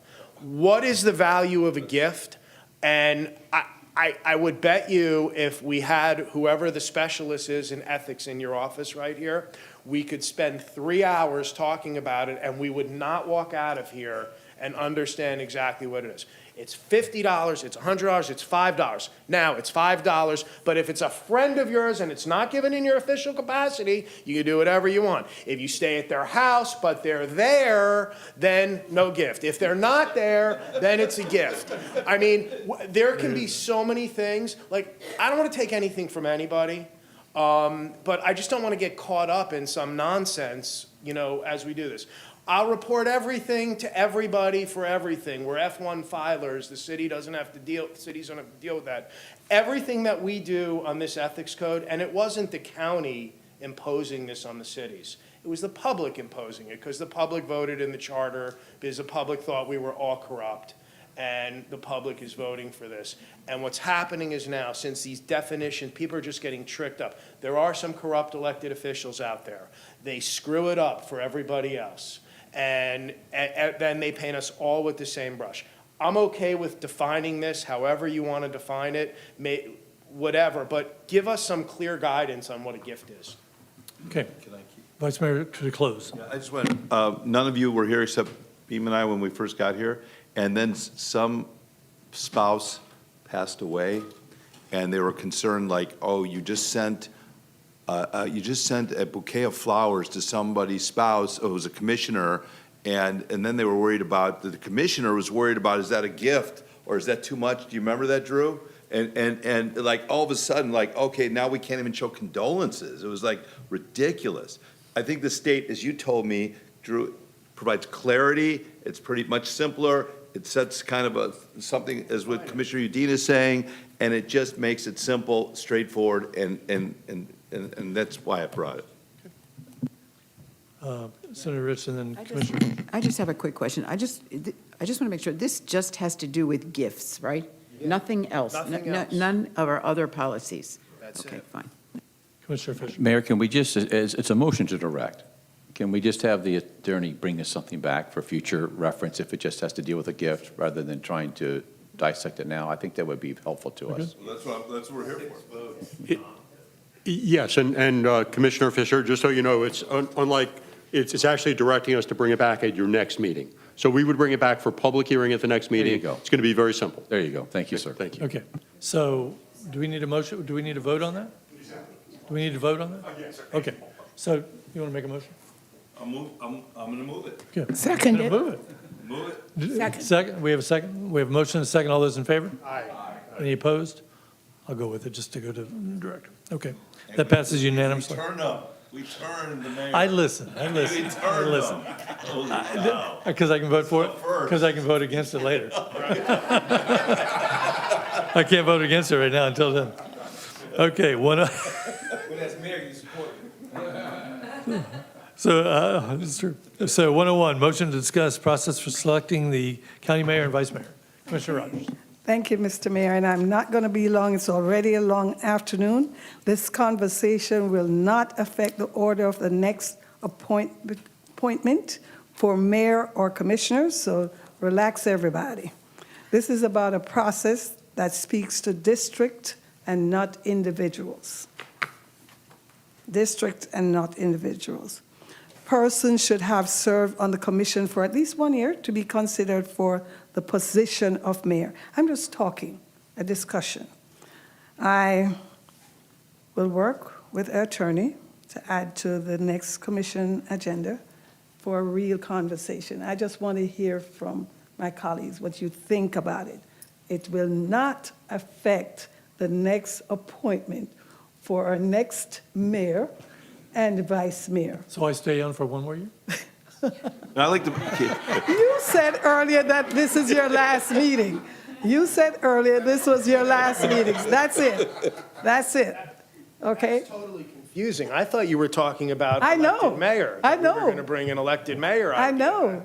I know what you were thinking. And I was, when I heard you, Eugene, go there, I decided to go there too with you and share some stuff that we know. But this is what I just wanted to say.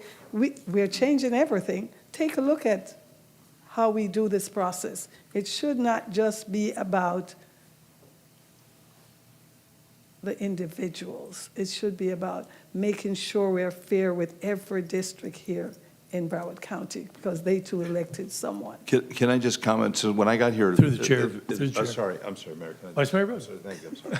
So when we first got here, Beam, it was always seniority. When Beam and I got here, we were the low people on the totem pole, and we waited. I didn't even travel for my first 4 or 5 years because the other commissioners had seniority on me.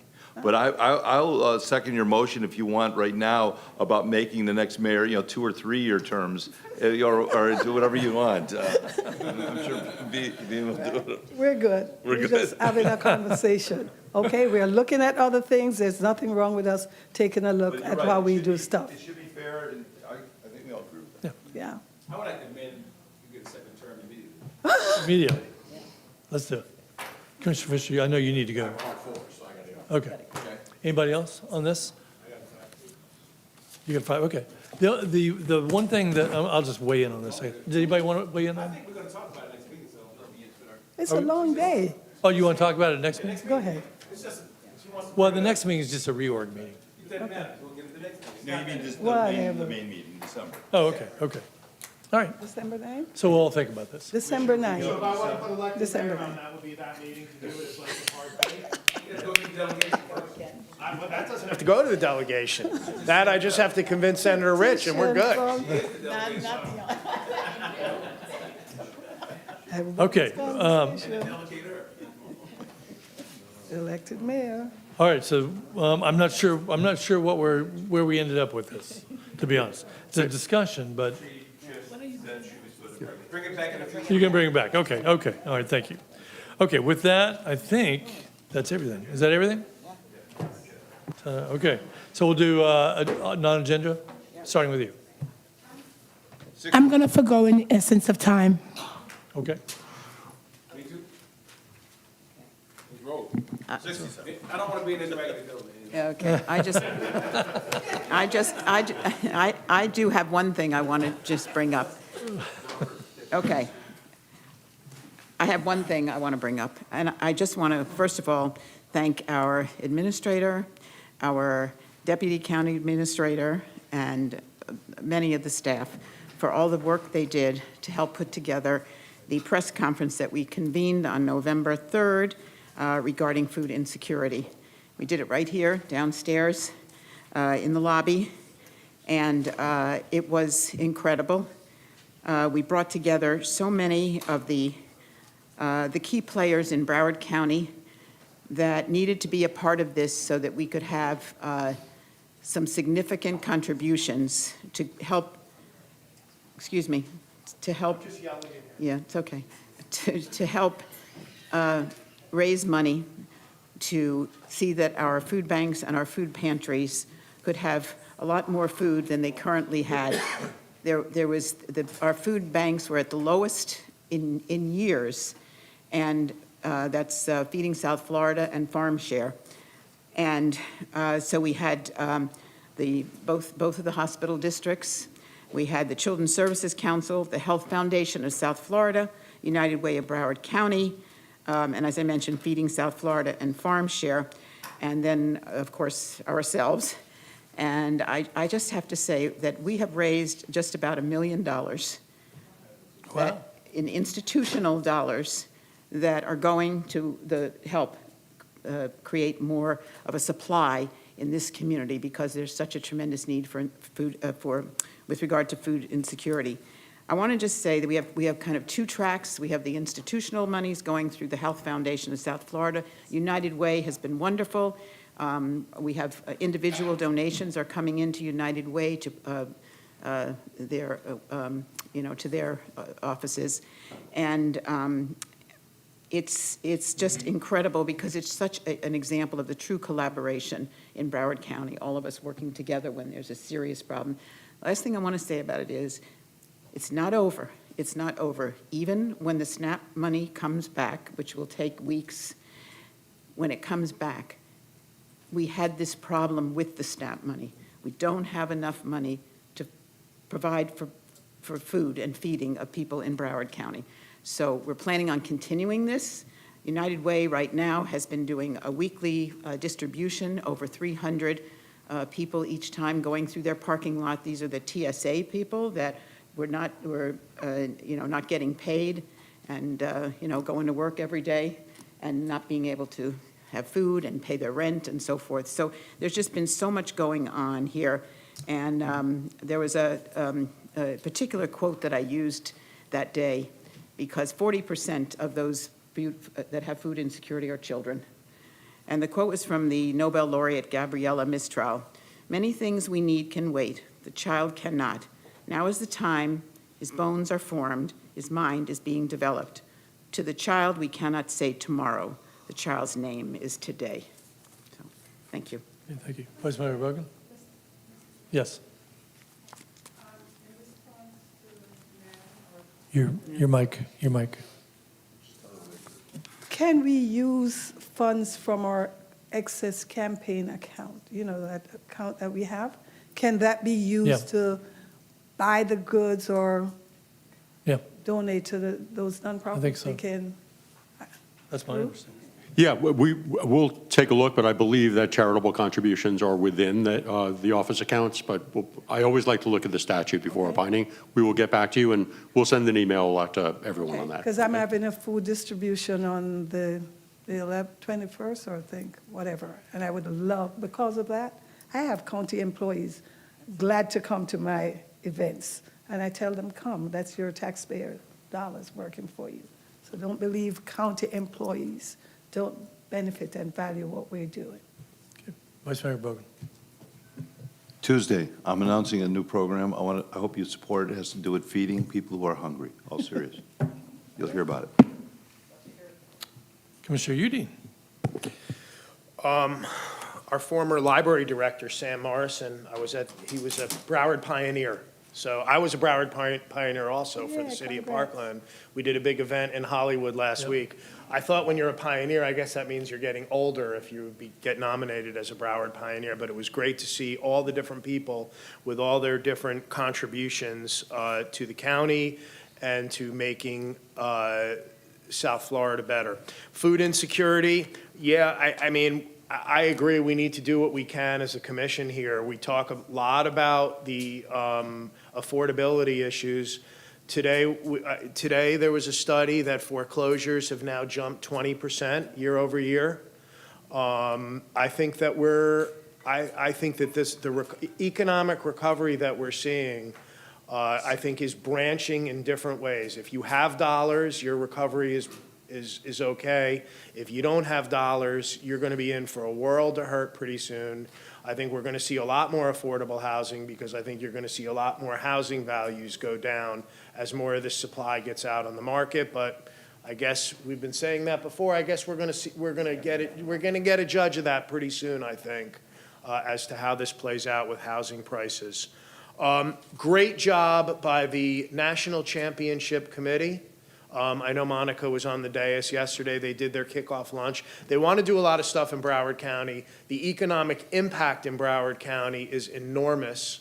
Over $30 million will be spent right in Broward County. Those are jobs, those are high-paying, those are dollars that are falling right to the bottom line of county residents. And it's going to be an exciting time over the next few months in South Florida.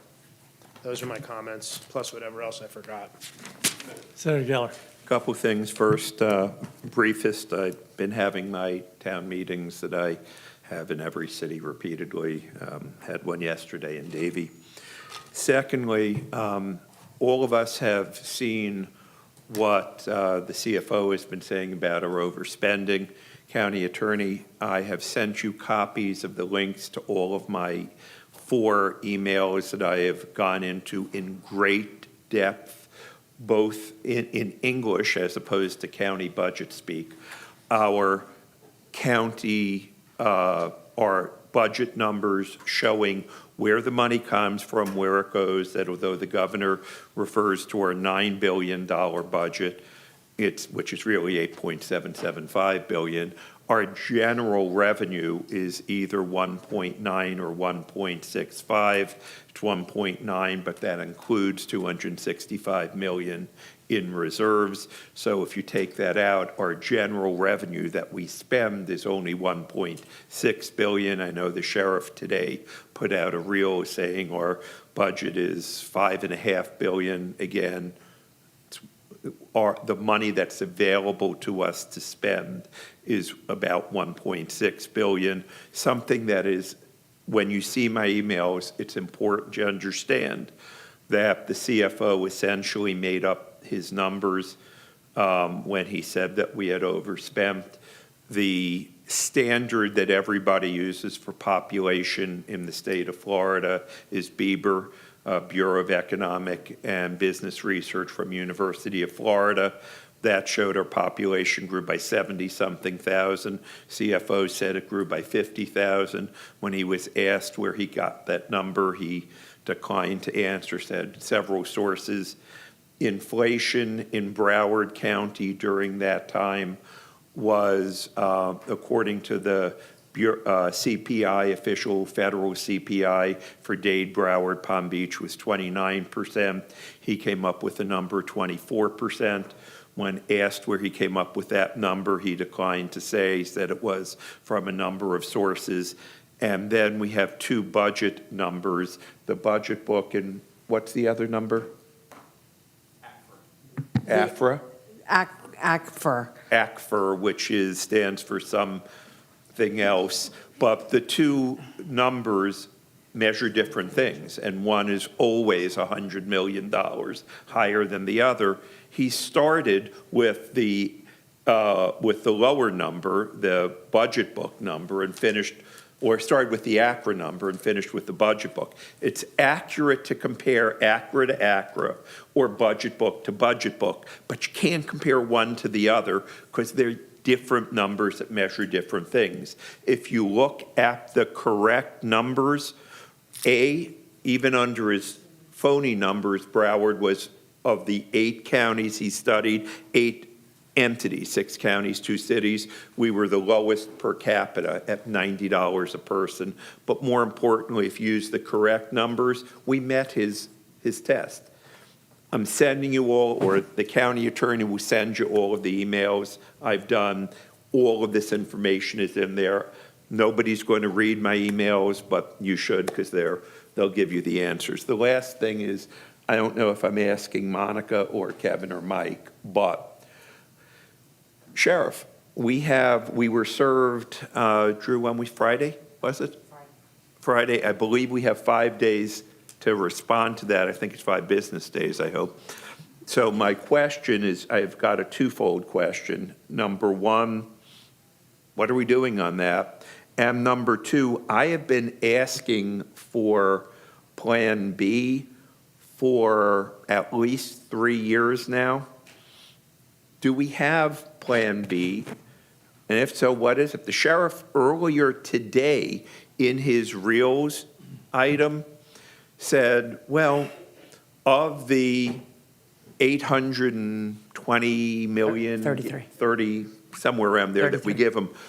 550 million is for things that the county is responsible for, which to me is an admission against interest. Lawyers would like that. But that he's saying that most of the stuff is he's only doing by contract for us, which to me means it's a contract dispute, which to me means the governor and cabinet don't have authority over that. But I just want to know how we're responding, if you can tell us, and secondly, do we have Plan B? Drew, go if you want to go. I think my part might be easier than the Plan B discussion. Senator, you're right, we were served with a brief last Friday. It's weird, today's Thursday. I'm used to being here, as you all are on Tuesdays. Right. So we interpret it. There is a rule that talks about it being 5 business days. So with a holiday, we have until Monday. Okay. We are working closely with county That's administration. how courts count days. Yeah, yes. But we're treating it as a reply brief. So my office is working on it. We have a team of lawyers that's been drafting, analyzing and drafting. Want to say more or less around the clock, weekends, the holiday, we've had calls every day. I've been out of it yesterday and today. Renee's been partially out of it yesterday and today, but I'll be getting back into it in a few minutes.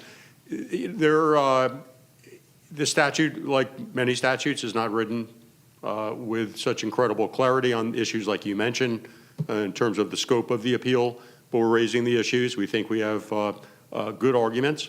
We really do appreciate OMB and Michael Rees, mostly at admin, but other folks in admin, are putting together the facts that we're inserting as record sites essentially into the brief. And I'm supposed to get a solid version of it tomorrow morning. And then we're going to be going through all weekend and getting this thing ready to be filed. So that's really it on that. Thank you for the information that you're sending. We're raising every strong argument that we can think of. I used to be the county's chief appellate counsel. I don't believe in quantity. I believe in quality in terms of the arguments. Once the argument, you can't take 5-10% arguments and say, oh, we have a great chance of winning because it's 50%. You have to have really good arguments. So that's what we're developing, and I will let Monica handle the part about Plan B. Thank you, Drew. And to clarify, or to reiterate, I should say, our office and budget have been, in lockstep and working very, very closely with the attorneys. And I think there's a new sense of appreciation for both sides working so closely together on this. It's been, long hours, long days, all day, every day. But we've got a great collective team. As far as Plan B, you guys have asked me for, a Plan B. And like you said, the earlier post today, I think, was actually, very helpful to us with the different components. We are engaging with a consultant. We're hoping to finalize that scope, hopefully within the next day or so. And to review the things you guys have asked us to about airport, seaport, police forces, like you guys have publicly asked me in different budget workshops. So it is happening. We're very, very close. We got our final hurdle clarified today about county administrator and purchasing director's authority to engage in that study. And I think we're probably by tomorrow, I might be able to sign that engagement. So that's underway. I have one additional follow-up on that. Are there any, I think all of us would prefer to resolve this if it's resolvable. I don't know if there have been any ongoing negotiations with the sheriff. If it's an extra $20, let's give it to him. If it's an extra $200 million, I know it's not 20 and I know it's not 200 million, but I'm just inquiring whether there are any ongoing settlement, or is it just we'll see you at dawn with 20 paces with pistols? As we understand the process, there will be encouragement to try to settle once our brief is filed. We've seen their brief, obviously, and we've assessed their position, they'll see our brief, and they'll assess our position. Our board's reasonable, but obviously is dealing with constraints and other issues. But yeah, I imagine that at some point, people realize that you're always better off controlling your own destiny and trying to reach an agreement, assuming it works for both sides. So as soon as we come up for air, and yes, Monica, we're working very close with the administration, very closely. We do that a lot, but normally it's not on as short a fuse. And we are getting to know each other better, even though we've all been here for a long time. So once that's done, we'll come up for air. I think you know I'm a certified mediator. I believe in, you believe in mediation. We would try to get things resolved if there's a way of doing it. But the ask is very, very significant at this point, and I don't know what the odds are of having a resolution anytime soon. Well, please keep us informed on Plan B, and if We will. anybody else had comment. So as it goes through the process, what happens if there's something that's adverse to our financial position with the county? When, that's what I thought you meant also. Is it only comes out of reserves, or how do we, I mean, are we explaining properly to the public that there could be reduced services because of something? Is there any downside to any side here? So at this point, I think we're many months away from that, and I don't know really, there's not a lot of experience in the world of sheriff's appeals statewide, and how that would really be effectuated on the backside if the governor and cabinet say, there's X percent that needs to be, Right. given, then I think that would probably have to come back to you all to decide how to fund that. Immediately, if it happens in the middle of the fiscal year, depending on how much it is, that would temper the recommendation I would have for you. I would come to you all with some options. Obviously, the reserves would have to be in play. We're clearly not at the level that we ought to be at, given the size of government that we have. We still aren't there now. It's supposed to be around 17%, and even had a conversation with the auditor, I think it was yesterday, about GFOA even has different sliding scale based on if your county is in an area of, Risk. of risk. There's a technical, definition of if your if your county's in an area of risk, which we are clearly, Hurricane Alley, then your reserves actually should be higher than that standard 17 kind of percent, 16.7, I think it is. So we're not even at that level. So, that would be of concern, but it would have to be in play. Interesting. I read it on social media. I think you do a good job with the social media, I think. Commissioner Rogers. I know you don't, but I do. Okay. Steve, thank you. Let me share with you item 6 to 9. It's an audit that was done, the report number 2602, whenever you have the time.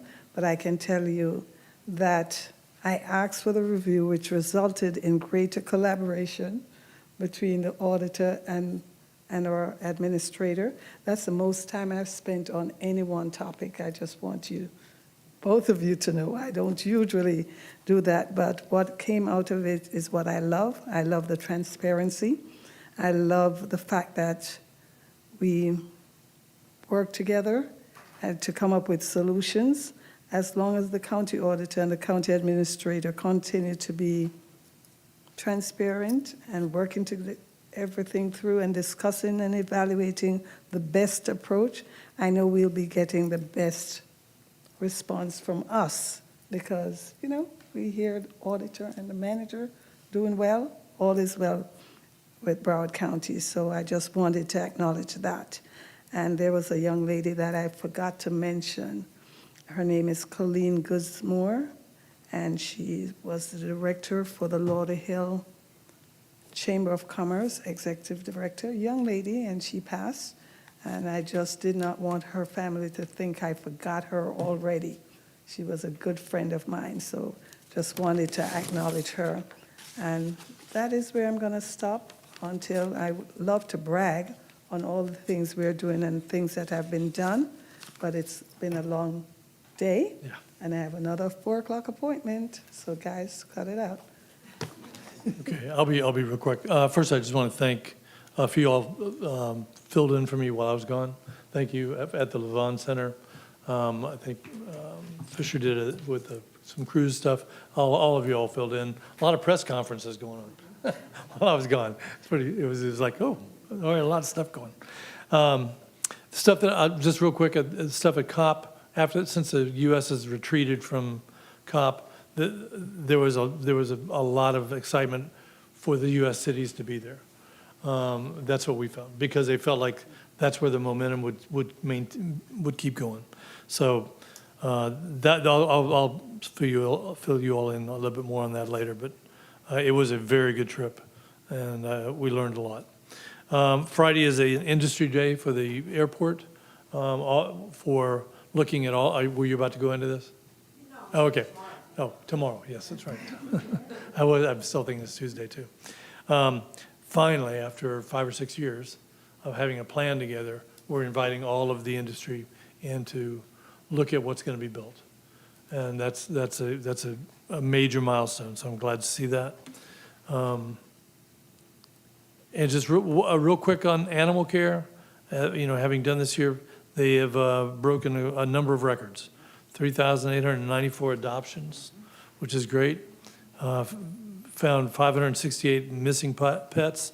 All that stuff, for those of us that have been here for a while, to hear all kind of just nothing but good stuff. No more activists. It's like, it's just, yeah, Director Brightwell is doing a great job. So with that, I'll go to County Admin, and I'll go to Bob. I'll go to Bob first. Bob, go ahead. Okay. County Admin. I was going to bring up FLL Industry Day. I'm glad you did. I'll be there with you in the morning. Yep. And I wanted to just say thank you to our team collectively. There's been, like you said, a lot of activity. We've been engaged in a lot of areas. And I just wanted to share that from the Hurricane Melissa Jamaica relief effort, our first little round of employee payroll deductions has yielded over $7,000 immediately the first round. So I was proud of our team for that collectively, and it's a lot of support for that. I also had animal care on my list because that's a great success. We've been having tremendous success. So, and thank you all for your support, because there's just been a lot going on lately, and our team is feeling a little pulled in every direction, but appreciate you all. Thank you. County Attorney.